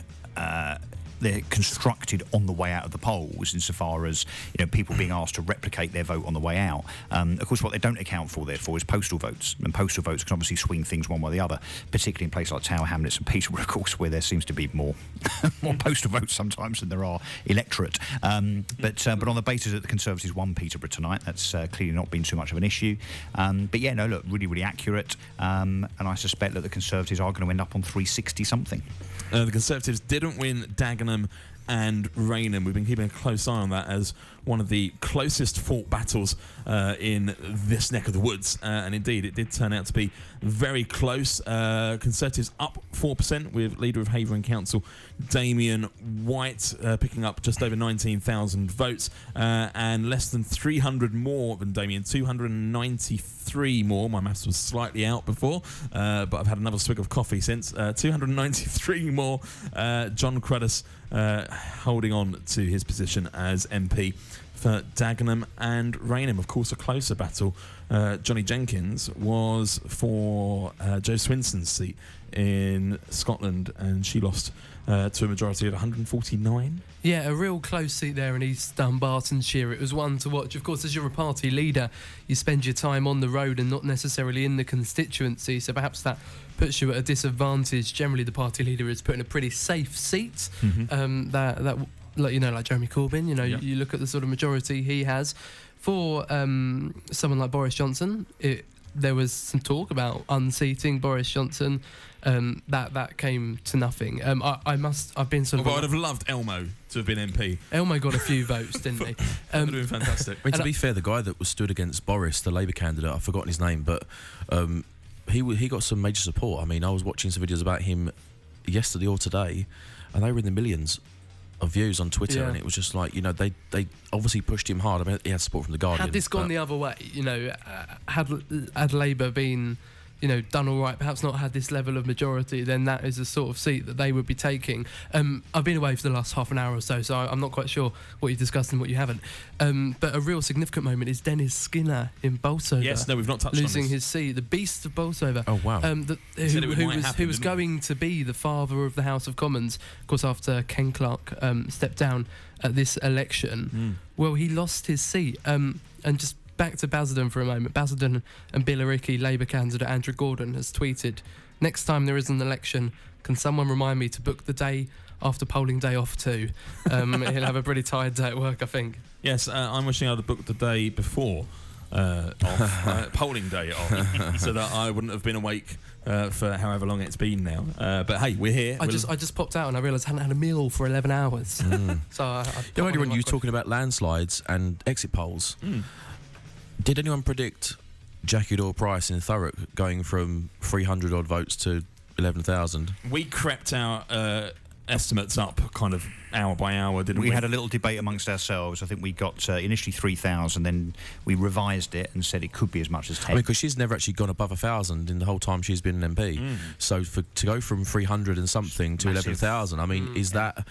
It's a massive Leave area, isn't it? But it's always been Leave, and the last election she only got, like I said, a majority of 345. So the UKIP vote was significant, or has been significant for the last numbers. two. The UKIP vote was at 20%. last time around, and this was of course the Brexit Party's #1 target seat. It's where Nigel Farage was going to stand. Of course, then he made the announcement that they wouldn't stand in seats held by Tories, and Jackie Doyle-Price breathed a sigh of relief. Do you think she'd have lost? I genuinely thought she may have, yeah. Because it's that combination, isn't it? It's a marginal seat, it's a Brexit area, it's a predominantly working class area as well, and a working class Labour vote mixed with the Brexit vote. I think could well have gone. But surely to the Brexit Party would have just taken the UKIP vote, and the swing towards the Conservatives would have kept. Yeah, but that said, we've seen in the North where Conservatives and Brexit Party candidates have stood together. The Conservatives have, in the main, still won, even though the Brexit Party have obviously taken some of the vote. So I'm not so sure. And look, to your point, Charlie, in terms of the 2017 was kind of about Brexit. I mean, the 2019 election is definitely all been about Brexit. 2017, we were told it was kind of done, really, and it was just a kind of it was a validation. This has been, do you want to leave or don't you want to leave all over again? This is the veritable second referendum that, of course, Remainers have been seeking since about 10 minutes after the June 2016 Leave vote. The petition, the second referendum petition that racked up 6 odd million votes. Yeah, most votes for a petition of all time. I think that was the revoke Article 50 petition. I think that was slightly different, but right, okay. The second referendum petition that came out the day after the vote, or the one that sort of was shared widely the day after the vote, of course that petition was made by a Leave supporter who expected Remain to win. So I'd imagine, and of course you never know, that had Remain won, there might be similar sort of stories on the Brexit side.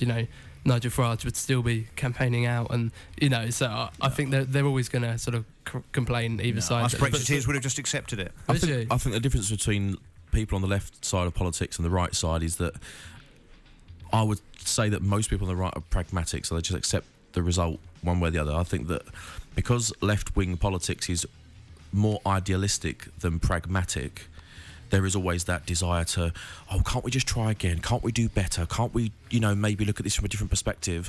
Whereas people who are conservative or UKIP voters or Brexit voters will say, no, we vote for what we voted for, and it's just, that's democracy. I mean, as much as we can debate about the marketing around the Brexit referendum and how there were lies told, which is generally aimed at the Leave campaign, when the Remain side said we'd be in instant recession and we'd all lose our jobs and blah blah blah. No one talks about those kind of exaggerations, whereas on the Leave side it was just the bus. And I'm not going to try and defend the bus because I know what it implied, but it worked, didn't it? But in actuality, did it matter that it wasn't true? It didn't actually say we're going to spend $350 million on the NHS, and even if it did, the people running that campaign were not in cabinet positions to put that into play. But we've heard for the last 3 years from the Remain camp that Leavers didn't know what they were voting for, and therefore there should be a second referendum. I think what's happened this evening, and we're not quite done yet, doesn't that rather validate that even if that was right or wrong, Leavers definitely 3 years on, given that debate around the fact that they perhaps didn't know what they were voting for, that's been completely trashed and crashed tonight on the basis that, we need to crunch the numbers, I guess, in terms of what this really looks like in terms of Leave versus Remain.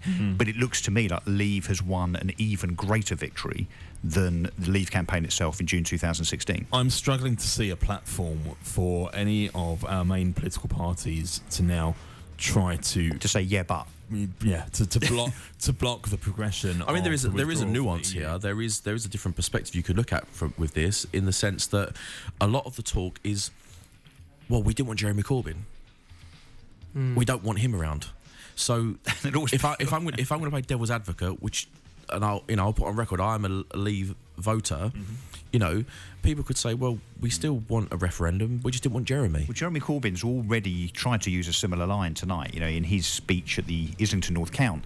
He's effectively said, and I'm paraphrasing slightly here, but he lost because of Brexit. In other words, it was nothing to do with anti-Semitism, nothing to do with how Labour leaves economies and unemployment high and so on. It was just about Brexit. Well, hindsight's a wonderful thing, but is he really that naive that he thinks this was just about Brexit rather than him as leader? This is set to be Labour's worst seat tally since 1935. Quite a humiliating result, although I do think they've clocked up a few more seats. than the exit 202 polls. is what they're at Yeah, the so moment. That's up 11 from the exit poll, So, isn't it? yeah, of course they lost in 2017. Many Labour supporters and activists tend to forget that one, that they did lose then. But they managed to spin it, didn't they? They managed to spin it round and say, we've had an increased vote share, Jeremy Corbyn's wonderful. But now there is no way to spin this. Labour have lost, and so the Liberal Democrats. And the Liberal Democrats have lost massively as well. So Labour are the only party to lose the vote share this evening. That's a really significant statistic, and there is no way that Jeremy Corbyn and his inner circle can spin that. They lost. He's going to stand down. Jeremy Corbyn is going to resign as Labour leader. After a period of reflection. Yeah, whenever that may be. Can he take Diane Abbott and her dodgy shoes with him when he quits? Many Labour moderates, Blairites or people, that maybe supported Ed Miliband, that sort of area, will be delighted. They won't be delighted that the Conservatives won, but they'll be delighted that Jeremy Corbyn is going to go. And perhaps then in 5 years' time, after there's been, assuming that's when the next election is, after a Conservative government has been in place for 14 years, perhaps then that will be their chance. This is what I put to Stephen Metcalfe, is that, is that Sorry, I missed that. I was having my spag bowl. Is that what we may well see in 5 years' time, when the two elements that have contributed to the Conservative victory are no longer there, i.e. the threat of Corbyn and the Brexit, getting I think Brexit the across success the line. of the what would it be, 2024 general election, will be if the Conservatives fulfil their pledges. If they don't fulfil them, which I genuinely hope they do, and I have faith that they will, because we all want more police, we all want more NHS investment, and being a dad, I definitely want more for education as well. But so if they fail on that, then at that point in 2024, if they lose, then it'll be absolutely their own fault. But won't it also be subject to who ends up being the Labour leader? Now, bearing in mind how Corbyn has changed the mechanism within the Labour Party in terms of how Labour leaders are elected, it's definitely a much more left-leaning party. I mean, they've got 600,000 members, apparently the largest political party in Europe. It's, infiltrated by momentum. We know that from some of the unseatings there have been in Labour constituencies in terms of candidacies. So actually, Labour are in danger here of replacing Corbyn with a Corbyn light, which means that in 5 years' time they'll kind of be back to square one. I do wonder if they'll learn their lessons. Your point about ideology being the most important thing to Labour, I think that's right, and I think that might stop them bringing in a kind of David Miliband 2, which is what they should do to win the next election. I don't think they'll do that. See, Corbyn may be off, but is Corbynism over? I think it's far from it. I would agree with that. And as a Tory, that's great. You must be delighted. So, some odds on who may well be the next Labour leader. Keir Starmer, top of that list. Shadow Brexit secretary at the moment. Rebecca Long-Bailey, 4-1. So. Shadow business. See if I can get these all. Laura Pidcock. She's gone. She lost her seat. She ain't going to go. These obviously earlier on this morning, so we'll take her off the list. Yvette Cooper. Former Labour leadership candidate. Angela Rayner. Shadow Education.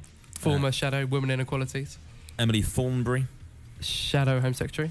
Shadow Foreign Secretary. Sorry. Jess Phillips. Prominent anti-Corbynite. And Lisa Nandy. A Leave supporting Labour MP. Do you know what? Even as a Conservative voter, you've rattled off that list of people that could take over Jeremy Corbyn, and every single one of them makes my skin crawl. It's not a very strong list, is it? I mean, if we were talking 5, 6, 7 years ago, and there's the likes of, Ed Balls, Chukwuemeka, and so on, that was a much stronger field of potential kind of front bench candidates to be the Labour leader. Now, I've got to say, it's pretty flimsy, I think, really by. So Emily Thornberry in the Labour Party conference made a joke about having sex on stage, and I just thought it's a bit tasteless for somebody who wants to represent the UK around the world. And you've got Keir Starmer, I think, is probably the best out of that bunch, to be fair. He's got a problem though, because he's a massive Remainer, and that's not really worked for them. Of course they're going to be Remainers, because that's what their ticket is, really. If they wanted to win, and with all the hindsight in the world, surely in 2017 if they really, really wanted to sort of put their message out, they really wanted to get into government, it would have made a lot of sense for them to stand on a Remain position. Then you'd have had a Remain Labour and a Leave Conservative, and then obviously you'd have UKIP and Lib Dem and all the rest of it.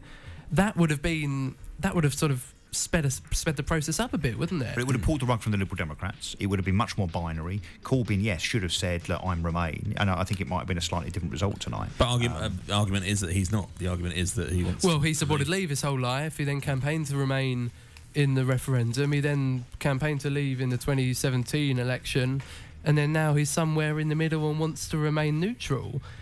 I'm assuming we've all seen the video of him talking in Ireland about their referendum on the European Union, being very sarcastic and saying, well, if you don't vote the way they want, they'll make you do it again, and they'll make you do it again. Have you seen that video before? I've not seen that, no. You should look it up. It's very interesting to watch, because he has the same kind of disdain for the European Union that most Leave voters do. This is one of the arguments about him, isn't it? I think what Jeremy Corbyn tried to do was have his cake and eat it. He wanted to be the leader still. He didn't want to give that up.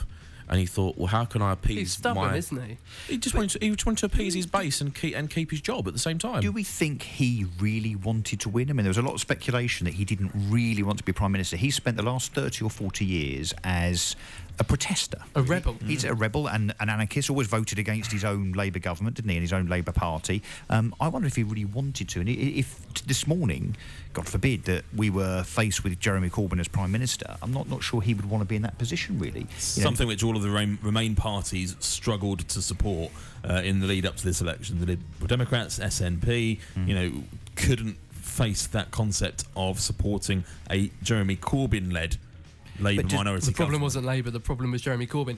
And did he want it? I think he was roped into this.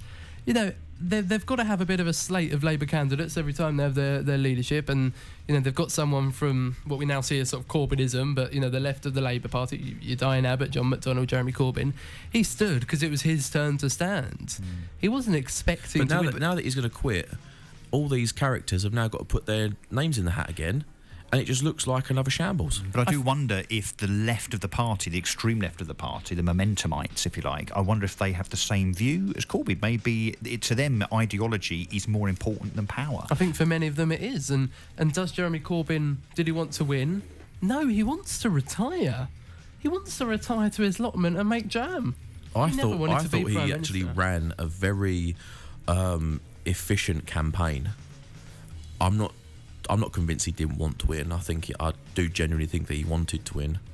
He may not have done the whole 5 years, but I think he definitely wanted to win it, because I'm sure there's plenty of people around him. I mean, John McDonnell wants to kick him out. He's been wanting to kick him out for the last year or so, hasn't he? Really, if we believe what we read. I wonder. He obviously said he'd campaign for his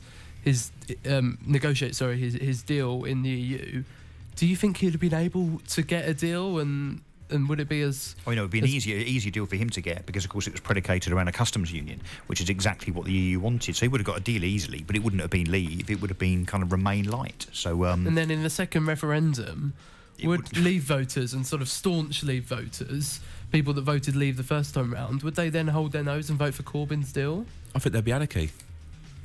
And they would, because the choices would be either Remain or kind of Leave, but not really. I mean, that's not much of a choice. Soft Leave, yeah. I mean, me and David had a conversation about this last week, didn't we, when we saw each other at work? That I could empathise with the Remain part of the country more if they banged on about it once we'd left. Because the way I see it is I'm a bit of a purist for democracy, so therefore, if you haven't left yet, how can you have another referendum on something which you haven't done in the first place?